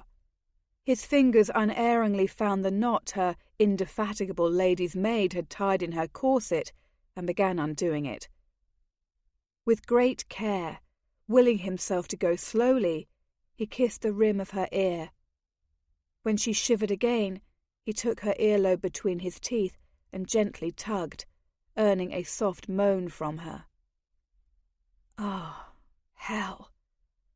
Just the sound was enough to make him thrust into her, pressing his cock into the ample curves of her bottom. She arched back into him, making him groan as he met with her softness. He kissed the patch of skin just beneath her ear, tasting her, licking the rain from her. "Oh!" she cried out, turning her head to nuzzle his. "Oh, Simon!" His fingers at last met with success, opening the knot on her corset ties. He moved between the criss-crossing laces, pulling them apart, intent on his quest to have her gloriously nude. "Darling." He nipped at her skin, enough to make her shiver, but not hard enough to leave a mark. "I can't wait to have your beautiful breasts in my hands, to take your nipples in my mouth and suck them until they're hard." "Yes." She turned her head and kissed him, open-mouthed and hungry. "Please." Enough. He couldn't wait a moment longer. He pulled away and spun her to face him. If this was what she'd had in mind from the start, he'd dance in the rain with her every bloody day. He was ravenous for her. He removed her corset cover and then pulled her corset open and flung it away, intent on revealing her gorgeous body. Only a chemise separated him from what he wanted. His breath caught as he gazed down at her. She was soaked, her skin glistening with moisture, the linen of her shift clinging to her breasts so that her sweetly pink nipples were visible through the fabric. They were already stiff, calling to him. He pulled her against him, cupping her face in his hands and kissing her again, unable to help himself. She kissed him back, and when he felt her fingers on the buttons of his shirt, he groaned. She was a wanton, his Maggie, and he couldn't be more pleased. He nipped at her lower lip, wringing an answering moan from her. She liked when he was a little wild, a little rough. The knowledge only heightened his desire. Simon shrugged out of his jacket, allowing it to fall unheeded to the floor. The last button on his shirt popped open, aided by Maggie, and he tossed that garment away as well. Then her hands were on his chest, caressing a path of fire that led straight to his cock. When she cupped him through his trousers, he couldn't keep himself from surging into her, wanting her touch, wanting to be inside her. Christ! She made him mad. He had to have her. Right bloody now. He tossed a look around the library, having second thoughts about the wool of the carpets on her delicate skin. His eyes landed upon an oversized settee, and a wicked idea formed in his debauched mind. "Come, my love." He led her to the settee, their embrace never breaking. He backed her to the cushioned edge before stopping to draw her final garment up over her head. She was nude before him, her breasts a round and full temptation, her curves lush. His gaze dipped lower, to her cunny. He knew what he wanted. "Sit." What in heaven's name? Maggie blinked at him, dredged from the depths of her passion by his request. Of course she would question him. Why? "Hush." He pressed a finger to her rose-pink lips that were swollen with his kisses. "No more talking." "But," she began, attempting to speak past his finger until he interrupted her. "Do you trust me, Maggie?" Her violet eyes were huge, piercing through to his very soul. She pressed a kiss to his finger before tipping her head back so that she could speak. "Yes." Something inside him shifted, sending a warmth through him that had little to do with desire and everything to do with the emotions she stirred within him. She trusted him. She trusted the man who had left her while he spent an entire year with his mistress. He could admit that now, for if he hadn't a conscience before, he bloody well did now. Maggie had done that for him. She'd changed everything. He gently guided her into a sitting position, needing to show her with his actions what he could not reveal in words. She was his. He was hers. And he wanted to make her scream. He wanted more than just a goddamn month. He sank to his knees. She watched him, holding her hands over her breasts as she sat awkwardly. She looked dreadfully uncomfortable. He placed his palms on each of her bare knees, hungering to go higher and sweep over her luscious thighs, but restraining himself. "Have you ever sat naked on a settee before?" he asked her. "You know I haven't." "Another day of firsts for us. I danced in the rain for you." He bowed his head and pressed a kiss to first her left knee, then her right. Something occurred to him then. "You weren't wearing any drawers." A rosy flush crept over her cheeks. "It often seems I don't require them when you're about." "A lady who plans ahead." He winked at her, showing her the lightness of heart she'd accused him of not possessing. He had it, by God. There merely hadn't been need of it before. No other woman had longed to hear his laughter. "I am once again in awe of you." "What are you doing?" she asked again, her voice breathy, not precisely concerned, but nevertheless a trifle on edge. "Making love to my wife." He relished the word on his tongue for the first time ever. He skimmed his hands up her thighs ever so slowly, kissing the insides of her knees as he did so. "My turn for a question. Why are you hiding your lovely breasts from me?" He glanced up at her to find her still flushed, watching him with an expression he'd never seen from her. "Would you prefer to see them?" Ah, she was back to the teasing wanton once more. His cock was hard as stone, pressing against his trousers despite the cold, damp fabric. "I would." Meeting his gaze, she removed her arms. Her breasts were perfection. "There you are." Her air was as breezy as if she complimented the fabric of the curtains across the room. She had courage, his Maggie, a backbone as rigid as a brick wall. "I love your breasts." His hand slid ever higher until he reached her upper thighs. "Will you open your legs for me, darling? I want to pleasure you so very badly." Wordlessly, she allowed her knees to fall apart, opening herself to him. No hesitation. She was a match for him in every way. His eyes devoured every inch of creamy skin revealed to him, lingering on the folds of her cunny. He could already smell her sweet, earthy scent. She was aroused, her cunny pink and glistening, ready for him. Yes, this was what he wanted. He struggled to rein in the desire careening through him. He wanted to go slowly, to torture them both with anticipation, with pleasure. He ran his hands back down her voluptuous legs, loving the feel of them, the freedom of touching her as he pleased. "Put your legs over me," he directed her quietly, showing her where he wanted her at the same time. She did as he asked, without further question, allowing him to place her legs as he wished, so that the backs of her knees rested upon his shoulders. Bloody hell, yes.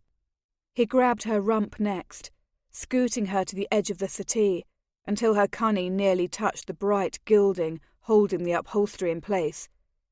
He hoped she soaked the damn settee so much that he needed to replace it. Looking up at her, he placed a kiss on the inside of each thigh. She watched him, her lip caught between her teeth. Her violet eyes were dreamy, half-closed. She wanted this every bit as much as he did. Still keeping her gaze trapped by his, he at last lowered his head to the prize he sought. He gently pulled back her mound until the plump bud he wanted jutted proudly forward, and then he took her in his mouth, sucking. She moaned above him, her fingers sinking into his hair, running over his scalp. A hot surge of lust went directly to his cock. He loved the way she tasted, of muskiness and something innately hers. Delicious. His tongue flicked over her, up and down, side to side, before he sucked her again. She bucked against him, pressing her wet cunny into his face. Perfect. God. He was going to lose himself in her, and he didn't give a damn. With a growl against her eager flesh, he pulled back, glancing up at Maggie to find she'd closed her eyes, her mouth open. Her breasts were erotic as hell. She was a Venus on display. His. He wanted to fuck her with his tongue first, and then with his cock. He lowered his head and sank his tongue into her slippery cunny, again and again. She cried out, twisting against him, and he knew she was nearing her climax. He wanted to make her come as she'd never come before. He reached up, pressing a hand against her belly and slipping his thumb back to her pearl. He worked it back and forth, exerting as much pressure as he dared, as much as he knew made her writhe even more beneath him, all the while plunging his tongue deep inside her. She shook, and he felt a rush of wetness on his mouth. Ah, yes. She cried out his name, nearly sobbing with the power of her release. Now he was going to fuck her again. Fuck her until she came all over him once more. She was so wet. He couldn't wait to be inside her. Not another breath.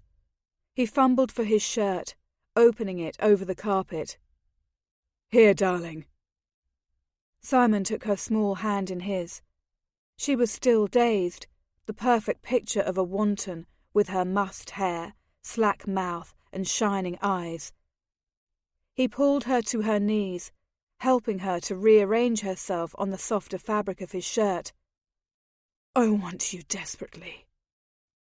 She opened for him, holding her arms out. "I want you too." Her words sent a new arrow of heat searing through him, the kind that pierced his heart. Damn it! He tore open the fastenings of his trousers, releasing his rigid cock. The next instant, he was inside her with one long thrust. She was hot and slippery and tight. Heaven. When she wrapped her arms around his waist and drew him even deeper, he was lost. He pumped into her again and again, out, then in, a delicious rhythm designed to make them both mad. At last, She constricted on him, her cunny wringing the last bit of sanity from him. He lost himself, spending so hard his heart nearly leapt from his chest. Dear, sweet Christ! Panting, as if he'd just run for his life, he collapsed against her, pressing a kiss to her perfect lips. He touched his forehead to hers, completely bemused by what she'd done to him. She framed his face with her hands, her eyes twinkling up at him, an impish smile on her mouth.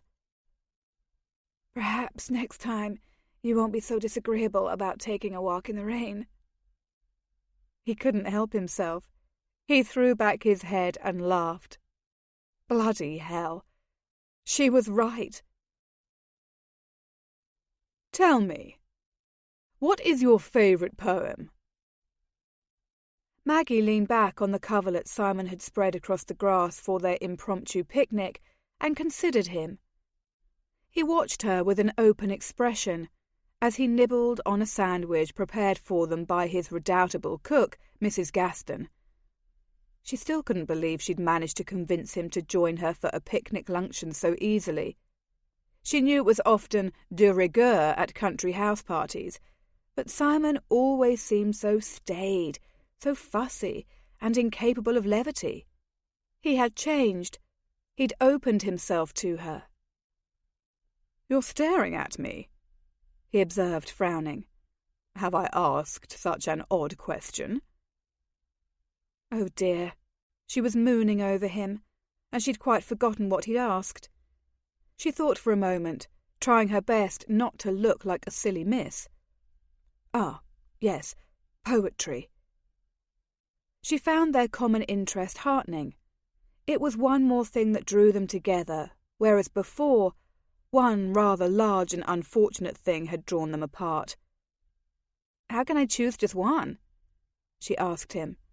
"Perhaps you have a favourite?" His eyes darkened. "I find that I prefer the poetry written by my wife." She flushed, unable to fight back a smile. He certainly knew how to charm her. "Thank you, Simon, but I fear you're merely trying to woo me." He raised a brow. "I didn't know I needed to woo you. I've already won you, after all." But his actions had belied his words. Unless she was mistaken, he had begun doing his best to win her. "I'm beginning to think perhaps you already have." A slow, knowing grin curved his sensual lips. "The sentiment is mutual, my dear." Dear heavens! He was certainly charming when he wished to be, after all. She found she had a difficult time resisting him. In fact, she didn't want to resist him, truth be told. "I'm glad. I hope you're finding marriage to me isn't as horrid as you once supposed." "Do you truly care?" He cocked his head to the side, considering her in that intense way he had that made her feel as if he could see all the corners of herself she'd prefer to keep hidden. "I rather fancy you ought to loathe me. I wouldn't blame you, truly. And yet you're so bloody sweet to me." His insight startled her. He'd gradually begun to open himself to her, and she had discovered a great many things about her husband thus far. One of them was that he had been searching for a family to belong to ever since his boyhood. She suspected he didn't realise it himself, but she fancied it was why he'd been so ensnared by Lady Billingsley. But now that Maggie was a true part of his life, and not a faraway dust mote occasionally flitting through his conscience, she hoped she could give him the family he'd been seeking. It was a frightening realisation for her, just how connected she'd become to him. She didn't just want to settle for a month and then return to New York. Not any longer. She'd changed. He'd changed. Together. "I told you before, I'm not the angel you think me." She thought of all the moments in her life when she had been unkind, had made mistakes. She thought of Richard, of how she had left him devastated when she had broken off their romance to leave for England. No, indeed, she was altogether not an angel. He shook his head. I don't believe you. She smiled sadly at his insistence. I wish I were perfect. You already are perfect, Maggie. He picked up a dark red hothouse strawberry, held it to his lips, and took a bite. She watched, entranced. And you make me perfectly mad with wanting you every time I so much as think your name. Desire unwound within her. She liked that she at least possessed the power to make him long for her. It was something, a small battle won in the war she hadn't realized she'd wanted to wage. She wanted to win not just his passion, his kisses, his admiration, but also his heart. There it was. With such awful clarity it made her throat nearly close. She was going to pry it from Lady Billingsley's inglorious clutches, if she hadn't already done so. Maggie had to wonder as she watched him slowly devour his strawberry, making a burn start deep inside her. But you dislike me. She licked her lower lip, a force of habit. I disliked the notion of you, yes, he said agreeably, as I dare say you did me. For me, however, that dislike has changed immensely. How has it changed? She dared to ask him. He sent her a wicked grin. Shall I show you? Oh dear, he was such a tempting man. It was the midst of the day and they were in the open air. Anyone could happen upon them at any moment. Surely it would be foolish to indulge in the wickedness he promised.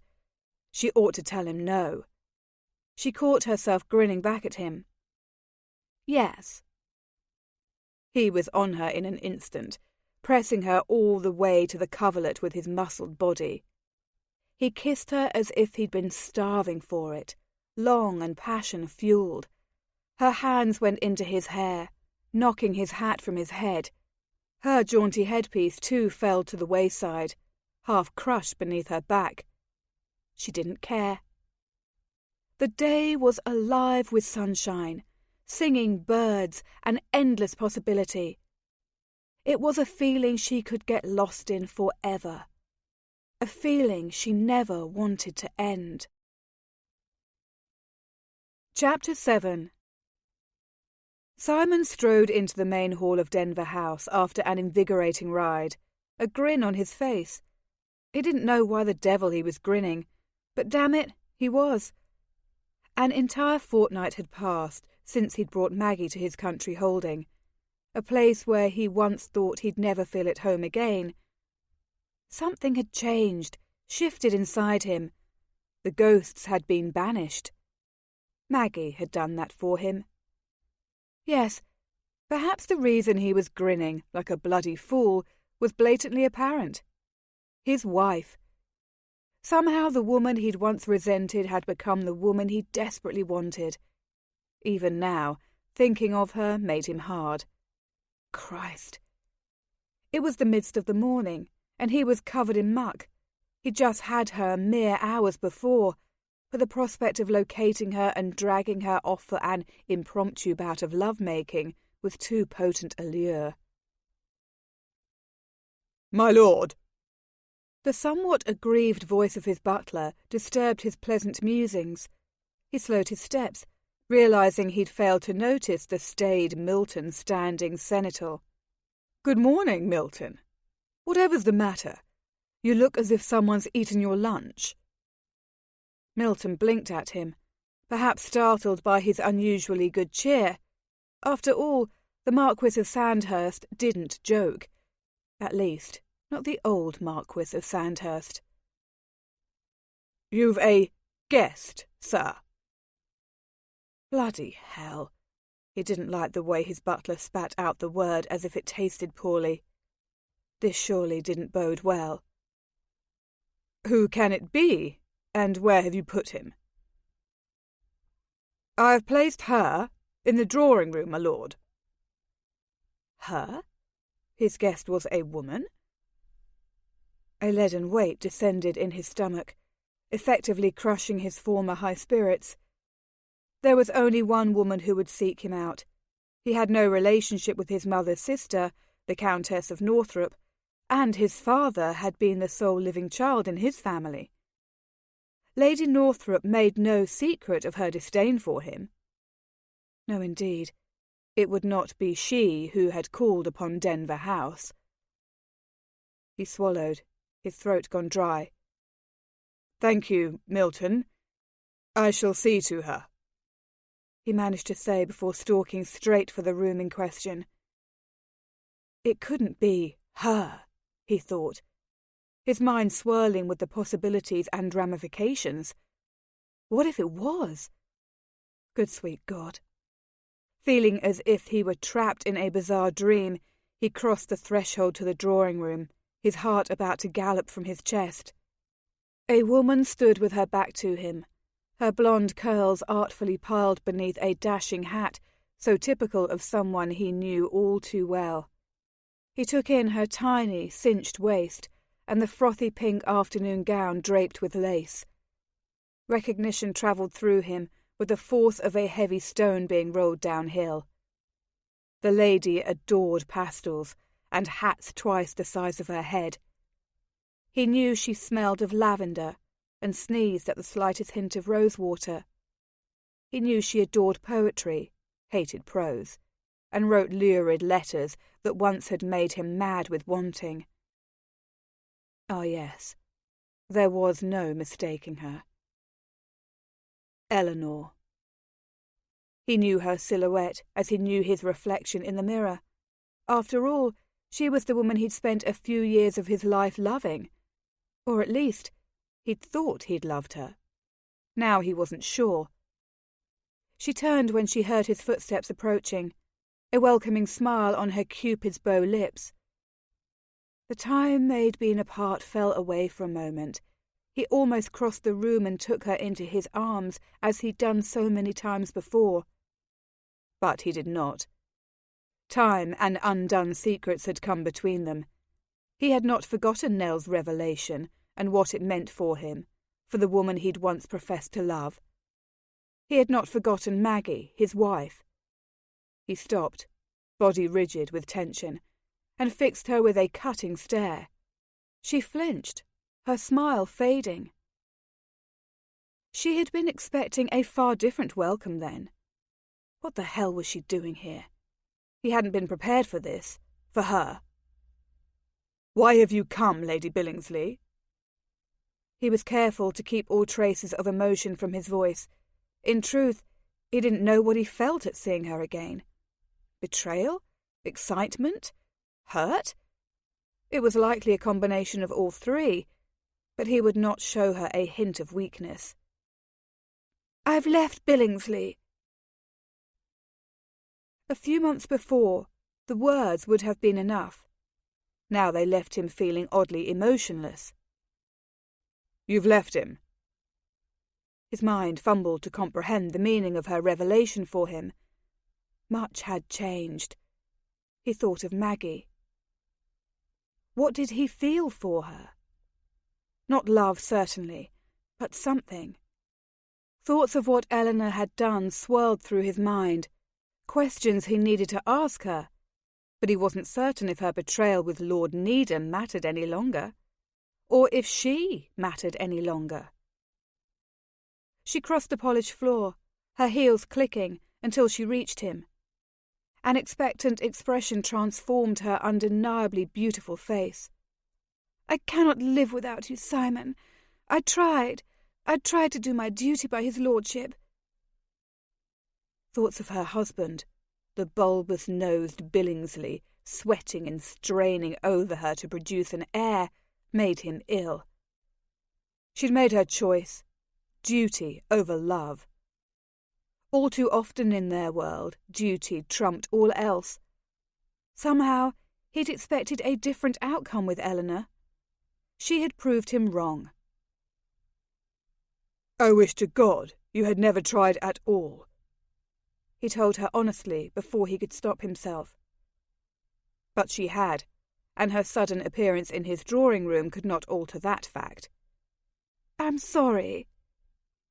Her lower lip trembled in that way of hers that once infallibly brought him to his knees. "You know what a beast he is, Sandy. I had no choice." He stiffened at her use of the diminutive only she had ever called him. It took him back to when he had cared for her. But had he ever truly known her? He couldn't be sure any longer. "You betrayed me, Eleanor." "Never!" She appeared a sad, small figure to him suddenly. "I would never betray you." But he knew differently. "What of Lord Needham?" She grew pale, her entire form going utterly still. "What of him?" He almost pitied her, but not quite. "Nell told me. You needn't lie." "It was a long time ago, Sandy, and a dreadful mistake. We were both in our cups. It never meant anything. You remain the only man I've ever loved, the only man I shall ever love as long as I live." Simon was gratified that she at least deigned to acknowledge the truth, however she attempted to minimize it. He would have thought she might prevaricate further. Even so, he couldn't allow her to reappear in his drawing-room as though she hadn't abruptly told him to go to the devil. Still, he had to admit that her words of love affected him, however much he wished they did not. "What of now? We were sworn to each other," he reminded her. "I promised to keep my wife in name only, just as you promised you would never again go to your marriage bed." Her blue eyes pleaded with his. "Billingsley gave me no other option. I did not want to tell you, but he has raised his hand against me." He couldn't help it. Her words brought a rush of instinctive rage thrashing through him. He grasped her elbow. "What did you say?" "My husband prefers to hit me rather than bed me," Eleanor said, her dainty hands landing upon his chest as if they were a pair of butterflies. "I could not suffer him any longer, Sandy. I thought I could, but I'm no match for his fists." Fists. Rage skewered him. His hands went to her wasp waist as they had so many times before, finding their familiar home. Perhaps Nell had been wrong in her gossip, for Eleanor didn't seem insouciant in the slightest to him. She was trim as ever. He searched her gaze, hoping she lied. "Tell me that bastard didn't hit you." A sob rose in her throat, but she seemed to stifle it, biting her lip. "I cannot. He caused me to lose my babe." "I'll kill him," he vowed, anger a wave overtaking him, threatening to bring him to his knees. "No." Eleanor reached up to cup his jaw. "You mustn't. I've left him for good now, and that is all that matters." "Simon?" Christ. The lilting feminine tone with its undeniable American accent belonged to Maggie. He released Eleanor and turned to face his wife. She stood in the door, looking characteristically magnificent in a day gown of navy silk that complemented her alabaster skin to perfection. Her flame curls were caught up in an elaborate coiffure that rendered her ordinary elegance utterly striking. A stab of lust went straight to his cock. It didn't escape his notice that it was Maggie who aroused him. Maggie he wanted with a ferocity that still shook him. His physical reaction to Eleanor had been tame by comparison. Confused, even. Belatedly, it occurred to him that Maggie appeared shocked. Hell, he couldn't blame her. She had just walked in on him in an intimate embrace with an old paramour. But was Eleanor an old paramour? The question ate at him with an aching persistence. She had to be. Yet how could she be?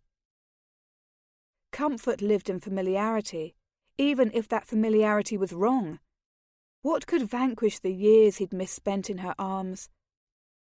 "Who is she?" Eleanor demanded of him in a near hiss at his back. He met Maggie's gaze, all too aware of the hurt he'd read in the violet depths. She raised her chin, her countenance taking on a formidable air he'd never seen. "I am Lady Sandhurst," Maggie proclaimed loudly in a brash American drawl that somehow made him want to drag her straight away to their chamber, no matter the old feelings that had once again sparked as if coals in the grate. "Sandy's wife," she added, lest they be mistaken, he supposed, that she hadn't happened upon a great deal of their conversation. Damn it, she had likely heard far too much. He strode to her. After all, she was his wife above all else, and he'd finally accepted the duty that rode along with being her husband. He suspected there wasn't a particular rule for introducing one's wife to one's mistress, but even he could recognize precedents with his mind awhirl. He offered Maggie his arm as he gained her side. She refused to take it, so he pretended as if he were inspecting his coat sleeve, instead before performing the necessary. "Lady Sandhurst, I don't believe you have yet made the acquaintance of Lady Billingsley," he said, all too aware he sounded awkward as a stripling attempting to woo his first maid. "No, I have not." She held herself regally, pinning Eleanor with a queenly glare. "Nor can I honestly say that I have ever wanted to make her acquaintance. She is not anyone I would care to know. Why is she in our drawing-room just now? Sandy?" He didn't like the way she said his name. Such scorn. He frowned at her for both her rudeness and impertinence, though he couldn't truly blame her for either. "She is visiting, I suspect." "Visiting," Eleanor echoed. "Pray, my lady, pay no attention to me. I am merely throwing myself on your husband's mercy as both an old and dear friend, and he has been kind enough to offer me his aid." What the hell? He had done no such thing. Damn the woman. She was trying to force his hand, and he didn't like it. Not one bit. Was this machinating woman truly the lady he'd fallen in love with? He couldn't shake the suspicion that he'd failed to see her for her true self, that he'd been blinded to her inconstant nature. "His aid?" Maggie repeated the word as if it were an epithet. "How exceedingly kind and generous of him. I've discovered that my husband is a most generous soul, Lady Billingsley." "Indeed?"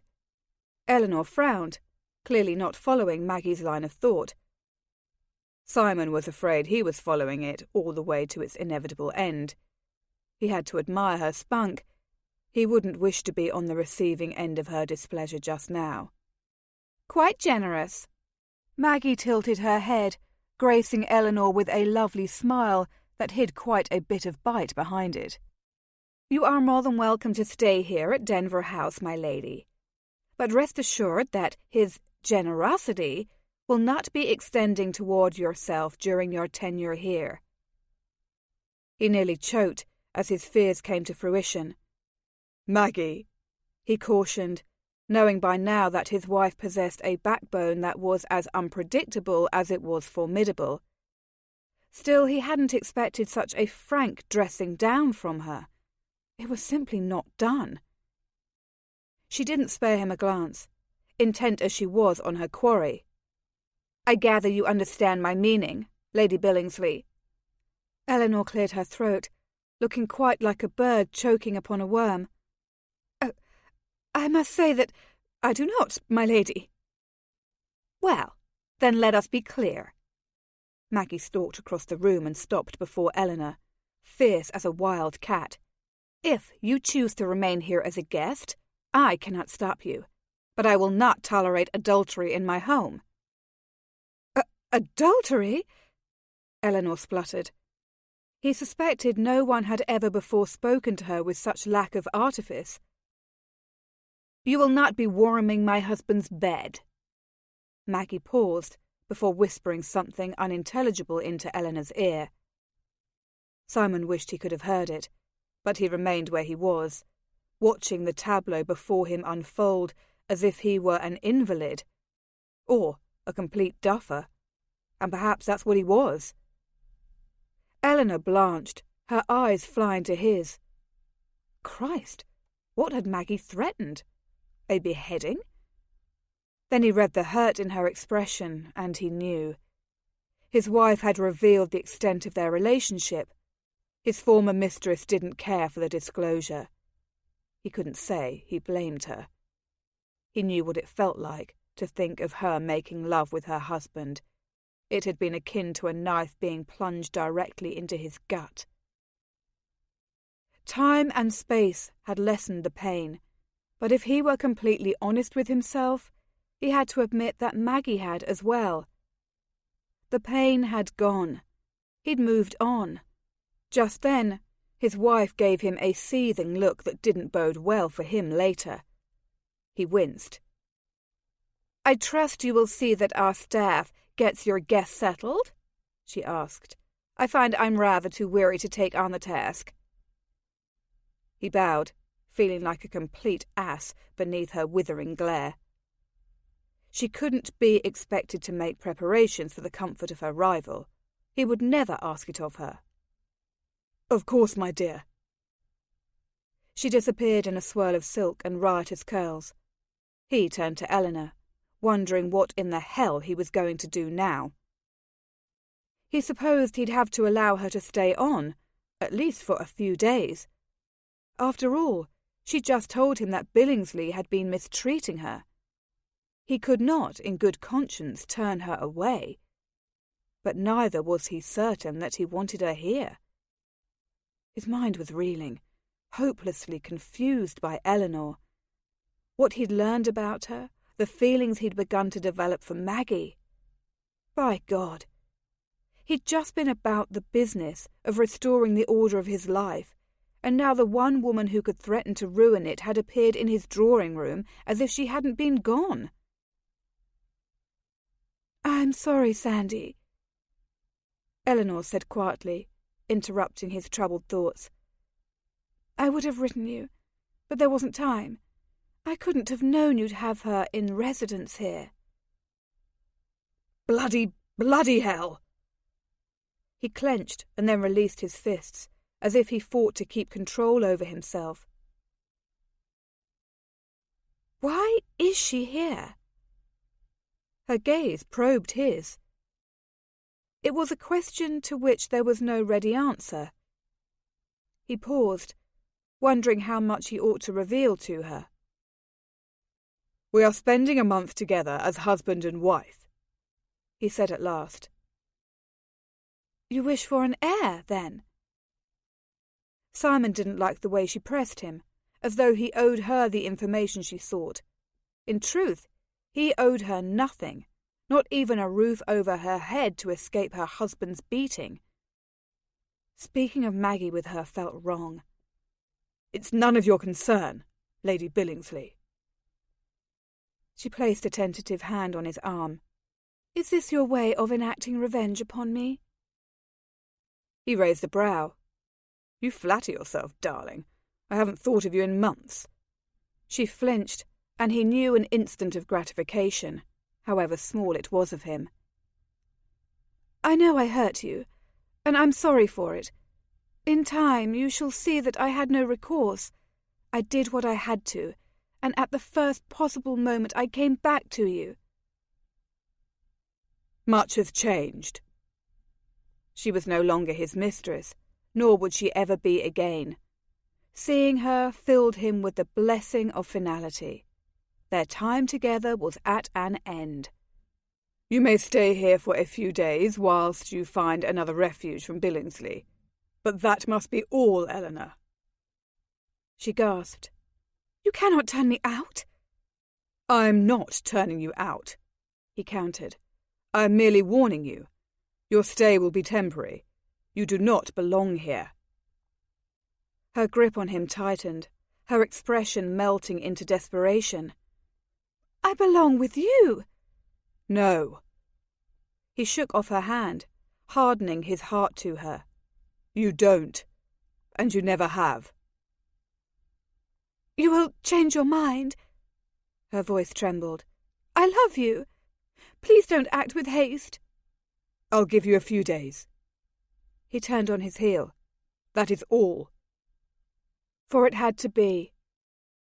He now had a wife who was more than a name and an unwanted presence in his life. The hard truth of it was that he didn't want to consider just how much Maggie had become to him in the last fortnight, for that scared the hell out of him. All he knew now was that he had to find her. Maggie's hands shook as she awaited Simon in the luxuriously appointed salon that adjoined her bedchamber. She'd sent word for him to meet her directly following whatever he needed to settle Lady Billingsley, and for her own sake, she deemed it best not to meet him anywhere a bed could be found. His deadly good looks and wicked caresses had a way of disarming her every time. She couldn't afford to be so foolish this time. She sighed. Although she had decorated the salon herself, the aesthetically pleasing confines did not bring her cheer at the moment. She had not been prepared to face the woman she had detested from afar, to see how lovely she was, how tiny her waist, how golden her hair. She had a penchant for overdressing, that much Maggie could see, but it appeared to be Lady Billingsley's only flaw. Damn her. What right did she think she had to throw herself into Simon's arms? Every right, she supposed. Maggie frowned and paced the length of the room, worry a gnawing ache in her breast. Though she was reasonably certain she had exhibited confidence when confronting Lady Billingsley, the disheartening truth of it was that when it came to her husband, she had no confidence whatsoever. Indeed, she feared he would return to his mistress. After all, he had admitted to loving her. She had been his paramour for longer than Maggie had known him. She still had a hold on him. That much had been apparent by the way he'd been leaning into her, his hands upon her waist when Maggie had intervened. The sight had nearly been unbearable. In just over a fortnight, he had already become important to Maggie. Necessary. She fidgeted with her skirts, her nervousness increasing the longer it took for her husband to arrive. At last, the door clicked open and he stepped inside. For a moment, she stared at him, their eyes interlocked. He was impossibly handsome, she thought again, wishing that he had a wart, or perhaps a large nose, anything to mar his perfection. But he was debonair as ever, despite the distressed expression he wore. "I'm sorry," he said at last, lingering at the door when she longed for him to close the distance between them. Maggie pressed her palms to her skirt, hoping she didn't look a fright. "Why?" He sighed, the sound one of intense weariness. "I didn't know she would come here." She wanted to trust him, but she didn't know if she could. "Did you invite her here?" "Christ!" He passed his fingers through his hair, leaving the two long locks askew. "Of course I didn't. What do you take me for?" The man who had ignored his wife while living openly with his mistress for the last year? She wisely refrained from saying as much.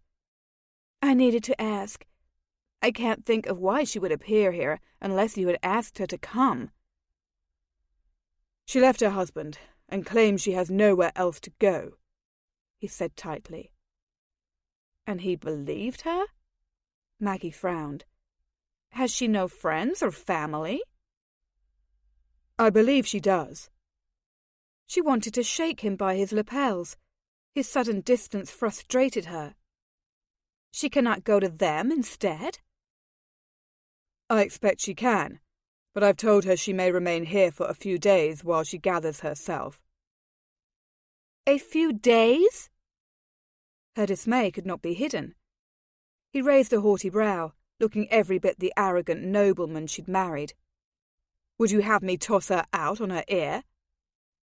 Yes? She knew not a hint of shame. I would prefer that to having to see the woman you love sitting at my breakfast table. He strode toward her then, breaking the unseen barrier he'd built between them. It's no longer the same between us now. I saw how you touched her. She didn't want to press the issue for fear of what he might reveal and how deeply it would hurt, yet she remained unable to keep her tongue still. It was very familiar. She hated the hitch in her voice. I can't deny what has already come to pass. He stopped before her, his scent wafting over her and rendering her heart weaker than it already was.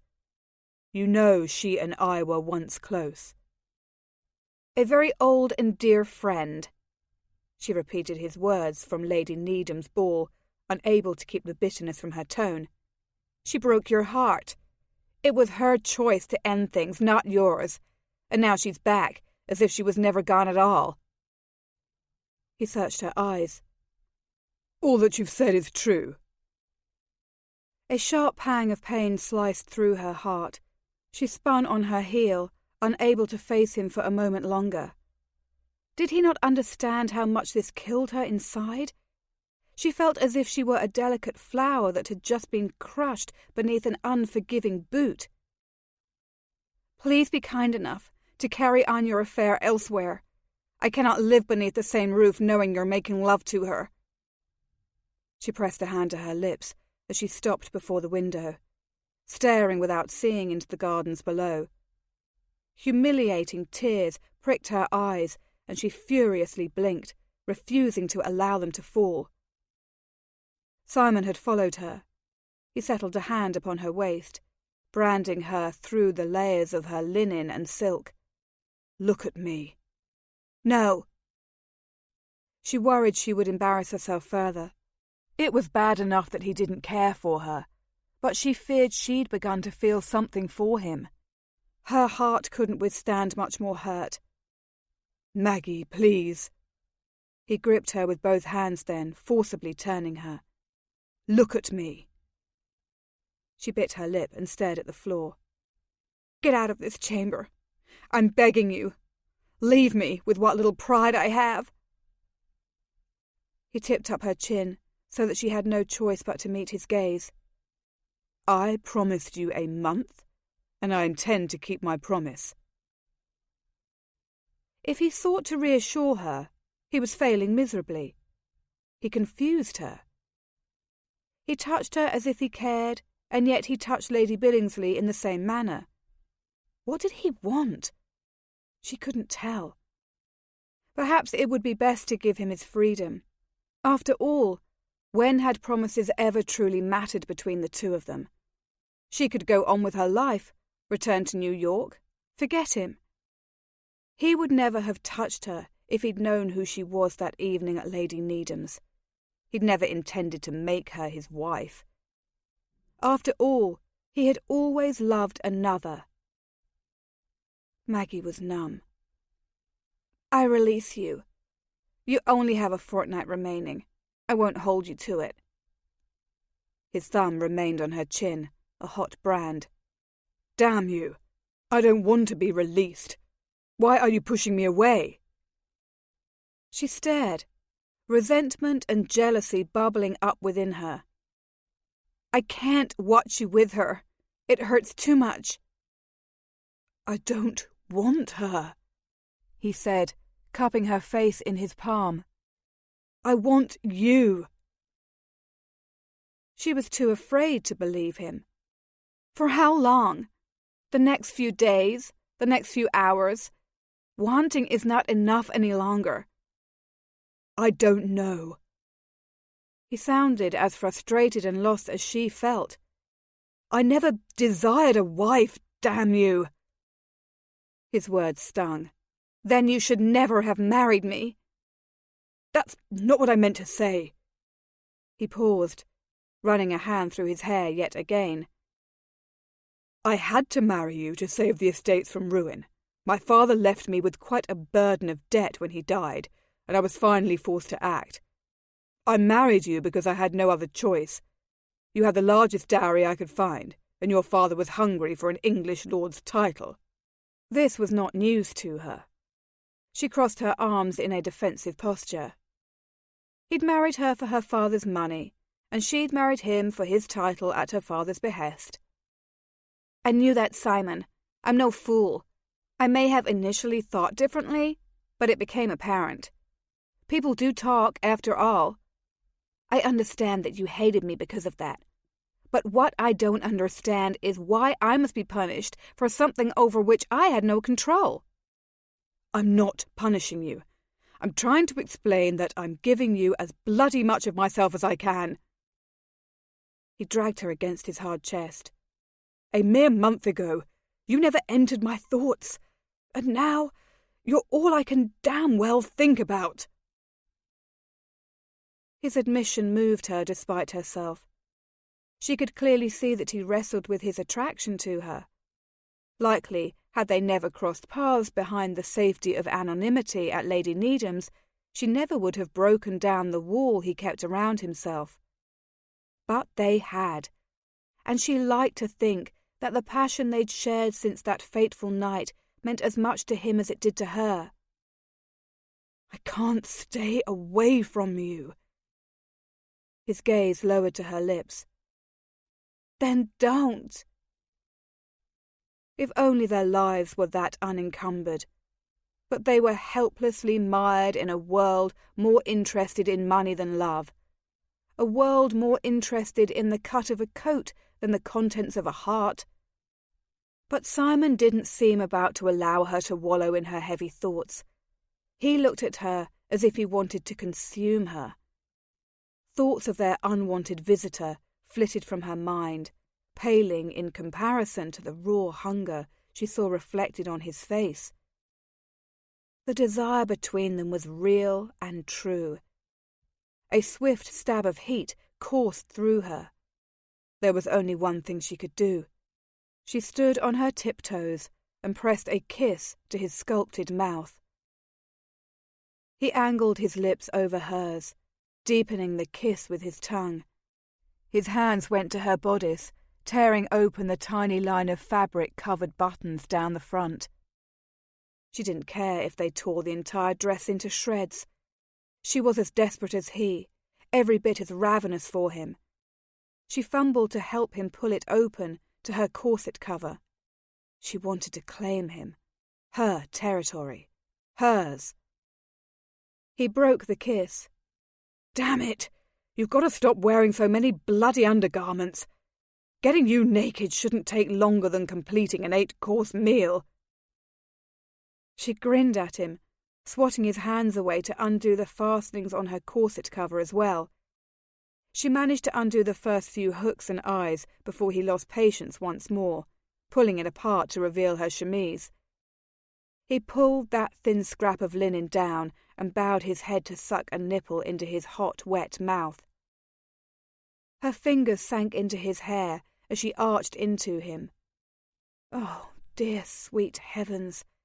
She couldn't tear her gaze from the delicious sight of his sultry mouth on her breast. He glanced up at her, his glittering emerald eyes melting her as his tongue flicked out to tease her sensitive skin. She loved him when he was at his most sinful, torturing her with pleasure until she feared she'd splinter into a million shards of blissful woman. He sucked again, creating a tug of heady desire in her sex. She was already wet, ready for him. "I want you to take me," she said, needing him more than she ever had. She wanted him to make her his in the most elemental sense, make her forget the awful re-emergence of Lady Billingsley in their lives. "Naughty darling," he said, grinning against the pale curve of her breast. He raked his teeth over her nipple, then blew upon it. "How much do you want me?" Oh, he was a devil, her husband, but a devil she increasingly feared that she loved. Dear God! It hit her then, with the blast of a pail of cold water over her head. Somehow, he was winning her heart. She froze, looking down at him, unable to recall what he'd asked. "Have I rendered you incapable of speech once more, love?" A knowing smile curved his mouth. He had called her love. She was sure he didn't mean it in the way she wanted him to mean it. Heavens, she hoped her feelings weren't painted all over her foolish face. Surely there could have been a better time for her to realize her feelings for him. Of course, it would have been preferable for her to have not developed feelings at all. How she wished she was as wise and flippant as Lady Needham, who could flirt and throw wild parties as if she were doing nothing more natural than sneezing. But she was, in her heart, plain old Margaret, and she was losing her heart to a cad. But was he a cad? She didn't want to think it. She framed his face, running her fingers over the delightful abrasion of his whiskers. "Take me now," she urged him, lest she embarrass herself by confessing her confusing jumble of emotions to him. "I need you, Simon." He stood, towering over her once more, and pulled her to a settee in the middle of the room. "Christ, what you do to me, woman!" He placed her hands on the gilt back and positioned himself behind her.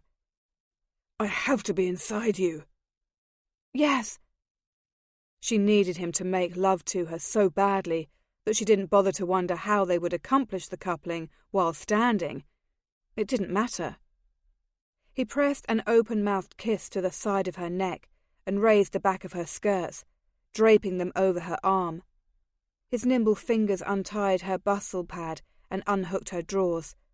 They dropped to the floor with her petticoats and a whisper of sound. He continued kissing her neck, passionate caresses that made her knees threaten to give way. Cool air kissed her bare bottom, replaced in a moment by his knowing touch. "Are you ready for me?" His fingers dipped into her sex from behind, toying with her before sliding inside. She moaned, bucking into him for more. "Yes," she scarcely managed to say. She turned, capturing his mouth with hers. The kiss was plundering, devastating. Their tongues tangled. He replaced his fingers with his cock. His hands went to her waist, holding her at the angle he needed as he plunged inside her again and again. A new wave of desire hit her, making her weak. She gripped the settee so hard her knuckles turned white as she struggled not to crumple into a puddle of lust at his feet. He pumped into her, increasing his pace, and she came undone, reaching her pinnacle and crying out. She couldn't keep herself from half slumping over as the extreme sensation washed over her.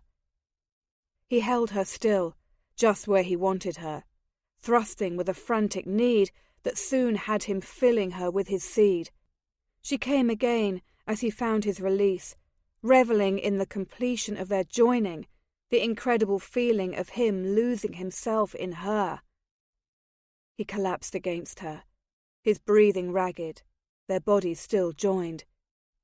She could feel his heart's frantic pace against her back.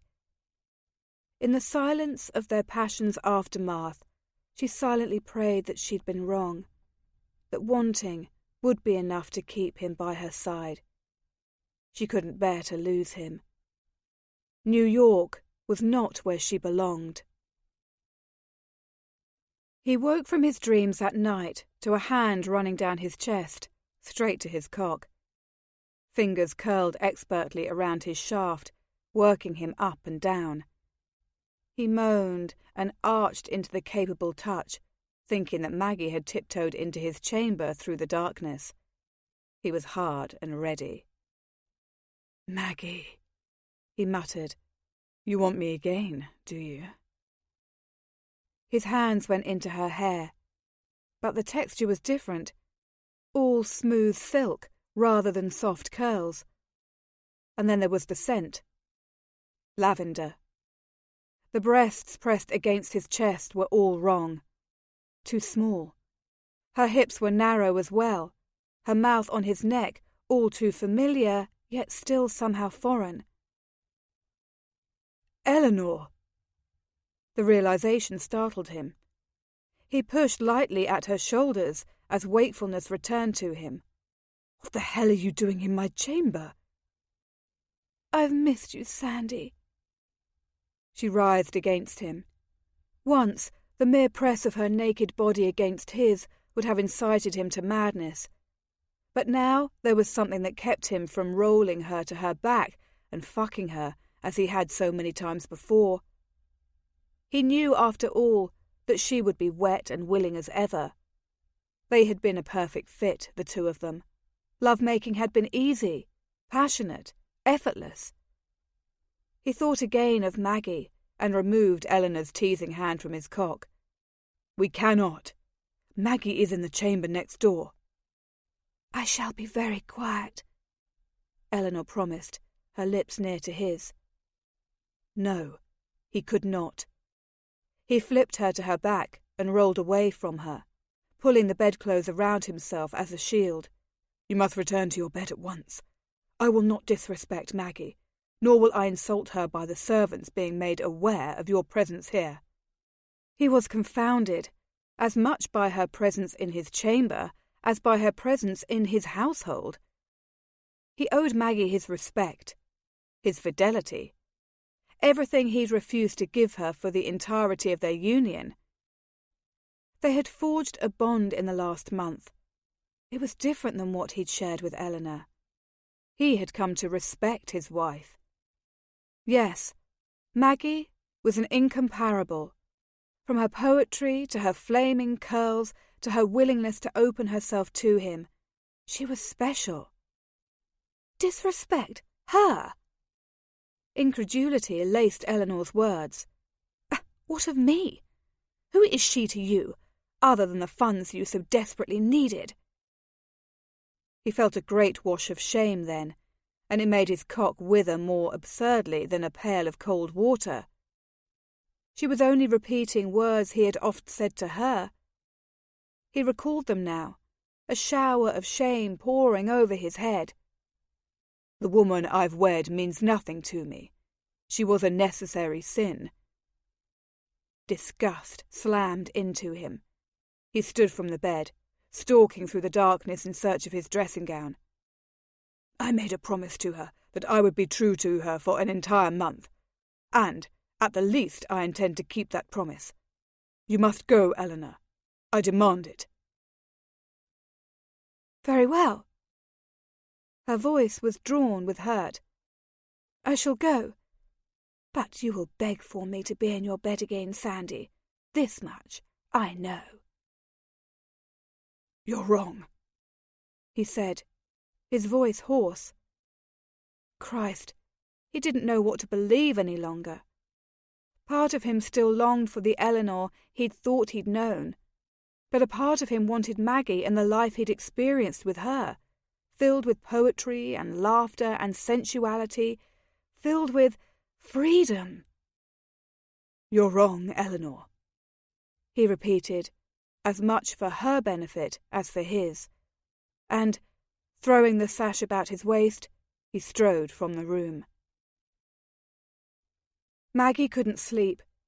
The ugly ramifications of the day taunted her, so that even when she closed her eyes, she could see Lady Billingsley's fine-boned face, her tiny waist, the halo of blonde hair that marked her a true English beauty. Her head ached. Her heart hurt. She was alternately hot, then cold, uncomfortable trapped beneath too many coverings, and then not enough. With a sigh, she attempted to plump her pillow with perhaps more force than required of the task. Simon had come to her earlier in the evening, and their love-making had been slow and sweet. but she'd been almost too gripped with the sudden reappearance of the woman he loved to enjoy the simple mating of their bodies. Dinner earlier had been an unbearably stilted affair. Lady Billingsley joined them, and while Maggie had yearned for nothing more than to hide herself in the private comfort of her chamber for the duration of the meal, she knew she could not allow the awful woman to see her weakness. Maggie was born from the stock of warriors, and she wasn't about to be beaten by a sylph who had broken her husband's heart only to return as if she could once again draw him back into her web. She hoped she had retained her dignity. Twice she had lost her head and had almost allowed her true feelings to billow forth. She had privately longed for Lady Billingsley to choke upon the soup course, much to her inner shame. But through it all, she had somehow managed to act the part of hostess, as if she weren't about to engage in battle with the woman seated opposite her at table. Battle. Maggie grimaced and turned to her left side, desperate to thrash the misgivings from her mind, at least for the night. Did she want to do battle? A few weeks before, the answer would have been a sure and steady no. She had been disillusioned with life, with a husband who hadn't wanted her, with a life of solitude and longing for something more. And then Lady Needham's house party. Meeting Simon free of the encumbrances between them had been exhilarating. Her body had been awakened to desires she'd never imagined existed. Their bargain of 1 month in each other's arms had seemed fortuitous for the both of them. But now it was all so hopelessly, painfully complicated. Her heart had somehow become involved. She cared for Simon, the man who she'd once thought cold and distant, but who she'd discovered still wore the scars of his past beneath his elegant facade. She had not meant to allow him to make her feel so much. A soft noise filtered through her troubled musings just then, putting a halt to her runaway mind for the moment. She held her breath and listened. It seemed to be coming from Simon's adjoining chamber. Filled with misgiving, she rose from her bed and padded across the carpet to listen at the door. A low rumble reached her ears, unmistakably Simon's voice.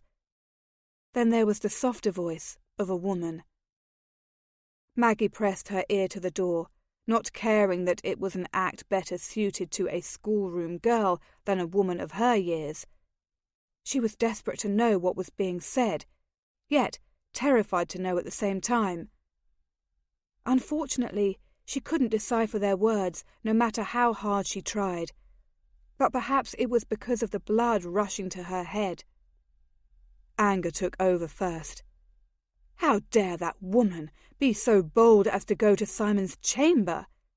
How dare Simon give her entrance? Beneath the anger, an awful tide of hurt rose through her. How could he betray her in their home, and so soon after he had made love to her? How could he show her such passion only to give the same to another woman? A mere month ago, you never entered my thoughts, and now you're all I can damn well think about, he had told her, the rotten liar. Perhaps she had been wrong, and he did not possess a heart after all. Part of her wanted to throw open the door and confront them both, but the other part of her feared very much what awaited her on the other side. She couldn't bear to see him holding Lady Billingsley, kissing her, touching her. Feeling ill, she paced back to her bed and sank into it. She had nowhere else to go, no one to turn to, and for the first time in her largely unhappy stay in England, she felt completely and utterly alone. Tears stung her eyes, and try though she might, she couldn't keep them from falling. After all this time, all the wisdom she'd sworn she'd gained, he still had the power to hurt her, to crush her as if she were a paper doll beneath his boot heel. It was a horrible realization. She wanted so much to be impervious to him, to have been as worldly as Lady Needham, but she supposed that in the end she was still the same dreamer with a poet's soul she had always been, a girl who naively believed in the promise of passion, a girl who felt too much, who saw the best in others even when it was not present, and who allowed a cad to strike too close to her heart. It had not been the first time Simon had hurt her, but as she lay in the darkness planning what she ought to do, she decided that it would have to be the last. Chapter 8. Simon was thoroughly inebriated, sauced, in his cups, whatever the words one preferred to use. He was claiming them all. He took a healthy swig of whiskey, enjoying the burn down his throat. He'd been unable to sleep, so he'd spent the night in his study, drinking and wondering what in the hell he was going to do next. He'd never been more bloody confused in his life, torn between the past and a possible future with Maggie. Maggie, his passionate poet who never failed to surprise him. Did he love her? The truth of it was that he had begun to believe love was more fiction than fact, that it was an impossible state invented by fools and romantics. He was drawn to her responsive body and kind heart. She had shown him more generosity than he deserved, and he would always admire her for that. Christ! He took another drag of spirits. Libations were not the solution to his problems either, but they did a fine job of distracting him. His mind was lighter, even if his heart was not. A discreet tap at the door interrupted his solitude. "Enter!" he called out, assuming it was the butler with a breakfast tray. Maggie swished into the room, looking formidably lovely in a day gown of aquamarine silk. Her flaming locks were styled simply, with curls cascading down over her shoulders. The bodice of her dress flattered her slim waist and full bosom to perfection. Damned if he didn't get hard just looking at her, whiskey and all. A series of bows bedecked her skirts and sleeves, and he itched to untie them all, then peel her out of her dress, spread her over his secretaire, and slide his cock deep inside her. "My lord." Her tone was stiff as baleen corset stays. Hell, the chill emanating from her luscious body was enough to dampen his ardour. Something was wrong. He belatedly realised her ordinarily full pink lips were pinched into an unhappy line. "Maggie," he returned, standing as he recalled his manners. "Good morning." She stopped halfway across the room, hands clasped at her waist. She was a fiercely unique beauty. "I don't find it to be a good morning at all, I'm afraid." He raised a brow, trying to fend off a looming sense of trepidation. "Indeed? And why would that be, my dear?" "My slumber is frightful at best, easily interrupted." She stared at him in that knowing way she had. It quite stripped his soul bare, and he hadn't thought he possessed a soul any longer. "Out with it, Maggie," he commanded, doing his best to sort out what was amiss even with his whiskey-soaked brain. "What have you to say to me?" She caught her luscious lower lip between her teeth before venturing into the dangerous waters before them. "I heard voices last night." The weight of dread settled down upon his shoulders. How much had she heard? "Indeed?" Oh, damn it all. He said that twice now. Now he was a cad and a twit in addition. Of course, to being a drunkard. "Indeed." Her expression was pensive, slightly wounded. She had never appeared more beautiful to him, and the realization startled him. "I believe you were in conversation with Lady Billingsley. In your chamber." Bloody hell. He wanted to lie, but he could not. "She availed herself of my chamber whilst I was sleeping." "And you did not see fit to summarily dismiss her?" Of course he should have done.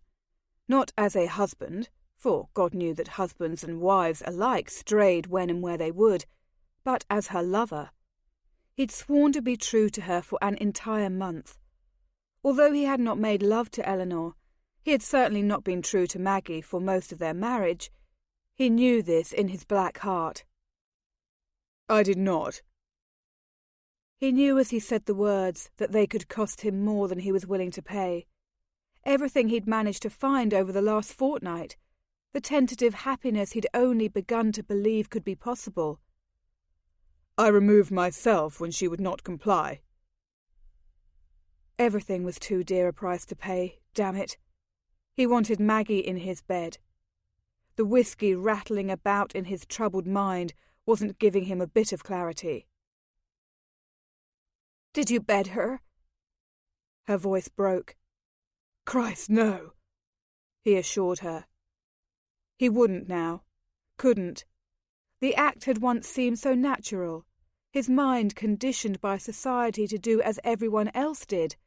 Marry for practicality, find love elsewhere. I may be an utter bastard, but even I have morals when I need them. You wanted to, didn't you? Her blunt question shocked him, as much because she had dared to ask it as because it shook him. The plain truth of it was that if he'd wanted Eleanor, he would have taken her. At least he would have in the past. His unfettered time with Maggie had changed him, and for the better. You still love her? Maggie said then, without waiting for his response. Her voice devoid of inflection, save a slight tremor that he knew meant she was on the verge of tears. Did he? The alcohol was muddling his already confused mind. All he knew was that he was hopelessly ensnared in Maggie's violet eyes, their light filled with an accusatory glow. He had disappointed her, and that hurt him, smote him more than any other blow in his life. He was an utter failure. There it was, laid out before him. He had lived almost 30 years, and yet this young scrap of American idealism had brought him low. He was not worthy of her. He wasn't worthy to kiss her hem. Didn't she know? Why did she dare to believe him better than he was? He was nothing more than a broken, confused, bloody-soused fool. A fortnight cannot change a man as much as you hope. I will not stand in your way. Maggie bowed her head, composing herself with grace. Her beauty took on a fragile quality for the first time, her pale complexion fading into an ashen tinge. Her lips thinned. Even her elaborate upswept curls seemed to sag in defeat. She tucked her chin back up, defiance flashing in her gaze.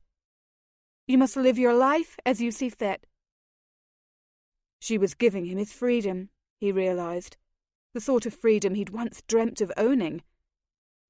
During his days of being her husband, long before he'd come to know her, the guilt had been at the edge of his conscience, nagging him, eating him alive, and now she was telling him to pursue the woman he had loved. He should be thrilled, overjoyed, overcome with elation. Instead, he felt only hollow. Eleanor was not the woman he wanted, not any longer. What of Maggie, the sweet wife he'd grown to care for over the last few weeks? She had inspired him, shown him new facets of life, brought him passion and joy. She had been giving and wonderful to him, when he only ever had been unkind to her. The truth of it was that she deserved so much better than a bollocksed-up horse's arse like him. Perhaps whiskey was making him see straight for the first time. What of you? He asked, hoping that she would not release him so easily. He dared to think she might fight for him with that fierce American spirit of hers, that she might want him despite all his flaws and peculiarities. But she turned her back, taking a deep breath that bespoke emotions too raw to let loose. I expect I will find my way. I always have. She exhaled and turned to face him, her expression bearing a false cheeriness. "Perhaps I will ride again. You've made me see that I ought not to have given up my dreams, and for that I will be forever grateful." She spoke as if she expected never to see him again, and the thought of her disappearing from his life assailed him with a foreign sense of fear. His chest tightened. "What do you mean? Find your way?" "Oh, it is merely a figure of speech." She hastened to assure him. "You needn't fear that I will be underfoot. I can always go to London or stay with friends." "No," he bit out, perhaps faster than he ought to have. "You must stay here, at Denver Hall. Why would you leave?" He wanted her to stay. At least he thought he did. He'd never felt so adrift in his life. He was a boat, bobbing upon the sea, no land in sight. Jesus, he didn't have a compass to tell him which direction he ought to take. "Of course," she said with equal brightness. "I would never leave if you didn't wish it of me. Surely you must know that, Simon." Feeling relieved, he nodded. "Very good, my dear." But when he would have closed the distance between them and taken her in his arms, she was already fleeing the room. He watched her go, helpless to stop her. Maggie was reading in the comfort of the drawing-room, trying to distract herself from the awful knot growing inside her stomach. She had sought out Simon in the hopes that he would tell her something that would give her reason to stay. She had hoped he would tell her that he didn't give a damn for Lady Billingsley, unlikely though she knew it was. But he had been conflicted as ever, his eyes bloodshot and his hair mussed. That he appeared to be in as much turmoil as she was left her little comfort. Even if he did care for her, he still had feelings for his old lover. She feared she would have to leave Denver House. There was no earthly way she could remain, watching Simon fall back into Lady Billingsley's arms. She could go to London, she supposed, or perhaps seek out her dear friend Victoria while she booked passage to New York. She tried to tell herself it was for the best, but she couldn't quite muster the strength. It hardly seemed fair that she would have discovered her feelings for her husband, only to have the one woman who had kept them apart re-emerge, determined to raise the fragile truce they'd built. As if on cue, her unwanted guest sauntered into the room, disrupting her peace. Dear heavens! Was there never a time when she could avoid the dreadful woman? She was everywhere. At dinner, in the drawing-room, standing too near to Simon whenever she could, staring at him as if he were nude before her. She had only been at Denver House a day, and already it was one day too many. Maggie loathed her.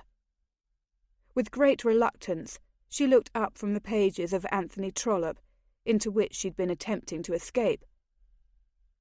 Lady Billingsley was, of course, beautiful as ever, wearing an ethereal afternoon gown of rich lavender that emphasized her tiny waist. Maggie swore she was so heavily corseted it was a miracle she didn't faint whenever she seated herself. Her blonde curls were artfully arranged, golden as an angel's. But an angel she was not. She raised her nose ever so slightly as her gaze settled upon Maggie, as if to say Maggie's mere presence was an affront to her sense of English nobility. Maggie's brows snapped together into a frown. The feeling was mutual. "Lady Billingsley, how lovely to see you." She was aware that she must at least uphold a pretence of being a happy hostess. It would never do for the woman to discover how much she vexed her. "My lady," her foe acknowledged with a regally inclined head, "I'm delighted to find you here, as it will save me the effort of seeking you out." Dismay swept through Maggie. It didn't escape her that the woman had refused to refer to her as Lady Sandhurst. Why should you need to seek me out? Her ladyship crossed the room, closing the distance between them, and reached into a pocket on her day gown, extracting a ribbon-bound stack of what appeared to be envelopes. I have something I want to give you, something that I think will alter the way you must see me. Maggie shook her head, eyeing the packet dubiously. I'm sure it cannot. I don't want it, my lady. You must take them. I want you to have these. Lady Billingsley thrust the envelopes into her hands. Maggie accepted them, but only because it was either close her fingers about them or allow them to drop to the carpet. She studied her adversary's face, wishing it was not nearly so lovely. I don't want anything from you, Lady Billingsley, other than to never see you again. I understand that you despise me, but I love your husband, she said, startling Maggie with her candour. And I know that he still very much loves me. I was wrong to leave him. But you did leave him, she pointed out, and regardless of whether or not you accept that, it changed everything. Once you had complete power over him. Now he no longer harbours even a hint of tender feelings for you. Of course, she was blustering. Even if she knew this was not a war she could win, her pride demanded she not allow the woman to see it. In truth, she was terrified that her husband was still in love with the woman before her. After all, he had never given her any reason to hope for more than their month of passion. He had never spoken words of love to her. The letters in her hand burned into her skin in an awful reminder. Love letters. Maggie knew it without bothering to read them. What made their existence all the more humiliating was that he had never written her a line, not even to inquire after her welfare, not even to ascertain whether or not she still existed. He is attempting to make me jealous, Lady Billingsley insisted. You're a distraction to him. Read the letters, I implore you. You shall see how deep our connection runs. It cannot be broken by a mere American girl who has shared his bed for a month. I'm no mere American girl. Anger lent her new pluck. I am a woman of her own fortune, a poet, a wife. What are you other than the woman who clung to a man who could never truly be hers? He was, her nemesis hissed.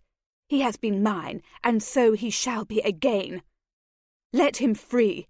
Can't you see how he feels trapped between us? He pities you. Maggie looked from the insidious letters in her hand back to the woman's face. She was intent, her expression as if it had been chiselled from marble. But there was an underlying emotion in her voice, an urgency perhaps. Her words rattled Maggie. He pities you, she'd said. Could it be true? She wouldn't allow herself to think it just now. Let him free? I have no hold over him.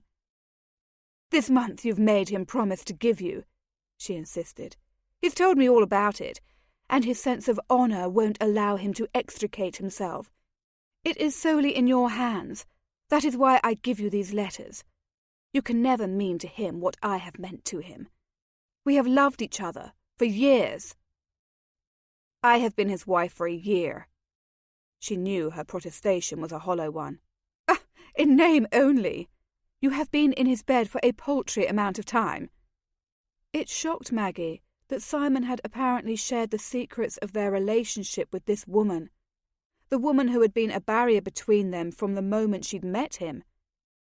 Perhaps there was something to what Lady Billingsley told her. She had long ago lost her naivety, after all, and that largely thanks to Sandhurst. My marriage is none of your concern, she forced herself to say, through lips that had gone numb in her escalating fear. You do not belong here, my lady. Indeed, you would do best to return to your husband. Her ladyship's face transformed. her expression becoming smug. "I cannot. Sandy loves me, and I love him. I'll not make the same mistake twice. I must have him in my life, or it's not worth living." Dear God, what hope did Maggie have of winning against this woman? She had not been able to win before. Now, she had nothing more than heated embraces and wicked love-making to hold Simon to her. He had never spoken words of love, nor written them. She stared down at the letters, her heart aching. Disappointment sank through her. She knew what she must do. She was gone. The realization was akin to a punch directly in his gut. Simon nearly doubled over, so violent was his reaction. He threw open the door to her chamber and stalked inside, confirming what his butler had already told him. His wife had left in a flurry of hooves and portmanteaus. Her chamber still smelled of her perfume, but other than her scent and the handful of letters she'd left scattered over her bed, it was as if she'd never been there at all. Damn! He never should have allowed Eleanor to remain at Denver House, not even for a day. He scooped up a letter and scanned its contents, recognizing his youthful signature at the bottom of the page. Instantly, he knew what Eleanor had done. These letters were old. He'd never been one for dating his correspondence as he ought to have done, and he cursed himself for it now. Christ, he'd been a love-sick milksop, he thought with disgust as he read a particularly flowery line. She had given these letters to Maggie, knowing she would read them and assume the worst, and then he found another letter, tucked into an envelope bearing his name. Maggie had left him a note, it would seem. He snatched it up far too quickly and tore it open. She wrote that she was freeing him. She did not wish to see him ever again. She was going away, never to return. His fist tightened on the letter, crumpling it before he finished reading. Damn her! How dare she think she could leave him so easily, without warning, without a word? She couldn't. He wouldn't stand for it. He had to find her. But first, he needed to confront Eleanor. The entire sheaf of papers to the floor, he stalked from the chamber, his former lover's name on his lips as if it were a war cry. Eleanor! His vision had blackened with his rage as he realized the depths to which she'd sunk. She had been cruel, had hurt Maggie. Eleanor! God damn it! Show yourself! She refused. He knew which chamber she'd been assigned, neatly solving the immediate problem of giving her a tongue-lashing. Without bothering to knock, he threw open the door. Eleanor was seated at a writing desk, but she stood hastily at his entrance, her eyes wide. "Sandy, whatever is the matter?" "You can dispense with the pretense of your innocence," he hissed, crossing the room to her and only stopping when he feared he may be capable of grabbing her arm and hauling her out the door. He wouldn't do her violence. "I know what you've done." "Are you not pleased?" She frowned at him. "I've only made it apparent to the silly cow that she has no place here." He had not been so enraged in a long time. He clenched his fists and took a breath, forcing himself to calm. "She has every place here. She is my wife." "In name only." Eleanor sounded suddenly fragile, but Simon was unmoved. "Indeed, Eleanor, just as you have been wife to your husband. If he beats you, then you should not return to him. But you will need to find another roof above your head. You cannot remain here." "I beg your pardon." Her already wan complexion had gone paler. "You must leave. I cannot countenance your machinations," he explained, realizing he had erred in ever allowing her to stay when she had first arrived. She had ever been a weakness of his, and he had pitied her, still moved by the tender feelings he'd had for her. But he should have urged her to seek other shelter. He had been too bloody stupid to see it. "You love me!" She came to him and placed a dainty palm on his chest. "You're angry. I only did what I thought you wished me to do. You mustn't permit yourself to feel sorry for her." He shook her touch away. "No, Eleanor, I do not love you. I doubt now that I ever did. Nor do I think you love me. We were two people searching for something bigger than ourselves, naive enough to think we'd found it." Her expression disintegrated before him. "How can you be so merciless?" "I might ask you the same, madam." He reminded her tightly. "Are you truly taking up the cudgels for that woman?" Yes, damn it, he was. He had learned quite a bit about the wife he'd ignored. She was a poet, a wild lover, a kind heart. She hadn't deserved to be thrust into the position in which he had placed her. That much he knew for certain. "I am," he said at last, feeling as if he had just taken up the first worthy cause of his life. "I have to, Eleanor. You made your choice a long time ago, and now I have made mine." He'd known her for half his life. Each of them had been left in dire straits by their families. He'd needed to marry a fat dowry, and Eleanor had needed to marry a fat purse. But he was not the young buck she'd known any longer, nor was she the girl he'd once admired. They had changed, irrevocably. "How could you?" Her hands fluttered about her as if they were lost butterflies before she pressed them to her mouth. He had the uncomfortable impression that she was stifling a sob. He didn't want to hurt her either, but she had left him with a decision to make. He didn't know what would come of his marriage with Maggie, but he did know they were inextricably linked. He didn't want her to disappear from his life. "I'm sorry."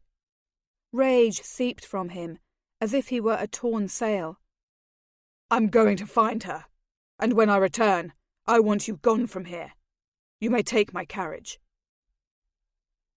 Tears slid down her cheeks in earnest now, as a sense of finality weighed upon the moment.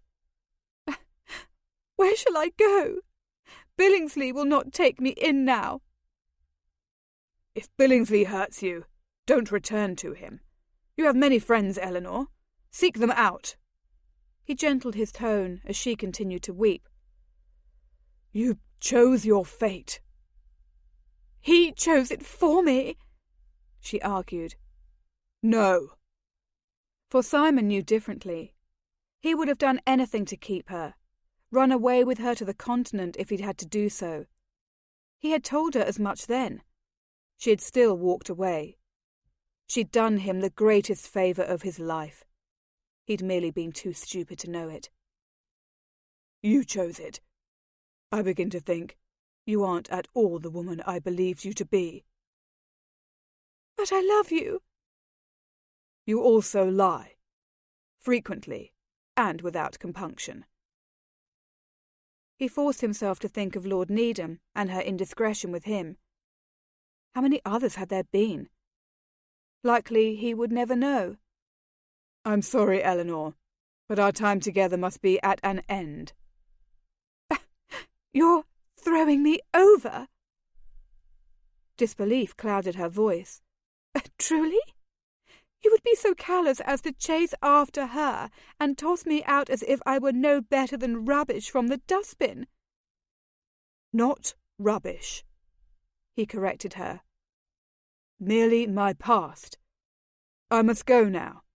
I hope when next we meet it shall be as friends." He didn't wait to hear her response. He left the chamber, determined to find Maggie if it was the last thing he did. The hired conveyance rumbled over the roads as Maggie pressed a hand to her roiling stomach.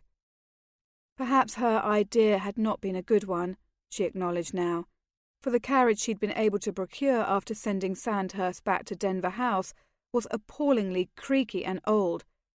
It smelled of sourness, must, and horse dung.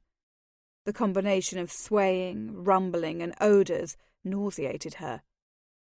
To add to already dismal matters, the skies had opened up in a bitter torrent of rain, and the carriage had a leaking roof. But she hadn't wanted her husband to find her. She was not just leaving him. She was disappearing entirely. Oh, she didn't fool herself that he would bother to find her, but she didn't want it to be a possibility. She certainly hoped they would soon reach Lady Needham's estate, for she couldn't bear to be trapped within the carriage for much longer. At least the unpleasantness of her surroundings was somewhat serving to distract her from the ache in her heart. Maggie had never felt more broken in her life. She felt like a teacup that had been hurled from a rooftop to shatter into infinitesimal shards below. She was reminded of the poem by Elizabeth Barrett Browning, My Heart and I. You see, we're tired, my heart and I. We dealt with books, we trusted men, went the verses. Yes, Maggie's heart was tired indeed. She had trusted Simon, and in so doing had fallen head first into her own demise. And in our own blood drenched the pen. The poem rang so terribly true. "Stop this carriage!" A familiar voice, commanding and arrogant, and yet beloved as ever, broke through her uneasy thoughts. Simon? It cannot be. She moved from the uncomfortable bench to press her face against the dingy window. She was afraid to hope, terrified that somehow she had conjured him. Perhaps she was dreaming, and any moment she'd fall to the dirty floor of the carriage and wake up to the awful realization that Simon still loved Lady Billingsley, and he'd happily lived the rest of his life without Maggie. But no, there he was. Her foolish heart swelled with joy, crouched low over his horse, a fierce expression etched on his handsome face. He looked like a marauder of old as the reins lashed him.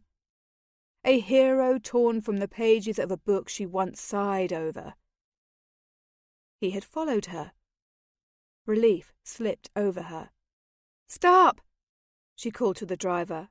"Stop at once!" The carriage groaned to an unsteady halt, and she was already on her feet, throwing open the door. Simon dismounted when he saw her, closing the distance between them in 3 long strides. He caught her waist in an almost punishing grip, hauling her down from her perch. Rains battered them. He was soaked. She didn't care. "Damn you, Maggie! What the hell were you about? Leaving me without a bloody word?" The question was almost a snarl. She searched his face, finding not a hint of tenderness there. He was all harsh lines and unforgiving angles. Somehow, she hadn't anticipated his anger. As she'd played out his reaction in her mind, she had expected his relief. She had hoped for his sadness. She had not thought of rage. But it was an irate husband glaring down at her now, demanding answers. "I wrote you a letter," she managed, holding onto his arms. "A wrong-headed, nonsensical piece of shite," he declared. His words, however gruff, should have heartened her. But they left her cold, questions clamouring within her. Why had he followed her? Pride? His rage? She decided to begin with the heart of her leaving. "Lady Billingsley gave me your correspondence. I read it all, and I couldn't bear for you to be apart from someone you obviously love so much." "You might have asked me," he countered. "You could have come to me, Maggie. Why did you not?" "You never wanted me from the first." Fat droplets of rain landed on her cheeks, rolling down in a rude mimicry of tears. She dashed them away, not wanting him to think she cried for him. I know you certainly never loved me." "A man can change, by God!" His grip on her tightened as he gave her a slight shake, as if to shock some reason into her. "Haven't you ever thought of that?" The vibrant green depths of his gaze trapped her. "I thought you had changed, but then Lady Billingsley appeared, and you seemed so torn. I won't stand in the way of your happiness." "Don't you see?" He took her face in his palms then, drawing their mouths impossibly near. "You are my happiness." Her heart soared. "Me?" "You," he confirmed. "I don't know how the devil it happened, but somehow you've managed to rot my brain." Oh dear, that didn't sound romantic at all. She frowned at him. "I've done nothing of the sort."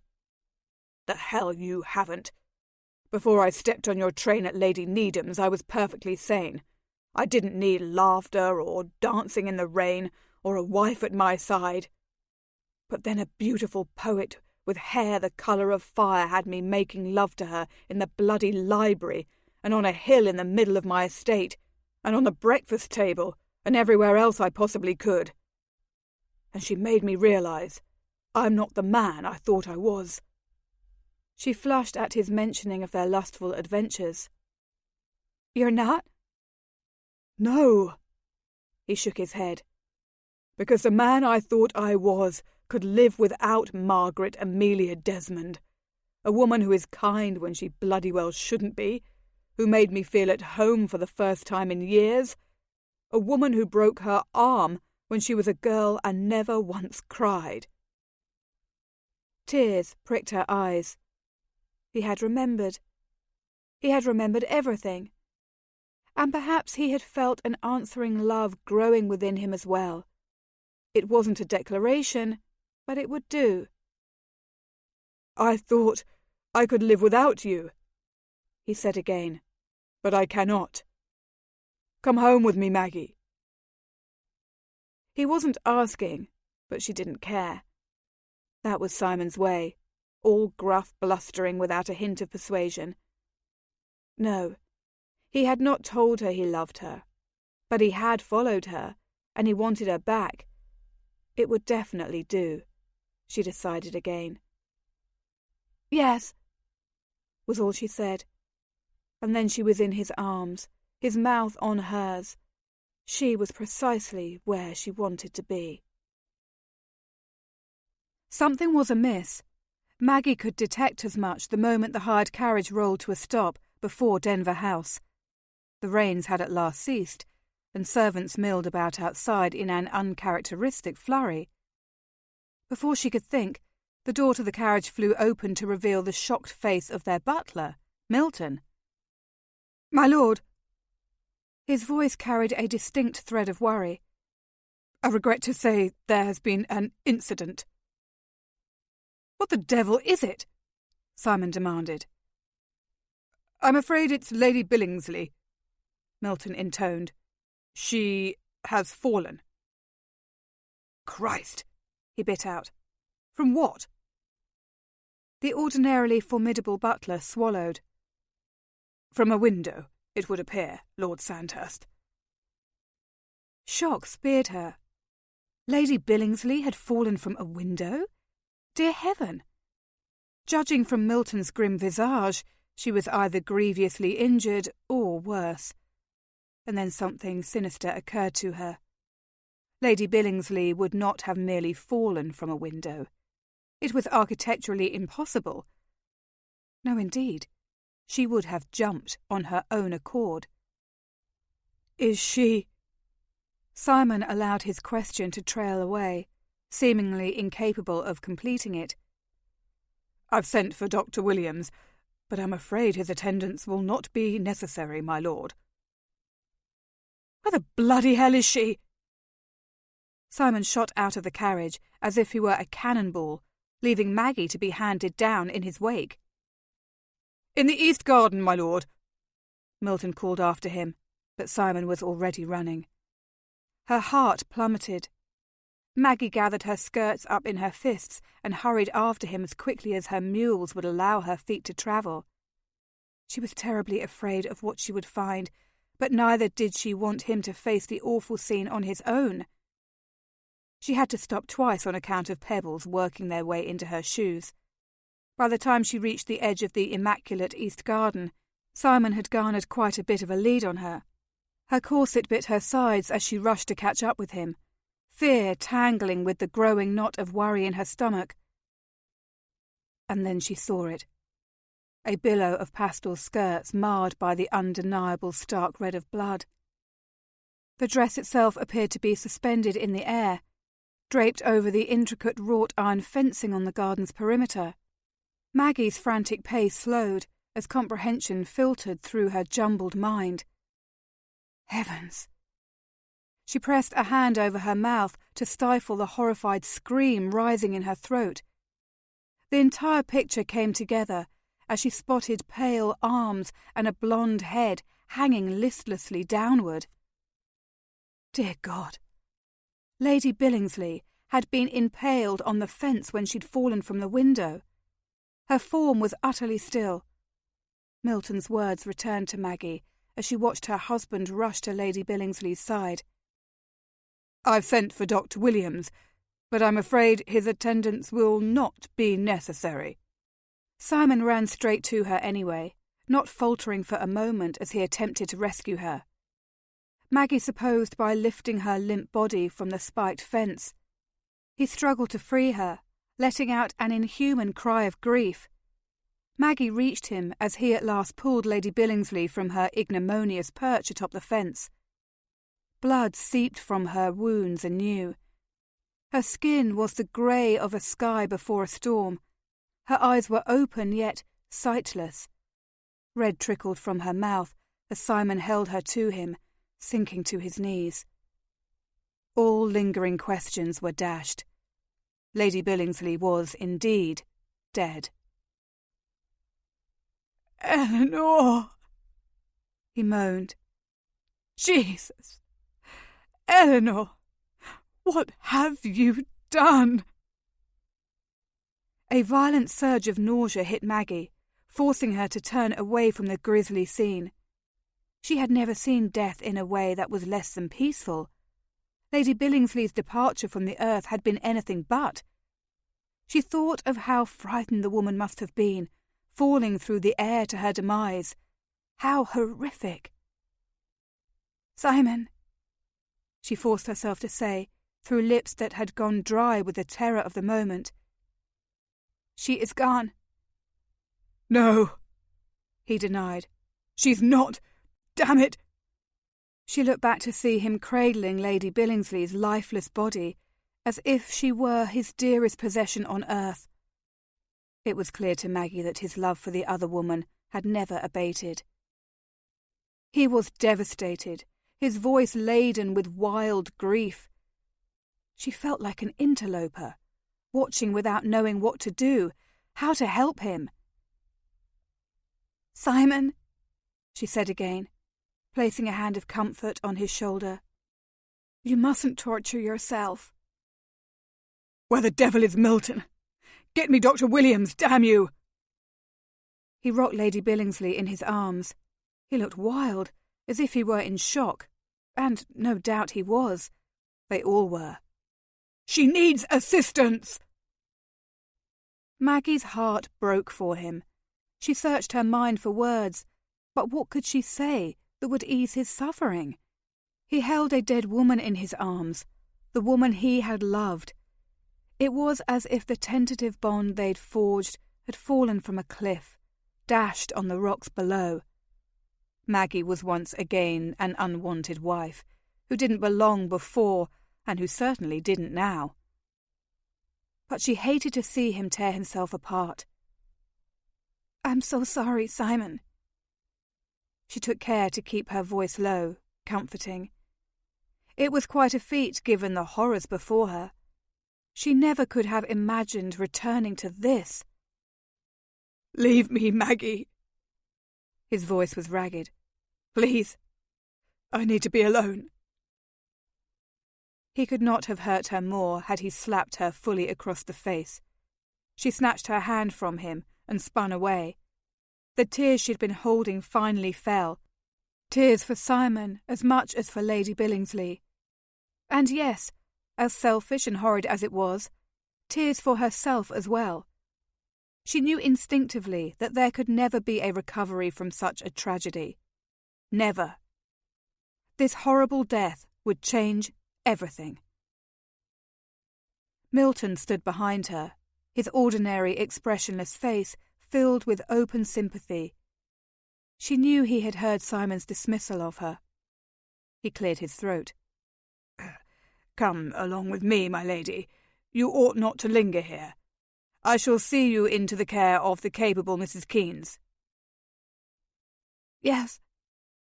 She allowed herself to be escorted into a side door as if she were a child. "Thank you, Milton. You're most kind." "Of course, my lady." "Please stay close to him," she added. "He doesn't want me, but I very much fear he shouldn't be alone." "I will do as you ask, my lady." With a bow, he handed her off to Mrs. Keynes, who hovered over her like a mother hen. "Blessed angels, Lady Sandhurst. There now. Oh, you're horribly pale. Do sit down." Deep furrows of worry lined the housekeeper's kindly round face. "You didn't see anything, did you, my dear?" Maggie swallowed, feeling ill anew at the thought of Lady Billingsley's blooded, lifeless face. "I'm afraid I did." "Oh, my poor dear." Mrs. Keynes patted her hand in an unusual show of caring. "Sit down, and I will have some tea brought round for you. You mustn't think upon it, not for another minute. God rest her ladyship's soul." "God rest her soul," Maggie whispered, feeling as if she were far away. Her vision began to blacken. Then there was the abyss of nothingness stretching before her, calling her name. She fell headlong into it. The crashing, thumping, and sounds of breaking glass emerging from Simon's study told Maggie exactly where her husband was. It was late. Hours had passed since their return to Denver House and the horrible discovery of Lady Billingsley's lifeless body. Maggie hadn't seen Simon since he had told her to leave him. A pall fell over the entire household, even the servants wandering about with bleak expressions. Dinner had been served with Simon nowhere to be found, and Maggie unable to eat. The pervading silence at the table had been almost unbearable, and the entire time she sat alone with her laden plate before her. All she could think of was that a woman had killed herself. The woman Simon had loved. And Simon hadn't wanted Maggie's comfort. He hadn't wanted her presence. It was hurtful, his turning away from her, especially since it followed so closely upon the heels of his desperate ride to bring her back to Denver House. She knew he was grieving, that he'd witnessed an unspeakable tragedy, but his defection remained nevertheless troubling. Her feelings didn't matter at the moment, she knew, as she hovered near the threshold to his closed study door. Another loud bang could be heard from within, along with a muffled curse. She winced and took a deep breath, her hand wavering on the knob. Likely he still would not wish to see her, but she had waited in vain in her chamber for him to arrive. She hadn't been able to wait any longer. She couldn't shake the feeling that he needed her, whether he wanted to or not.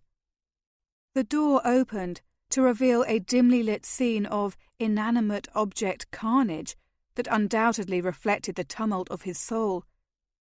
She stepped inside and closed the door at her back, mindful of the shards of glass at her feet, perhaps the remnants of a decanter. Then she saw him, his back to her, his head hanging. "God damn it! I told you I don't want anything for the remainder of the evening!" He all but yelled. Maggie jumped, stilling to contemplate the wisdom of her invasion. But it was too late for second thoughts. "Simon, it's Maggie." He turned around at her voice, his face haggard in the poor lighting offered by the 2 gas lamps on the far wall. "What the devil are you doing here?" Not the welcome she'd been hoping for, but Maggie was in for a penny, in for a pound. "I'm worried about you. I haven't seen you in hours." "I'm not fit company just now." He raked a hand through his already askew hair. "You should go." At least he hadn't tossed anything yet, she reasoned. "I cannot leave you like this." "You ought to, by God. I don't trust myself. Damn it.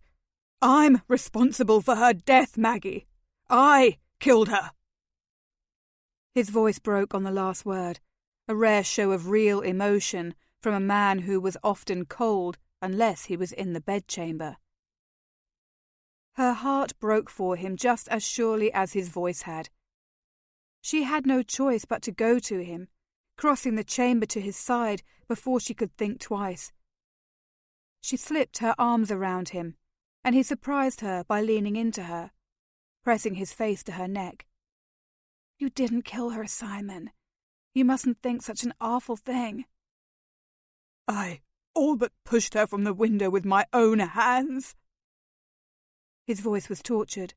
The wetness of his tears slid over her skin. Dear God. He held himself responsible for Lady Billingsley's awful decision. Little wonder he was falling apart before her. She chose this end, not you. He shook his head, lifting it to look down at her. His hands tightened upon her waist with an almost painful grip. "I chose it for her. I left her. By God, if I'd realized how delicate she was, I would never have gone." The implications of his words were painfully clear. He would have allowed Maggie to leave if he'd known Lady Billingsley would kill herself. That stung, much as she knew that he was in a rough state of mind, blaming himself for something he'd had no power to stop. She was not well, Simon, or else she would not have done what she did. It was not within your power to stop her. Surely no one would make such a final decision precipitously. She little knew Lady Billingsley, other than the brief time she had spent at Denver House, but Maggie believed beneath her lovely exterior had been some ugly demons that had nothing at all to do with Simon. "I abandoned her when she needed me most. Christ, I'm my father." His despair hurt her heart more than what he'd said. "You're not a bit like him." He refused to look at her, his eyes a deep, pain-filled moss, staring unseeingly beyond her. "Look at me, Simon." "No. You should go, Maggie. You should get the hell away from me." He snarled, his tone vicious. He caught her arms and pushed her from him. She staggered back, flinching at the raw rage emanating from him.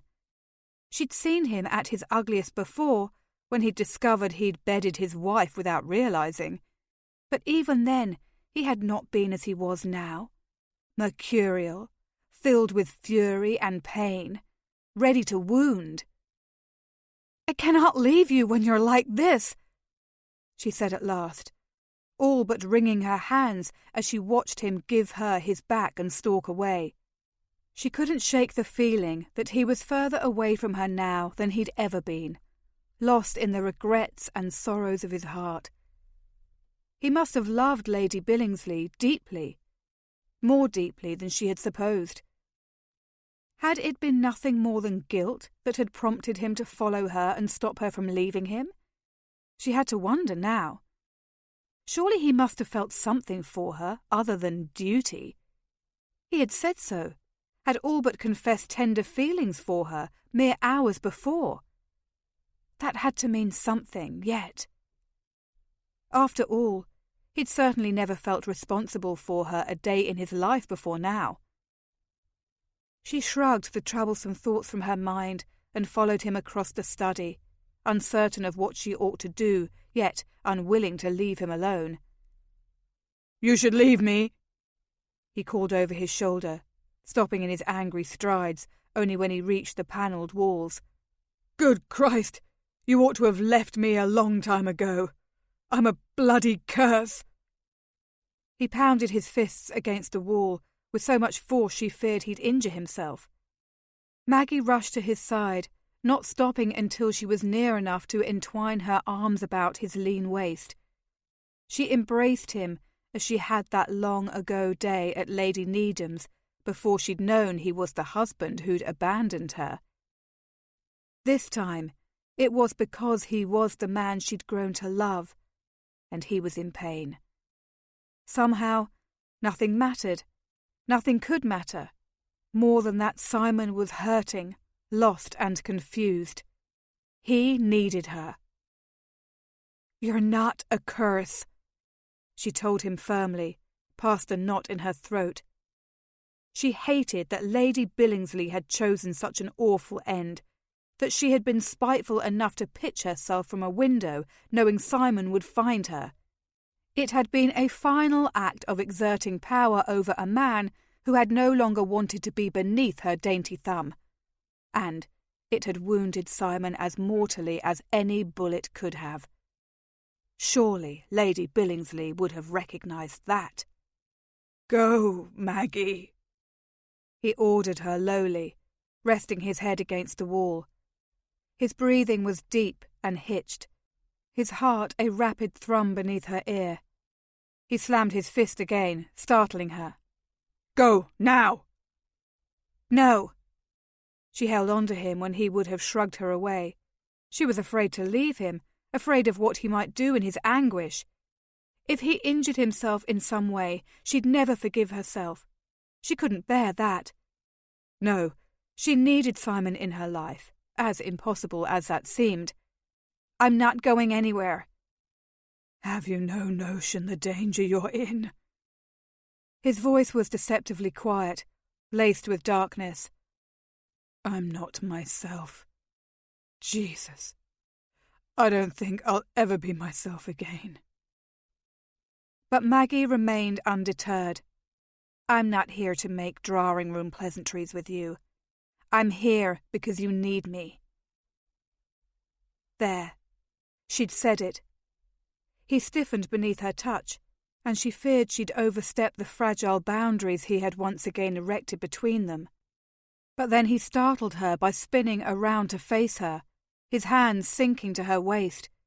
He hauled her up against him, her breasts pressing into his chest. His gaze seared hers, raw agony and grief starkly reflected in his eyes. "Perhaps you're right. Perhaps I do need you. What will you do for me, Maggie?" She wasn't sure she liked the implications in his tone. She didn't know what to say. It was as if the passion that always burned between them had spun into rage. She didn't want that to tarnish what they'd shared, but still, she wanted to show him she was here for him, an anchor of support in a storm-tossed sea. "What would you have me do for you?" "Nothing. There's not a thing you can do." He drew away from her, gripping her arms, and shook her with enough force to catch her breath. "I keep seeing her face, her body hanging impaled on that damn fence. I caused it. I'm responsible." She cupped his face, trying to comfort him, knowing she couldn't. He was in pain, blaming himself, lost in the depths of his agonizing grief. There was no place for her in his heart after this. Everything he'd said to her earlier that afternoon, outside the carriage, seemed to have fallen away. Now there only remained the jarring shock left to survivors. "I don't think I'll ever be myself again," he'd said. Thinking of it struck fear within her, fear that all they'd accomplished would be whittled down to naught, that the love she possessed for him would forever go unanswered. But she couldn't think of herself, for that was selfish and weak. She needed to be strong for her husband, to help ease his suffering. "You mustn't punish yourself," she told him. "You did nothing wrong."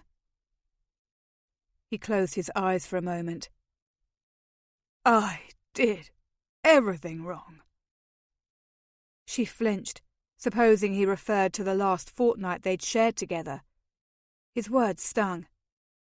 "Perhaps I'm at fault. If I had never decided to create a scandal, none of this would have happened." "I wish to God it wouldn't have happened." He sounded incredibly weary, as if he spoke from his very soul. "But it has, and it is our heavy mantle to live with. Christ, I've got to send word to her family, to Billingsley. They need to know what's happened." "I can write the letters for you," she volunteered, numb. Maybe he blamed her as well as himself. If so, it was possible he'd never forgive her. "No." He pushed her away from him. "It's my duty. Jesus, Maggie, just get out of here before I hurt you. There's nothing you can do but leave me to my misery." She rushed after him as he stalked away from her, placing a staying hand on his arm. "Please, Simon, don't keep me at a distance." He shrugged away from her touch with such violence that she lost her balance for a moment and stumbled over a book he'd thrown in his rage. It sent her sprawling to the floor, the breath knocked from her lungs. Her head smacked off the carpet before she could catch herself. "Damn it!" He dropped to his knees at her side. His expression had softened to one of concern. "Are you hurt?" "I'm fine," she said, feeling merely shaken and horribly sad for him, for Lady Billingsley, and for herself. "I tripped over the book." "Devil take it." He took her hands in his and hauled her to her feet, severing the contact the instant she stood. "Leave me now, Maggie. I don't trust myself." "But—" "Now!" His tone was as fierce as his expression had become. "Go at once." There was no arguing, no winning. He didn't want her company or her comfort. No, he didn't want her at all. "Very well," she allowed. "I shall go." As she left his study, she couldn't help but feel she was making a terrible mistake in leaving him alone. But what choice did she have? Pride would not allow her to force herself upon him when he didn't want her there. All that remained for her to do was to grant him the solitude he desired. He didn't want her, and he'd made that more than apparent. How quickly, she thought as she cut a sombre path back to her chamber, the world around her could change. How quickly it could crumble, never to be mended. When Maggie woke in the morning, it was to a heavy heart and an empty bed. Simon had never come to her. She had spent a nearly endless vigil waiting for him until, exhausted and puffy-eyed from the tears she'd been crying, she finally gave in to slumber. The awful events of the day before seemed as though they'd been a nightmare to her as she allowed her lady's maid to dress her. But the evidence remained in her reflection. The pinched lips, pale cheeks, still swollen eyes. Her lady's maid was uncharacteristically silent as she dressed Maggie's hair into a subdued style.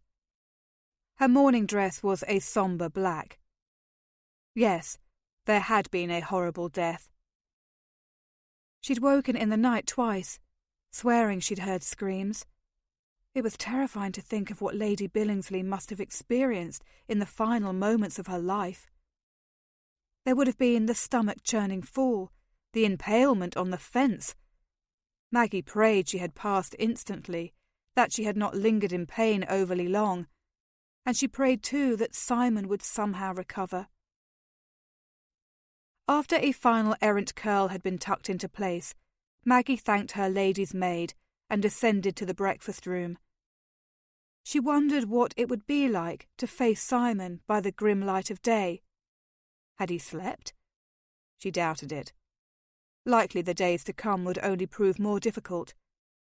He had lost the woman he loved, and he felt responsible for that loss.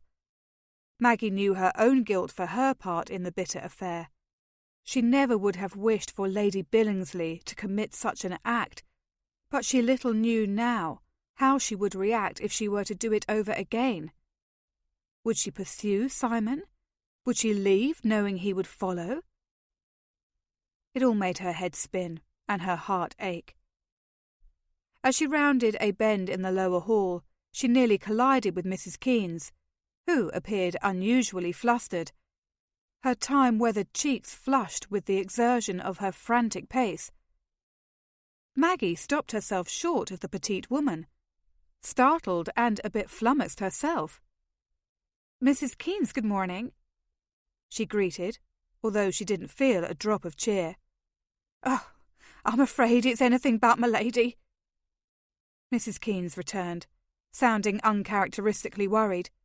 "Haven't you heard the news, then?" News? Dear God. Maggie's heart plummeted to her toes.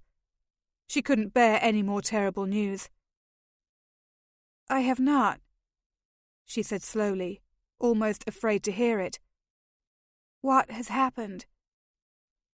"It's his lordship." Mrs. Keynes pressed her lips together, taking a moment to compose herself, it seemed. "He's gone!"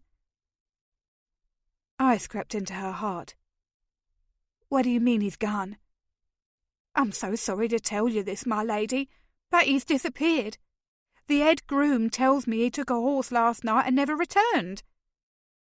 She wrung her hands together, the picture of distress. "We've sent men out to search for him, thinking perhaps his horse went lame or—" Maggie knew the ominous portent of the unspoken portion of Mrs. Keynes's words. Perhaps he'd been thrown from his horse. Perhaps he had chosen to hurt himself, as Lady Billingsley had done. Perhaps she would never see her husband again. "I'm sure he will return in no time, Mrs. Keynes," she forced herself to say through numb lips. She tried to tell herself it was yet too soon to worry. After all, he could have only been gone for hours, not days. But fear still unfurled in her, a snake waiting to strike. "Of course, my lady. He's likely to return before we know it." Mrs. Keynes gave her a kindly, almost pitying look. "Word of Lady Billingsley's incident has been sent to her husband at Elton Hall. I expect Lord Billingsley will arrive in the next day or two." "Thank you, Mrs. Keynes," she said, grateful that the tragedy had at least been dealt with by their capable servants. She imagined Lord Billingsley would want to keep the facts surrounding his wife's death hushed. "Your efficiency in this is most appreciated." "It is my honour, my lady. Pray, forgive a woman in her old age for having a moment of sentimentality." She curtsied, her countenance remaining pinched as ever. Maggie suspected they both knew that the housekeeper's attempts to conduct business as ordinary only glossed over the fact that, at least for the foreseeable future, life at Denver Hall would be anything but ordinary, if indeed it had ever been to begin with. Chapter 9. 1 month later. "Maggie, read your latest poem to Mr. Tobin, do. I fancy he'll love it every bit as much as I did." Nell's eyes danced with mischief as she made her request. Maggie frowned at her once again hostess, who had become a true friend to her. She wasn't prepared to share her work yet, and Nell knew it, especially not to a brilliant poet like Jonathan Tobin. "I'm sure the company would far prefer to hear Mr. Tobin's poetry than mine," she deflected, occupying herself with the drape of her evening gown. Although she would have once been thrilled to keep company with the likes of the eccentric man who had penned some of the finest contemporary verse, now she felt hollow, unable to appreciate the world around her. She had sought out Nell in a moment of weakness, too tired of spending her days and nights alone, fraught with fear. The dear woman had thrown an impromptu house party in her honour, inviting every great artist, novelist, and poet she knew. It was a glittering, entertaining group of fine minds, but it was mostly lost upon Maggie. A fortnight had passed without word from Simon, and then another. She had no way of knowing if he would ever return. She had nowhere to send her letters, no hope of knowing what had become of him. Perhaps she would never know. She'd written every known associate of his. No one knew his whereabouts. None had heard from him. He was lost to her. Lady Billingsley's suicide had been her final act of manipulation, and it had worked, for the tentative bridge Maggie and Simon had been building between them had crumbled into ash. She was once again alone. "My lady." She glanced up from her lap, her hard thoughts disrupted by Mr. Tobin's deep, gentle voice. He was indeed a handsome man, she thought, wishing it wasn't lost on her. If only Simon's defection hadn't hurt as much, she would have been stronger. She would have been better off had he never trounced her train that fateful evening, for then she would never have realised her husband was a man she could love. She shook herself from her troubles, forcing a smile to her lips. "My apologies, Mr. Tobin. I fear I was wool-gathering." "About a dark and storm-tossed sea, it would seem." He leaned closer to her on the settee they shared. "Do share. It simply isn't fair to keep all your troubles to yourself." She relaxed a bit at his easy teasing. She rather liked him. He was enigmatic but humble, willing to appreciate a female poet in her own right. She found his way wonderfully modern. "I'm sure you don't wish to hear me wax on about the miseries in my life." "But, my dear Lady Sandhurst," he drawled, "miseries make for the best poems. Surely you must know that." "It's true," Nell added, grinning in that unfettered way she possessed. "Miseries and lost loves are expressly created for the sake of beautiful poetry, just as men were created for pleasing women." Mr. Tobin raised a brow at their hostess. "Indeed, Nell. Others would swear it's the other way around." It was Maggie's glum experience that neither women nor men pleased each other. "How can anyone truly please another?" she asked before she could stop herself.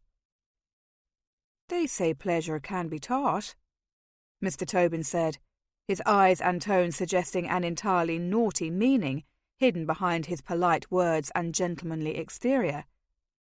He wanted to bed her. The realization struck her with devastating clarity. Once, she would have been too naive to note the subtle hints, but Simon had changed that for her.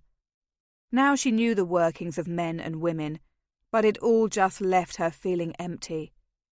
She didn't want another man, couldn't think beyond the frantic worry that edged her mind. Where had Simon gone? Where was he now? "Perhaps," she allowed, "but only if one wants to be taught." Mr. Tobin inclined his head and retreated a few inches, apparently understanding that she was not a society wife ripe for the plucking. "Eloquently spoken, my lady." "Shall we have a drawing-room game?" Nell asked their small assembly at large then, trying to steer the conversation in a safer direction. "I bloody well despise games of all sorts," offered Mr. Sedgwick, a well-known artist whose talent rivaled that of Burne-Jones. He was as thin as he was tall, his slight frame belied by a raffish air.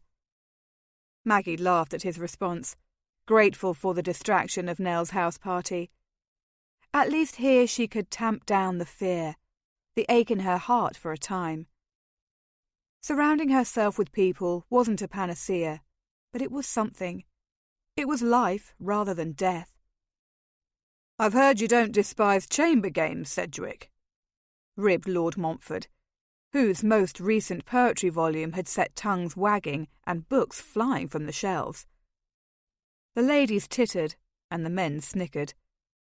Mr. Sedgwick pressed a hand to his heart, affecting an air of affront. "Truly, Montford, I'm shocked at the suggestion. I fear you've got it all bollocksed up, and the man in question is truly Mr. Tobin." Nell made a dismissive gesture with her hand, ever the imperious hostess. "Gentlemen, please do calm yourselves. I'll not have blood drawn in my drawing-room unless it's for a worthy cause." "Pray, tell us, Nell, what is your idea of a worthy cause?" Mr. Tobin gave Maggie a rascal's grin. "I've a notion to impress Lady Sandhurst, and if bloodletting is required, I've no compunction." Oh dear, she supposed she ought to have known that Nell's gathering might take a wicked turn, but she wasn't prepared for flirting and feigned courting. She wished she could stop loving Simon as easily as he'd disappeared. Life would have been much simpler, easier for certain. "Poetry impresses me," she returned, "as did a strong man, an honourable man, one willing to fight for her." Simon had not fought. He'd given up and rode away. Perhaps it was better in the end. He never could have loved her, just as she never could have stopped loving him. Love had proven to give her all the joy of a festering wound. "A recitation is in order," Nell decided. "Johnny, you must recite one of your poems for us, if Lady S. shall not." Mr. Tobin obliged her by standing. "Very well, you win, Nell, just as you always do." But before he could begin, a commotion sounded just beyond the drawing-room. A door flung open. Lady Needham's butler stood there, attempting to bar the path of an unseen foe behind him. "His Lordship, the Marquis of Sandhurst," he announced grimly. Maggie's head swirled. It couldn't be. Had she heard correctly? A gasp caught in her throat as the butler moved to reveal the man standing behind him. He was tall, slightly dishevelled, and most certainly not wearing evening finery. In fact, he was muddied and looked as if he'd just slid from his horse after a 2-hour ride. He was thinner than she recalled, his face a trifle more gaunt and covered in whiskers, though handsome as ever. It was him. Like a ghost, he loomed over them, his green gaze scanning the faces of those in attendance, until he reached her. The breath seeped from her lungs. Simon had finally returned. Relief hit her. He was alive. Nell was the first to react. "Sandhurst, whatever are you doing here?" "I'm here for my wife," he all but growled. He had come for her. She wanted to rejoice, run into his arms and kiss him. But she remained seated, wary, watching him. Because he was too late. Far too late in remembering he had a wife. And she had already closed and locked the door inside herself.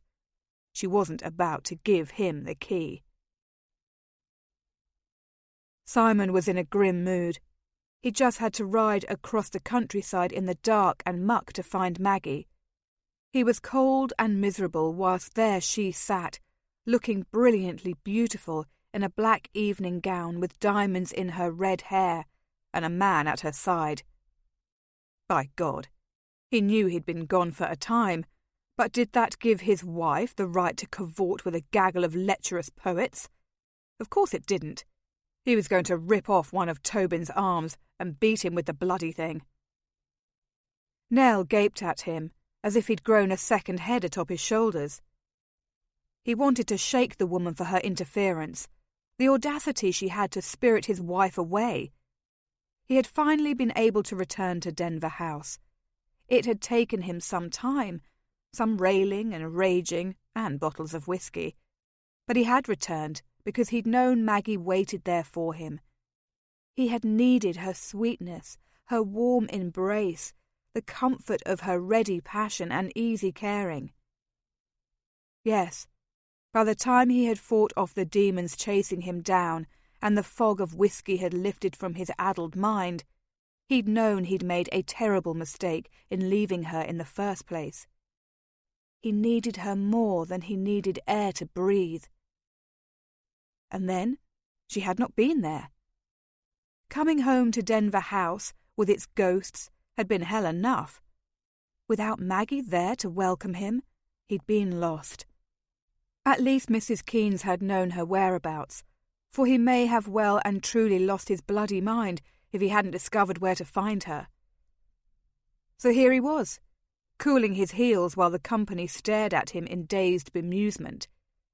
He wasn't accustomed to being the odd man out, to making scenes or wearing his emotions on his bloody sleeve, but none of that mattered now. He had come for his wife. He couldn't not have her. He needed her. Desperately, he'd come to realise. He needed her to make him laugh again, to shore the loose pieces inside himself. But she remained seated, looking more as if she were about to leap into Tobin's bloody embrace than his. Damn it all! He'd regained his sanity too late. "Welcome back, Sandhurst," Nell said at last into the shocked silence that had descended over the drawing-room's inhabitants. "Thank you." The words felt rusty as he said them. He had been alone for many weeks, speaking to no one, lost in grief and blame and drink. "I apologise for intruding on your merriment." There, that ought to do. He realised he'd bungled things a bit upon his entrance. "Think nothing of it," Nell said, smiling oddly at him. "You know I don't stand on ceremony." Devil take it. Did he look that poorly? He supposed he ought to have allowed his man to shave him. Suddenly the audience felt as if it were going to rob his breath. He wanted to speak to Maggie, alone. A glance in her direction found her watching him stiffly, her expression indecipherable. She looked more beautiful than he'd ever seen her, every inch the Marchioness, from her perfect coiffure to her beautiful evening gown. She was at home here, and for the first time he felt the interloper. "Lady Sandhurst," he said to her, "might I have a word?" Christ! He couldn't wait to dispense with the formality, to take her in his arms and bury his face in her soft curls, to kiss her sweet mouth, to lose himself inside her body. He was expecting her compliance. He needed her compliance. So when she said something that sounded suspiciously like, "No," he was certain he'd misheard her. "I beg your pardon?" he asked, noting she remained immobile. "No," she said again, more loudly this time, so that there was no mistaking it. She was denying him, by God! He stared at her, dumbfounded. This was not what he'd imagined, not at all. She turned her head away, gazing down into her lap as though she couldn't bear to look at him. Tobin smirked at him, as if he'd already taken her to bed. Yes, he was going to tear off one of the bastard's limbs, he decided, starting forward. Perhaps he was indeed a madman. He didn't know who he was any longer, but he did know that he wasn't about to let some fop of a poet run off with his wife. Who the devil did he think he was, sitting so near to her? Why, his bloody thigh was nearly touching her skirts. "Haven't you ever heard of propriety?" he asked Tobin, infuriated by the man's insufferable air of smugness. "Your poetry is drivel, sir. Complete shite." He heard a few gasps at his lack of manners. He didn't care. He'd been through nearly all the circles of hell, and he damn well wanted what he'd come here for. He stopped before Maggie, who was once again gazing at him with large violet eyes, as if she didn't know who he was and what he was about to do. But he supposed she was in good company, as neither did he. He held out a hand to her. "Come with me, Maggie." Tobin stood, puffing out his chest in a barnyard cock style. "Leave the lady alone, Sandhurst. Mind your own bloody business, Tobin." He looked back down at Maggie, forcing her to meet his gaze. He didn't want to plead before everyone, but bloody hell, he would. "Please, Maggie." "Whatever it is you need to tell her can be said right here," Tobin demanded. The man was an annoying fly buzzing in his ear, despite repeated attempts to swat it. "No," he said slowly, turning to his nemesis. "It cannot." Forget the arm. Before he realised what he was about, he took a lusty swing at Tobin's chin, and connected with a satisfying crunch of knuckles on bone. It smarted, but he was too pleased with his handiwork to pay it much mind. Tobin keeled backward, his eyes rolling. Maggie gasped and shot to her feet, her eyes snapping with accusatory fire. "You've knocked Mr. Tobin out, you lout!" Well, bloody hell. That wasn't quite the response he'd been hoping for from her either, but it seemed that he didn't have much choice. If he wanted to speak with her alone, there was only one way for it to get done. He bent, pressed his shoulder into her midriff, and his arm behind her skirts, and hauled her into the air. "Put me down at once!" she insisted, though her voice was a trifle muffled.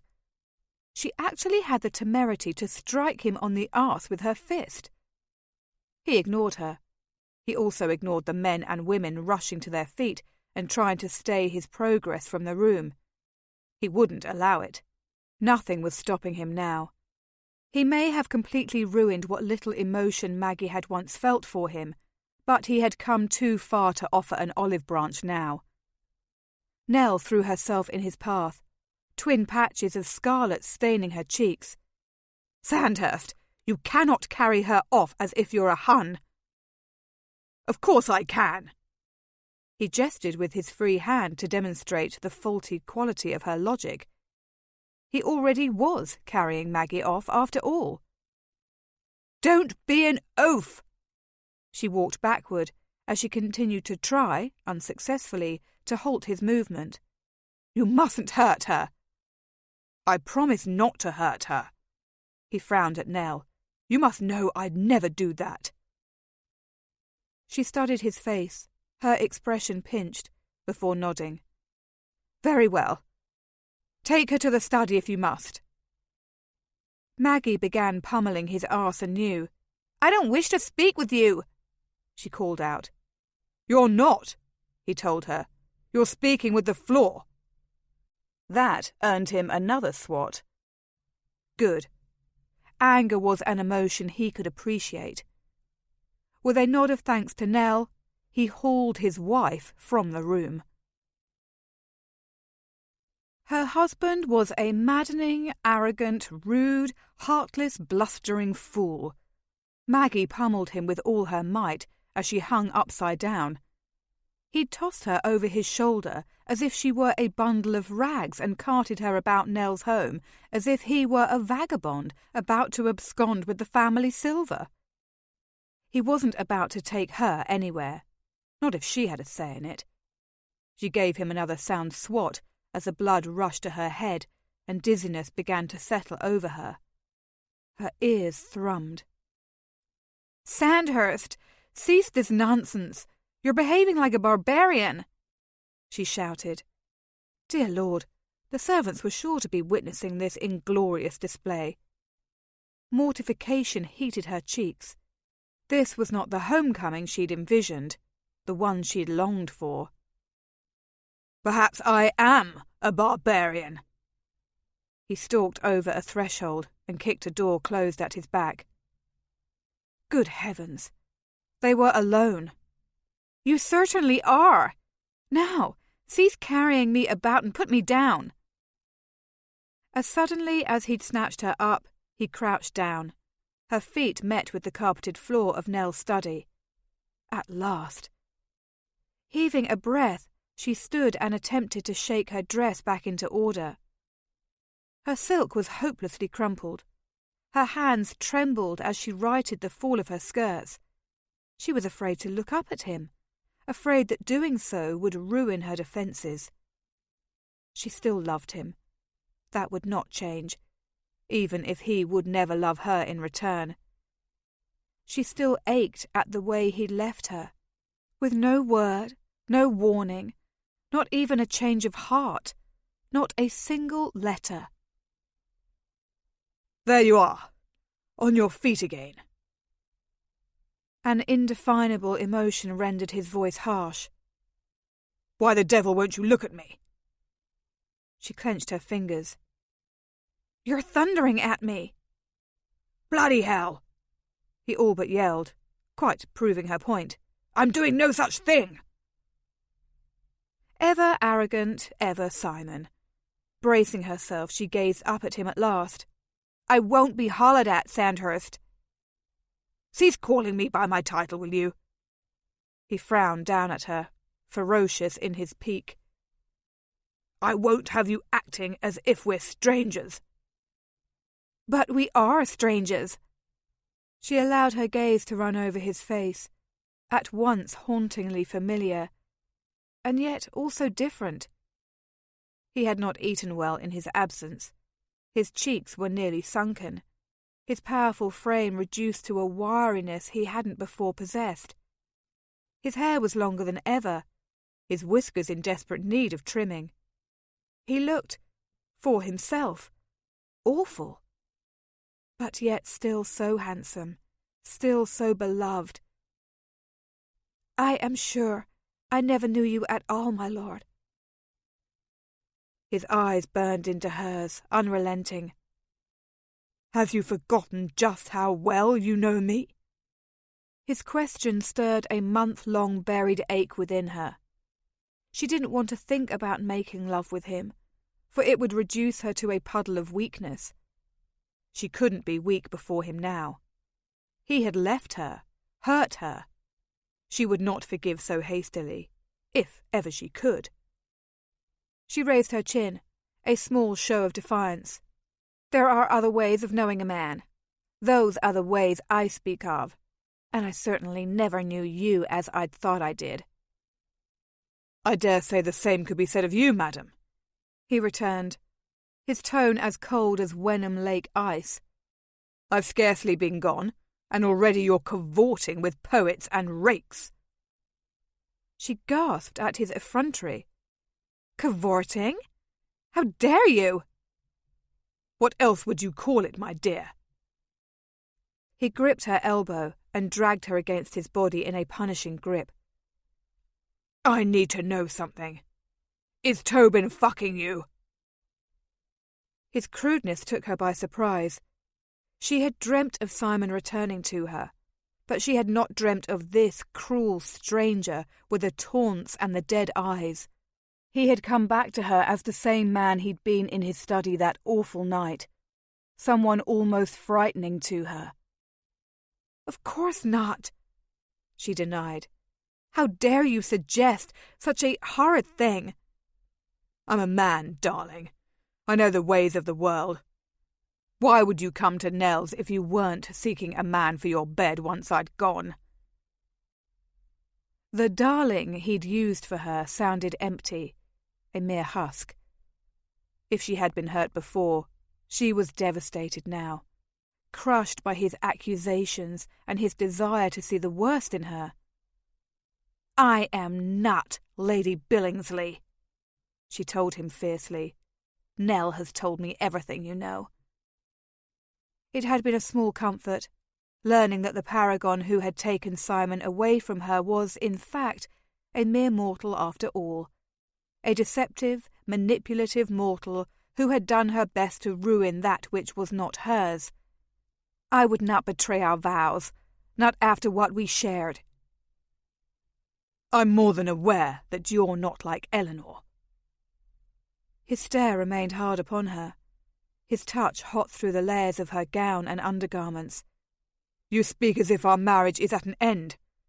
We are inextricably bound to each other, Maggie." She shook her head, sadness threatening to crush her heart. "We are wed, yes, but there's no reason why we cannot continue to live separate lives, just as we've done throughout most of our union." When she would have extricated herself from his touch, he held fast. "To hell with living separate lives. I forbid it." She had a notion to knock him over the head with a heavy object. His superciliousness knew no bounds. Had he truly believed she would fling herself into his arms when he had treated her as if she were no more significant to him than a piece of furniture? "You can't return after disappearing for an entire month and expect me to act as if you've never been gone." "I didn't disappear." His brows snapped together, making him appear more grim than he had before. "I took some time to get my bloody head back into working order." Did he not realise how agonisingly long the month had been, during which she'd had no word, no hope he'd ever come back to her? She searched his gaze, trying to understand him. "You left me without word." "I needed to, Maggie. After what happened the night of Eleanor's death, I didn't trust myself not to hurt you." The admission appeared to be difficult for him to make. His expression was pained, his voice tinged with something like regret. But her ice would not melt so easily. "Why could you not have at least left me a letter? Some sort of explanation as to where you'd gone? When or if you'd return? I feared the worst." "I wasn't thinking properly. Everything was a jumble in my mind. But the last thing I ever wanted was to do you harm. I had to leave as quickly as possible. I didn't trust myself, not after what had happened with Eleanor, and not after I practically threw you to the floor in my study." "I could have helped you," she said, giving voice to the thought that had been a constant, painful reminder during his absence. "You pushed me away when all I wanted was to lessen your suffering." His grip tightened upon her. "You would have thrown yourself beneath an oncoming carriage for me. I saw it in your eyes that night, and I couldn't bear it. I had already hurt Eleanor, and I couldn't bear to hurt you too." Had he truly been motivated by fear that he would do her harm? It would explain his abrupt departure, certainly. She wanted to believe him. He looked forlorn. The fierceness of his anger drained from him, replaced by a vulnerability he'd never exhibited. "Your leaving hurt me more than anything else could have done," she told him quietly, taking pity on him, but not enough to relent. "I'm sorry." The simple statement shocked her. The Marquis of Sandhurst, the man who had once lived with his mistress in flagrant disregard of their marriage, stood before her, thin and sad, utterly humbled. She never would have thought she'd see the day.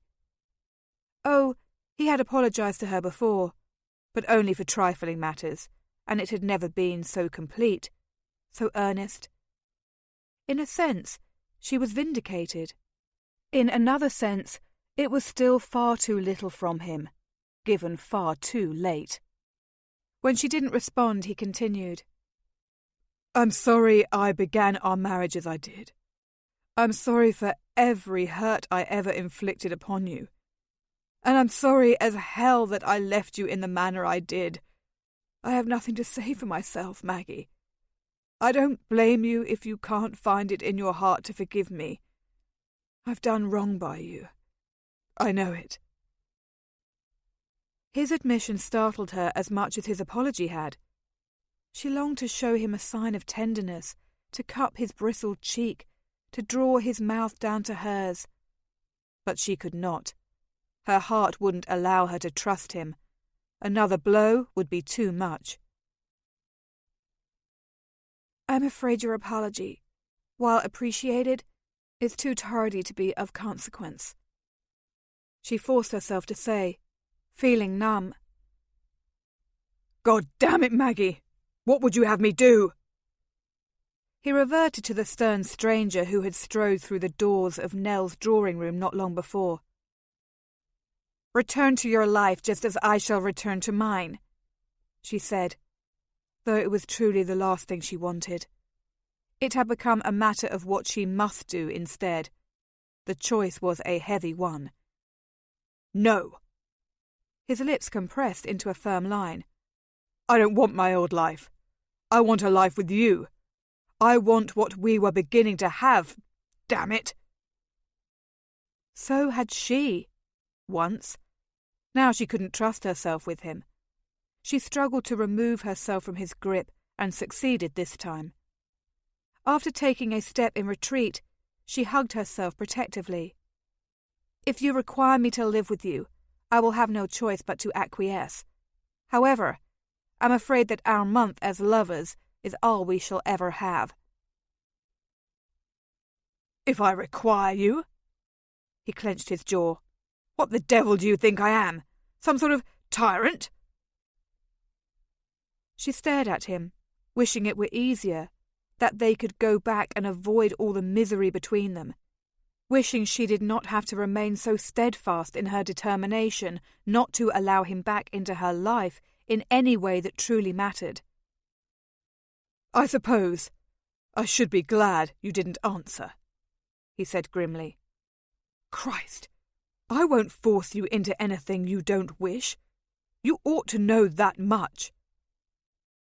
"Very well," she said firmly. "Then I want to remain here with Lady Needham for the time being." "With that reprobate Tobin slobbering all over you like a dog in heat? I think not," he scoffed. "Sandhurst!" She grew frustrated. "Damn it to hell! Call me by my given name," he bit out. "If you want me to fight for you, I shall. But at the least you can cease your pretense of unfamiliarity." He wanted to fight for her. A foolish spark of hope ignited in her breast. She forced herself to snuff it out. "You've proven to me that it's not a pretense." He raised a brow, his eyes hot upon her. "Need I remind you, my love?" There it was again. A glimpse of the polished gentleman she'd known, still hiding beneath his rough exterior. How she wished none of this awfulness had ever happened. If only Lady Billingsley was still alive and well. If only Maggie had never left that day. If only Simon had not followed her.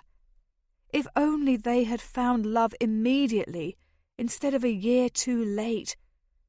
The possibilities were innumerable for how they might have never reached this current, desperate crossroads. But they had.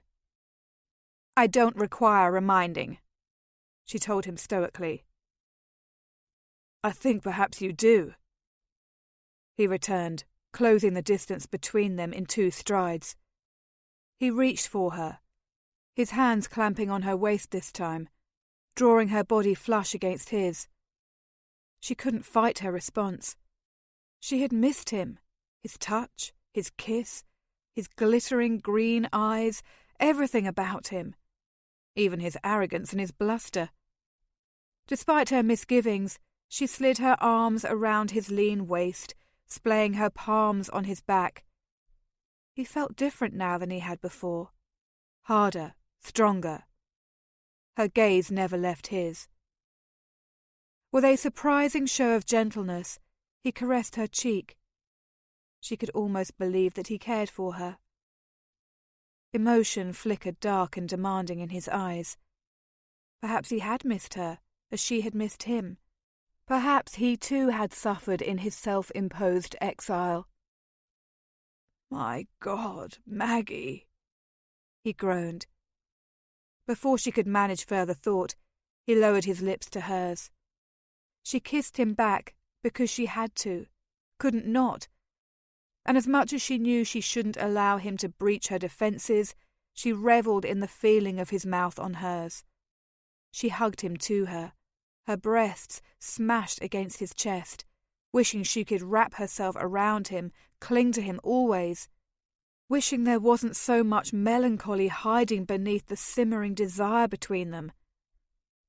His tongue swept inside her mouth, toying with hers, tasting and claiming as she longed for him to do. Her resistance unravelled. A great ball of yarn tossed down a mountainside. He sank his fingers into her hair, undoing her lady's maid's elaborate pinning of earlier in the day. She didn't give a damn.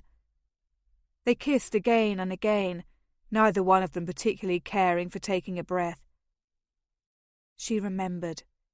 She remembered everything, every glorious moment of being in his bed, in his arms.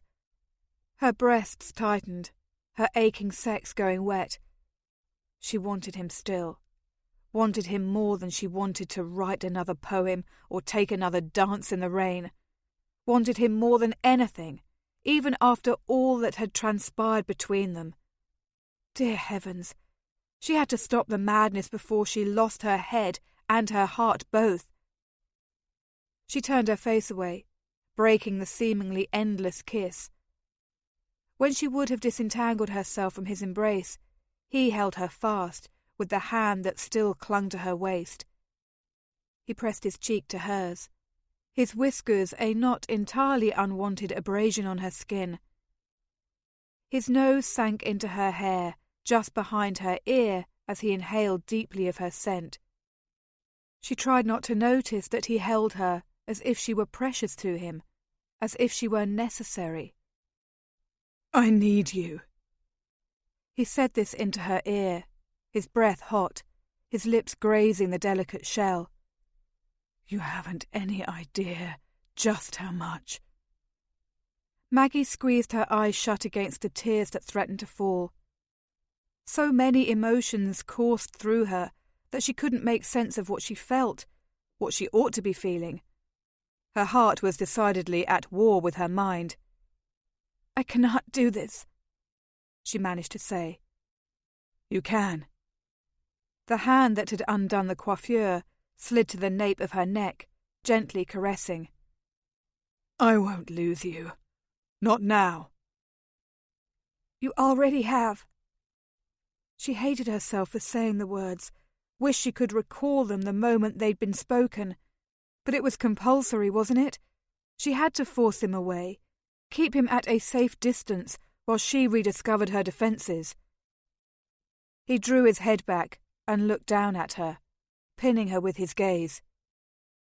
I haven't, Maggie. I can feel it in your response to me. She wished he wasn't so perceptive. I will always treasure the time we shared, but it's over now, and can never be again. Look me in my eyes and tell me that you feel nothing for me, he demanded, unrelenting in his quest to win the battle, if not the war. She couldn't. He knew it. Her gaze went past his shoulder, focusing on the escritoire on the far side of the room. Please release me. He surprised her by doing as she asked, removing his embrace and stepping away from her. She felt the absence of his touch immediately. I'll release you for today, but not for forever. You're mine, and I'm bloody well going to win you back. Wrapping her arms protectively around herself, she turned to flee the room. She couldn't remain in his presence a moment longer, for if she did, she feared she would lose herself to him again, and surely that would be the greatest mistake she'd ever make, even if resisting him would prove nearly impossible. Chapter 10. Well, good sweet Christ. He was going to have to court his wife. Simon hadn't anticipated that. He had expected, foolishly, he acknowledged, a warm homecoming, a happy wife who threw her arms about him and took him promptly to bed. Instead, he'd been met with a rigid spitfire who refused to bend even after he'd kissed the bloody hell out of her.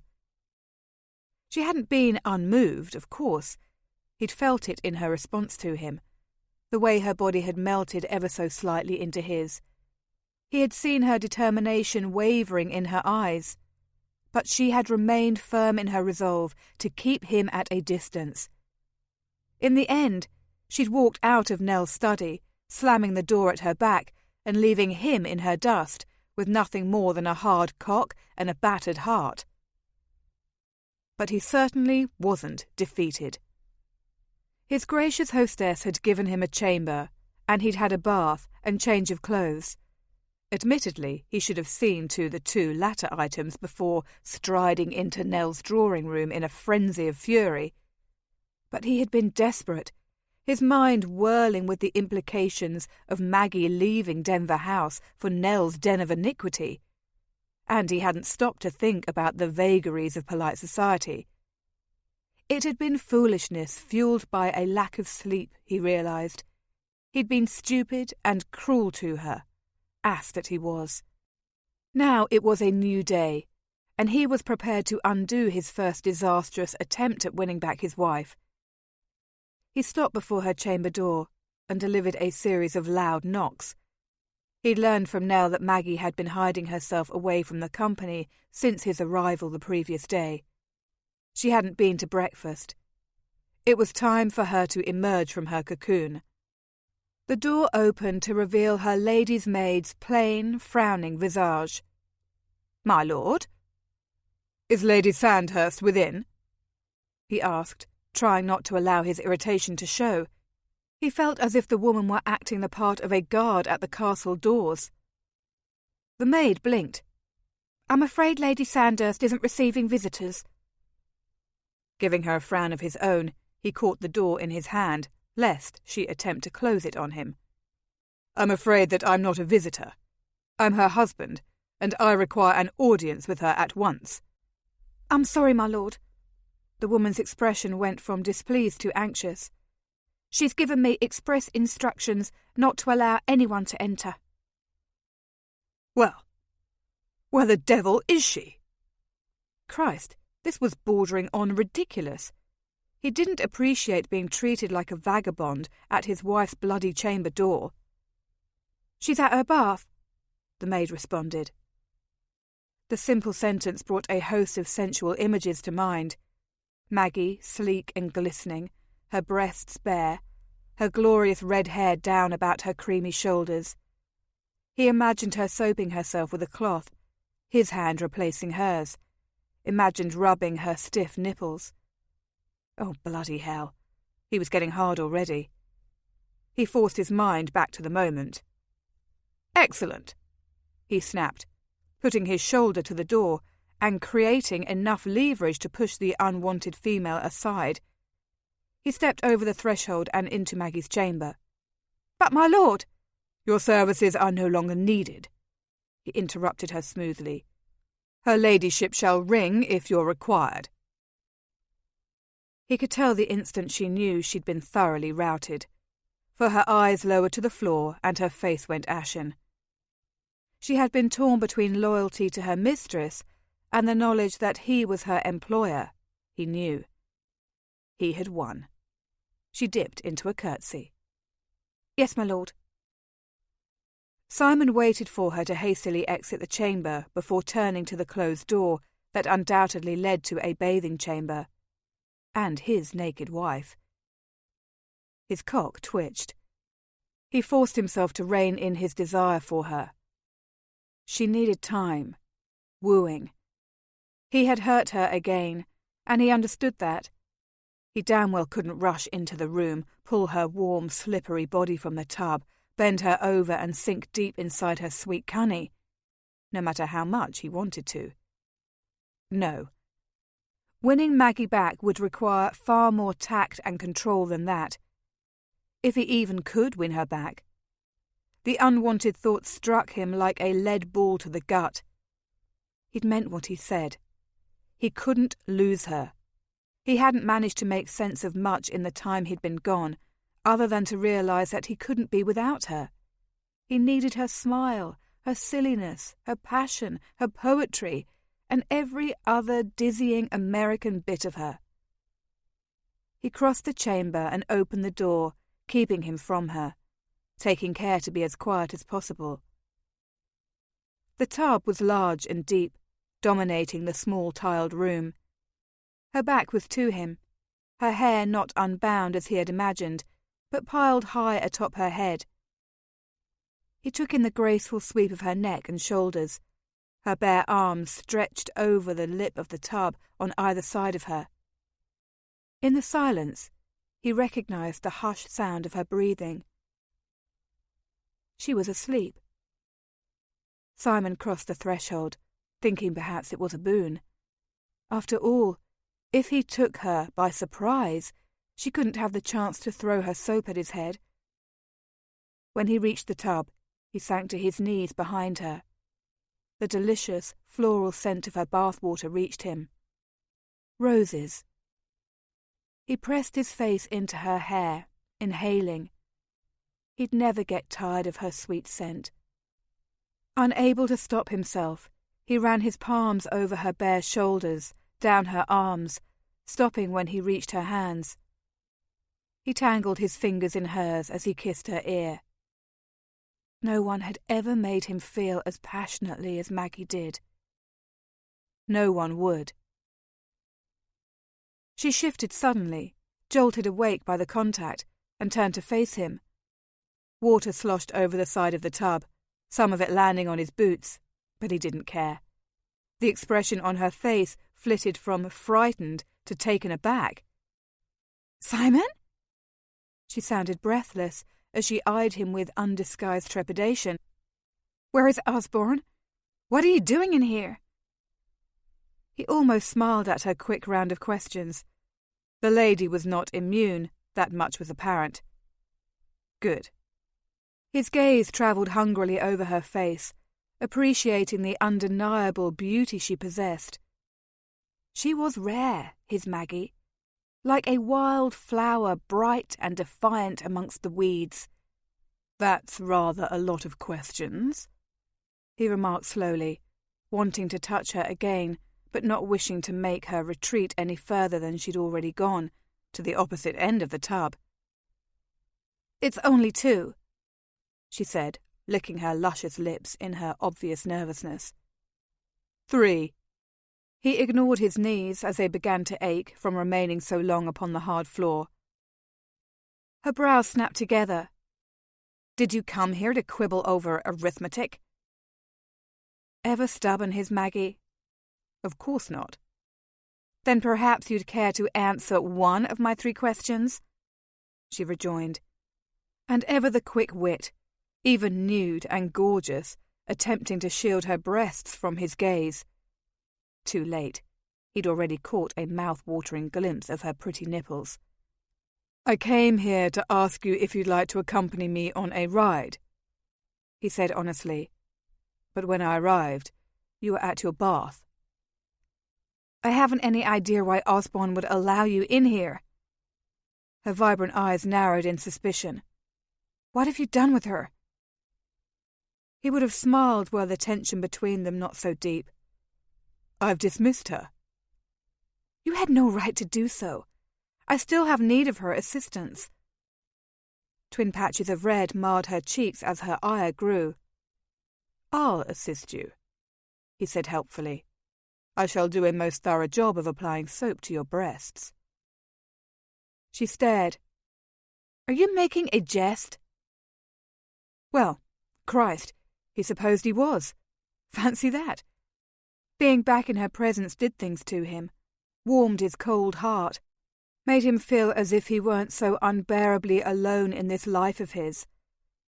He cleared his throat, wondering if he'd truly gone mad in the wake of Eleanor's death, or if it was that Maggie somehow cast aside everything he'd ever thought he'd known about himself. Perhaps a bit of both, he decided. What the devil had she said? He was having difficulty focusing with her breasts barely shielded by her arms, and her luscious legs visible beneath the water. "Ah, yes. I would be happy to help you," he offered again. "That's not necessary," she denied quickly. "I can do for myself." She didn't want him to touch her, he realized. He hoped that it was because she couldn't trust herself and not because she despised him. He knew he had never treated her with the respect and consideration she deserved. He had hurt her too many times to hope she could forgive him. But he was a selfish bastard, and he was willing to try to earn her forgiveness anyway. "Nonsense," he countered. "Tell me what assistance you need, and I shall but give it." She pursed her lips together, looking as if she smelled something rotten in the chamber. "I need you to leave." Certainly not the answer he'd been seeking. He'd had enough of the peculiar game they played. He stood, deciding to press his advantage after all, and then walked to the opposite end of the tub. She stared up at him with wide eyes, but didn't slide away from him immediately as he'd thought she might. A small victory.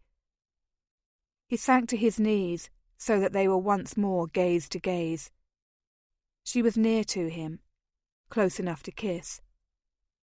"I'm not leaving," he said at last. "It would seem I've done rather enough of that." "Yes," she agreed softly. "You have." If he'd felt like a bastard before, he felt like a criminal now. He needed to explain to her, if he could. He didn't entirely understand himself, but he couldn't bear for her to think the awful muddle he'd created of his life was in any way her fault. "It was never because of you." She studied him in that way she had, seeing straight through him. "Thank you for admitting that." "I don't deny that I've been a horrid husband to you," he continued, knowing that he would have to lose his pride to regain her. He was at fault, and he bloody well knew it. "I should never have abandoned you when we first wed. If I hadn't, I would have seen that what I've been seeking was right before me." "You were seeking Lady Billingsley," she reminded him tartly. He inclined his head, acknowledging that he deserved her every bitter barb and more. "I thought I'd found a woman I could love, but I'd found a broken woman with a shallow soul, a woman who couldn't love me because she'd never loved herself first." Maggie remained unmoved, her face impassive. "What has this to do with me?" "It has everything to do with you." He couldn't restrain himself any longer then, reaching out to brush a fallen curl from her cheek. His fingers lingered on her soft, warm skin. She didn't shrug away as he'd expected her to. He forced himself to continue. "When Eleanor decided to return to Billingsley, I thought I'd lost the only woman I could ever love. But then I trounced a train of a beautiful woman at Nell's ball, and I realized I was wrong." He stopped, almost afraid to continue. He hadn't allowed himself to think it, to ponder the notion during his month away. But now that he was back in her presence, it was all too clear to him. He loved Maggie. He loved the poet, the temptress, the violet-eyed, flame-haired wanton who brought him to his knees and made him dance in the rain. He loved that she'd been kind to him when she shouldn't have, that she'd cared enough to want to hear his laughter, that she was without artifice, at home in her skin. Damn it all. He hadn't intended to do things this way, to kneel before her on a floor that was surely a form of torture, to open himself for scorn or rejection. He'd wanted to take her riding, flirt with her, perhaps steal a kiss. But she was naked in the bath, more glorious than he'd imagined, and he couldn't seem to stop from making a complete fool of himself. He stared at her, afraid to say more. Afraid not to. Her eyes were wide, trained upon him. "What are you saying?" "I'm saying," he began, only to pause and take a steadying breath. Christ, he'd never intended to reveal so much to her. Not today, perhaps not ever. "I'm saying that I love you, Maggie." Once again, she didn't produce the sort of response he may have hoped. She shook her head, her expression turning sad. "No, you don't. I'm not certain you know what love is." The bloody hell he didn't. He stiffened. "Of course I know what love is." "You think you know what love is," she countered. "Love most certainly doesn't involve flitting from woman to woman and disappearing for an entire month, leaving the woman you profess to love to suppose you've gone forever." They were back to his leaving. A stalemate. Devil take it. Didn't she see he'd had no choice? When she'd fallen in the room in his study, he'd been disgusted with himself. It had been as if he'd transformed into a monster before his eyes. He'd been out of his mind with guilt, drink, and grief, and he hadn't been certain of what he'd do. Given time and distance, his sanity had returned. He was in a far better place now. He'd even shaved, by God. "I had to leave," he repeated. "I couldn't trust myself." Her lips compressed in a stern line that told him she was vastly displeased. "You could have left word. You could have returned the next day. You did neither." He supposed he shouldn't expect her to understand. Christ, he didn't understand himself. All he knew was that he'd been lost in his grief and his guilt. "I'm sorry. I cannot say it another way. I was not myself." Her expression softened ever so slightly, but she maintained her defensive pose, her arms crossed over her delicious breasts. "I know it was difficult for you, losing the woman you loved." "It was a tragedy." He repeated the only answer he'd been able to find in his self-imposed search. "It never should have happened." "No, it should not have," she said quietly, "but it did, and we must now forever live with its mark on our hearts, on yours especially." It was time, he realized, to tell her the truth he'd only recently uncovered himself. "Maggie, I haven't loved Eleanor in some time. In truth, I'm not certain I ever did. She was a way to keep from feeling so bloody alone." He paused, trying to find the proper words, if there were any. "Then what was I?" she asked, her voice hushed, eyes watching him. He wanted to look away, but could not. Maggie was so much more to him, more than he could ever have imagined she would be. More, certainly, than he had ever wanted her to be. Hell, he'd never intended to consummate their marriage, and now he bloody well couldn't live without her. He swallowed. "Initially, you were a necessity. Then you were a beautiful stranger I couldn't help but make love to. Finally, you became something intoxicating, something I knew I ought not to have, but that I couldn't resist. Like whiskey. But in all the time we spent together, you were one thing above all others." "What?" "The woman I love." He told her again, more determined now that he'd already said it to her once.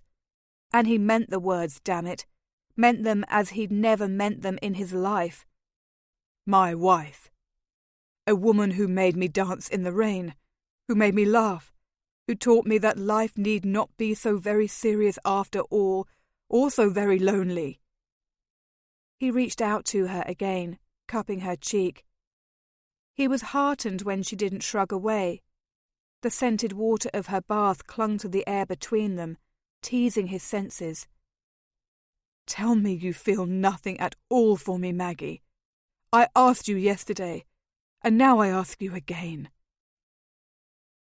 She was silent for a beat, still staring at him as if she couldn't be sure what to expect. "You know I cannot tell you that. Of course I have feelings for you. It is simply that I can't afford to have them. The price is too great." Relief blossomed in his chest. She couldn't deny she still cared. He had hope, then, that if he pressed her, the wall she'd been doing her best to build between them could be broken. "What is the price of love?" he asked, sliding his hand to the nape of her neck and drawing her face closer to his ever so slowly. "Dear," she shook her head. "Please don't, Simon. It hurts too much." But he couldn't. He couldn't shake the feeling that stopping now would cost him the one thing he wanted most, her. And he couldn't bear that great loss. Not now, not ever. "I can't stop," he said honestly. "Push me away, if you must." He knew instinctively that she would not, that she couldn't resist him any more than he could her. It was there in her eyes. She was at the edge of a cliff, needing just another tiny nudge to throw her off balance. He had to win her back, by God. There could be no losing her. And how better to win Maggie the poet than with words. "Ask nothing more of me, sweet."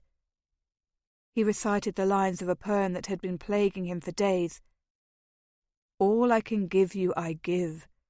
Heart of my heart, were it more would be laid at your feet." Unshed tears glistened in her vivid eyes. "Love, that should help you to live. Song, that should spur you to soar," she returned, her voice rather shaky. "Algernon, Charles Swinburne." He inclined his head, a small smile quirking his lips. He was aware he'd never possessed a great deal of levity. But Maggie had changed him.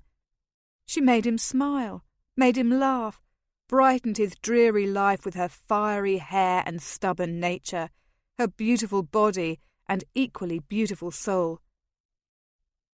"You know the poem as well," he remarked, shaken by the powerful emotions churning through him.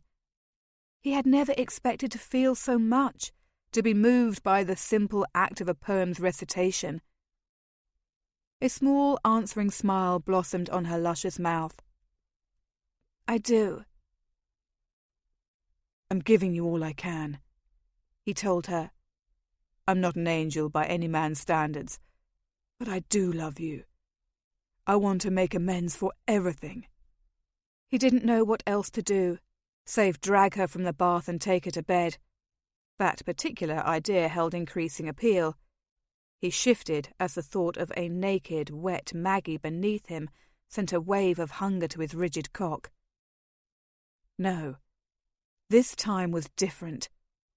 As much as he wanted to seduce her, he also wanted her to believe him. While their passion was undeniable, she meant far more to him than love-making ever could. She had become a necessary part of his life, and he'd be damned to hell rather than give her over to some slobbering rake like Tobin. Maggie's mind was as jumbled as a seamstress's back room after a fire. She thought of another of Swinburne's poems, this one decidedly dark. "Dead love, by treason slain, lies stark." She felt stark, trapped between the equal thralls of protecting herself and giving herself to Simon. She stared at him, his handsome face so unbearably near to hers, falling into the compelling green of his eyes. She wanted him with a fervency that shook her even now. "You can make amends by ringing for my lady's maid," she told him, clinging to her battle defences as best she could. "Damn it, woman," he growled. "Why must you insist on being so bloody stubborn? He was difficult to resist ordinarily, but for some reason, when he grew blustery, he melted her heart. She loved him after all, had never stopped. "I'm afraid," she admitted quietly, aware that her bath had long since grown cold and that she was naked and vulnerable before him. He could easily whisk her from the tub, lay her on the bed and persuade her with his clever hands and mouth, but he had not, and she rather admired his restraint. "Afraid?" He appeared genuinely puzzled at her response. "Afraid of what, darling?" She hesitated, fearing she was about to reveal too much to him, and yet unwilling not to say the words clamouring to be heard. "Afraid that you shall leave me again." "I'm not leaving," he vowed. "Not today or ever again. You're bloody well stuck with me, my love." His love? Was she? She thought back over the time they'd had together. He had indulged her whims, had comforted her, listened to her, had shown her pleasure. He had chased after her that fateful day, too. She realised suddenly that she had to know something now before she could proceed any further. "I must know something, Simon," she said, almost hating to ask for what the answer might be. He caressed her cheek with the pad of his thumb, warming her with a simple touch. "What is it?" "You told me that you regretted chasing after me the day Lady Billingsley died." Perhaps it was selfish of her to broach the topic. Certainly it was selfish of her to need to know, but she couldn't help it. "Do you still? Do you wish you had allowed me to leave you, had it meant sparing Lady Billingsley?" He stared at her, and she knew he had not expected the question. His expression was unreadable. She wished at once that she could redo the moment, that she had not dared to ask when she likely didn't want to hear the answer. And then came the deep rumble of his voice, with one word. "No." She blinked, certain at first that she'd misheard him. Her foolish heart swelled with hope. "You don't?" "No," he said again. "Eleanor made her choice, and I've made mine. 'Tis you, Maggie. It will always be you." Always. The admission was what she needed to hear from him, and once again she supposed it was down to the poet in her. Words were ever the most potent lure. Perhaps she was a fool for believing in him, but she did. His expression was unguarded, his feelings for her worn on his expensive sleeve. There was no doubt he meant what he said. After all, Simon wasn't a devil-tongued charmer. He was serious, blunt to a fault, and hopelessly arrogant. But he could humble himself before the wife he'd never wanted.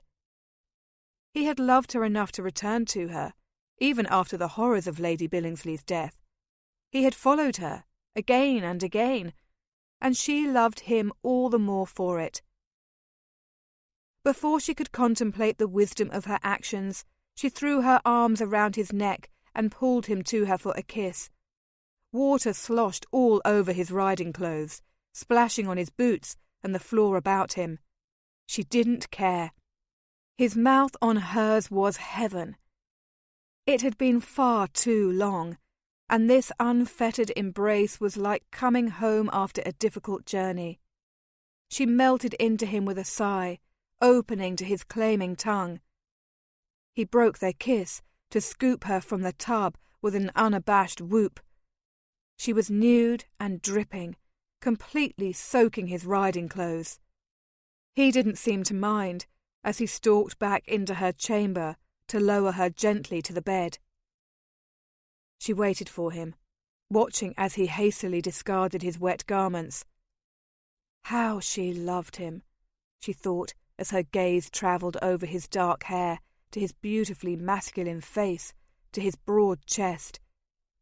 She almost didn't dare believe that this time he was well and truly hers, that he loved her, But it was there, in the glittering brilliance of his gaze, and the realization quite took her breath.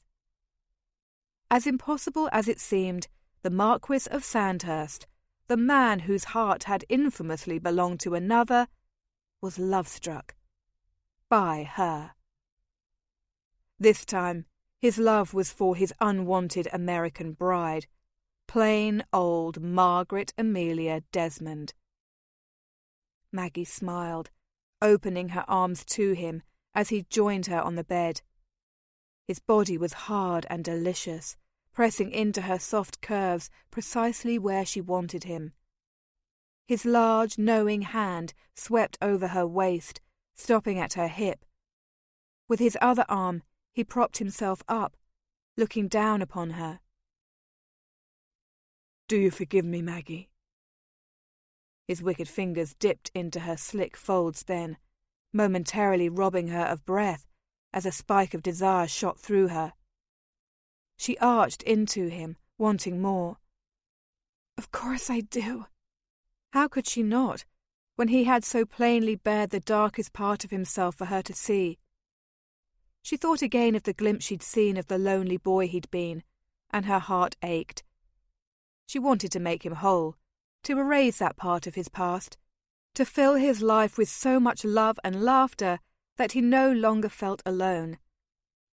He lowered his head so that their foreheads nearly touched, his hot breath fanning her lips.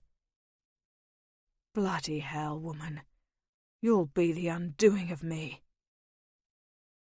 Feeling bold, she reached between them to where his cock was rigid and insistent against her belly. She curled her fingers around his length, stroking him as she'd come to learn he liked. "I certainly hope so," she returned, gratified when she heard his sharp intake of breath. She ran her thumb slowly over the head of his cock. "For you have already become the undoing of me." "Have I, my love?" He dropped a lingering kiss on her ready mouth. When he would have pulled away, she pressed him to her with her free hand, opening her mouth for his tongue. An answering surge of pleasure hit her, making her hungry for more, to claim him, to be claimed by him. She was undeniably his, and she wanted him to take her hard and fast, to make her explode with her climax and wash away the last remnants of pain between them. To make a fresh beginning. She wanted to show him just how much she wanted him, how deeply she cared. Maggie broke away from the kiss and pushed at his shoulders, urging him gently to his back. He stared at her, comprehension dawning in his vivid eyes. "Maggie, you needn't." She smiled at him before lowering her head to press a path of kisses down over his chest, to his lean stomach. When she reached his cock, she kissed slowly down his length. His strained groan told her she was giving him the same pleasure he so freely gave her. "But I must." She took the tip of him into her mouth. He jerked against her, his hand settling into her hair as another moan left him. She licked, sucked, loving the taste of him, the musky scent that was innately his. At his guidance, she took him deep into her throat. "Enough!" He gripped her arms to pull her back up against him. "I want to come inside you, darling, not in your mouth." His words sent a wave of desire over her. He caught her to him for another ravenous kiss, their tongues tangled. He rolled her to her back, his hand sliding down to her cunny. He played a lazy rhythm over her sensitive nub, working her into a frenzy. She gripped his cock again, imagining it inside her, wanting him so badly she ached with it. He sank a finger deep inside her. The small invasion, a decadent tease for the one she truly longed for. Simon broke the kiss, his breathing as ragged as hers. "Are you ready for me, darling?" "Yes," she hissed on a quick exhalation. When he removed his fingers, she guided him to her. A tip of her hips and one swift thrust from him, and he was inside her. She revelled in the sensation, the overwhelming pleasure of it all. He hooked her legs around his waist, and they both gave in to the abandon of their desire, straining against each other, hands in each other's hair. He thrust into her repeatedly, lowering his head to suck a nipple into his mouth. She was mindless, heedless to anything now but having more of him, all of him, faster, harder. She climaxed suddenly and violently, clenching down on his cock in a series of shuddering spasms. He groaned, rocked into her, and spent his seed. The hot spurt of him within her was enough to have her shuddering again. He lowered himself over her completely, his big body pinning hers to the bed, as he gave her another lingering kiss. As the world slowly returned to normal, she clutched him to her, holding on to the love she'd never thought she'd find. He was unbearably precious to her, this stranger she'd crossed an ocean to marry. At long last, he was truly hers. She realised that in the flurry of their love-making, she'd forgotten to tell him.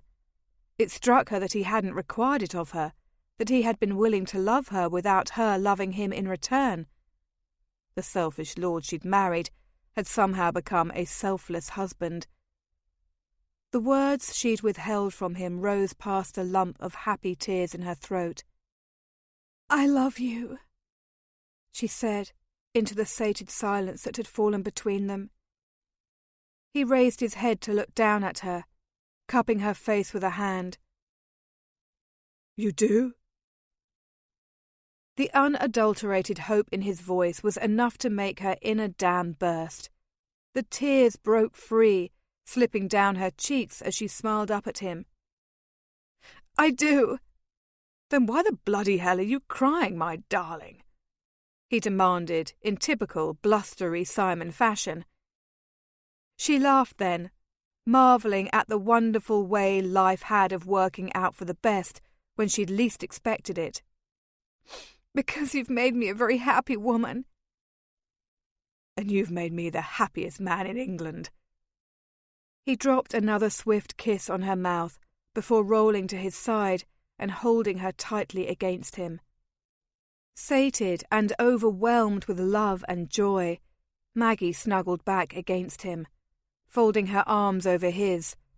His heart thrummed deep and steady against her back, his cock nestled against her derriere. This, she thought to herself, was surely heaven. The rumble of his voice startled her. "Maggie?" She looked down at his possessive embrace over her bare midriff, finally feeling free from all the ghosts of their past. "Yes?"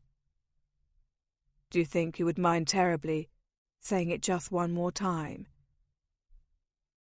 She grinned. Yes, her blustery Marquis had been tamed indeed. "I love you." "By God." An answering smile was in his tone. "I don't think I'll ever grow tired of hearing that. I love you, my wild and wonderful American, and if you ever leave me again, I'll bloody well chase you down and tie you to my bed." Maggie turned in his arms, giving him another long kiss. "I'll hold you to that promise, my lord, for if you ever leave me again, I shall do exactly the same." He threw back his head and laughed, as she'd never heard him laugh before. "I wouldn't expect anything different, my love." Epilogue. "Darling."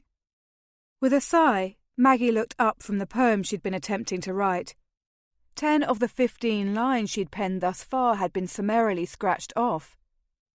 Some days, poetry came easily to her. Most days, she needed to scrabble and claw for it. Simon sauntered into the library in his riding clothes, looking debonair and sinfully handsome at the same time. Her heart gave a great pang of love. Each day that had passed between them in the month since he'd come to her at Nell's had only brought them closer together, making their love stronger.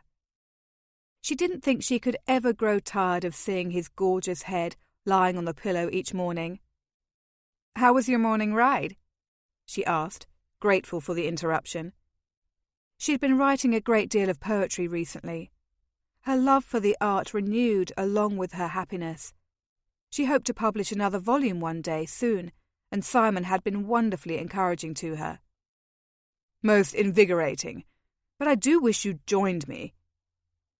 He strode across the room, eating up the distance between them in no time.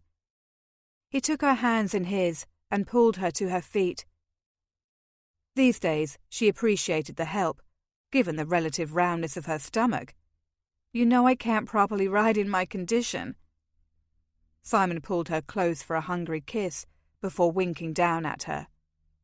"As long as you continue to ride me, I shan't complain." She tried to suppress a smile at his wicked words, but couldn't maintain a properly stayed facade.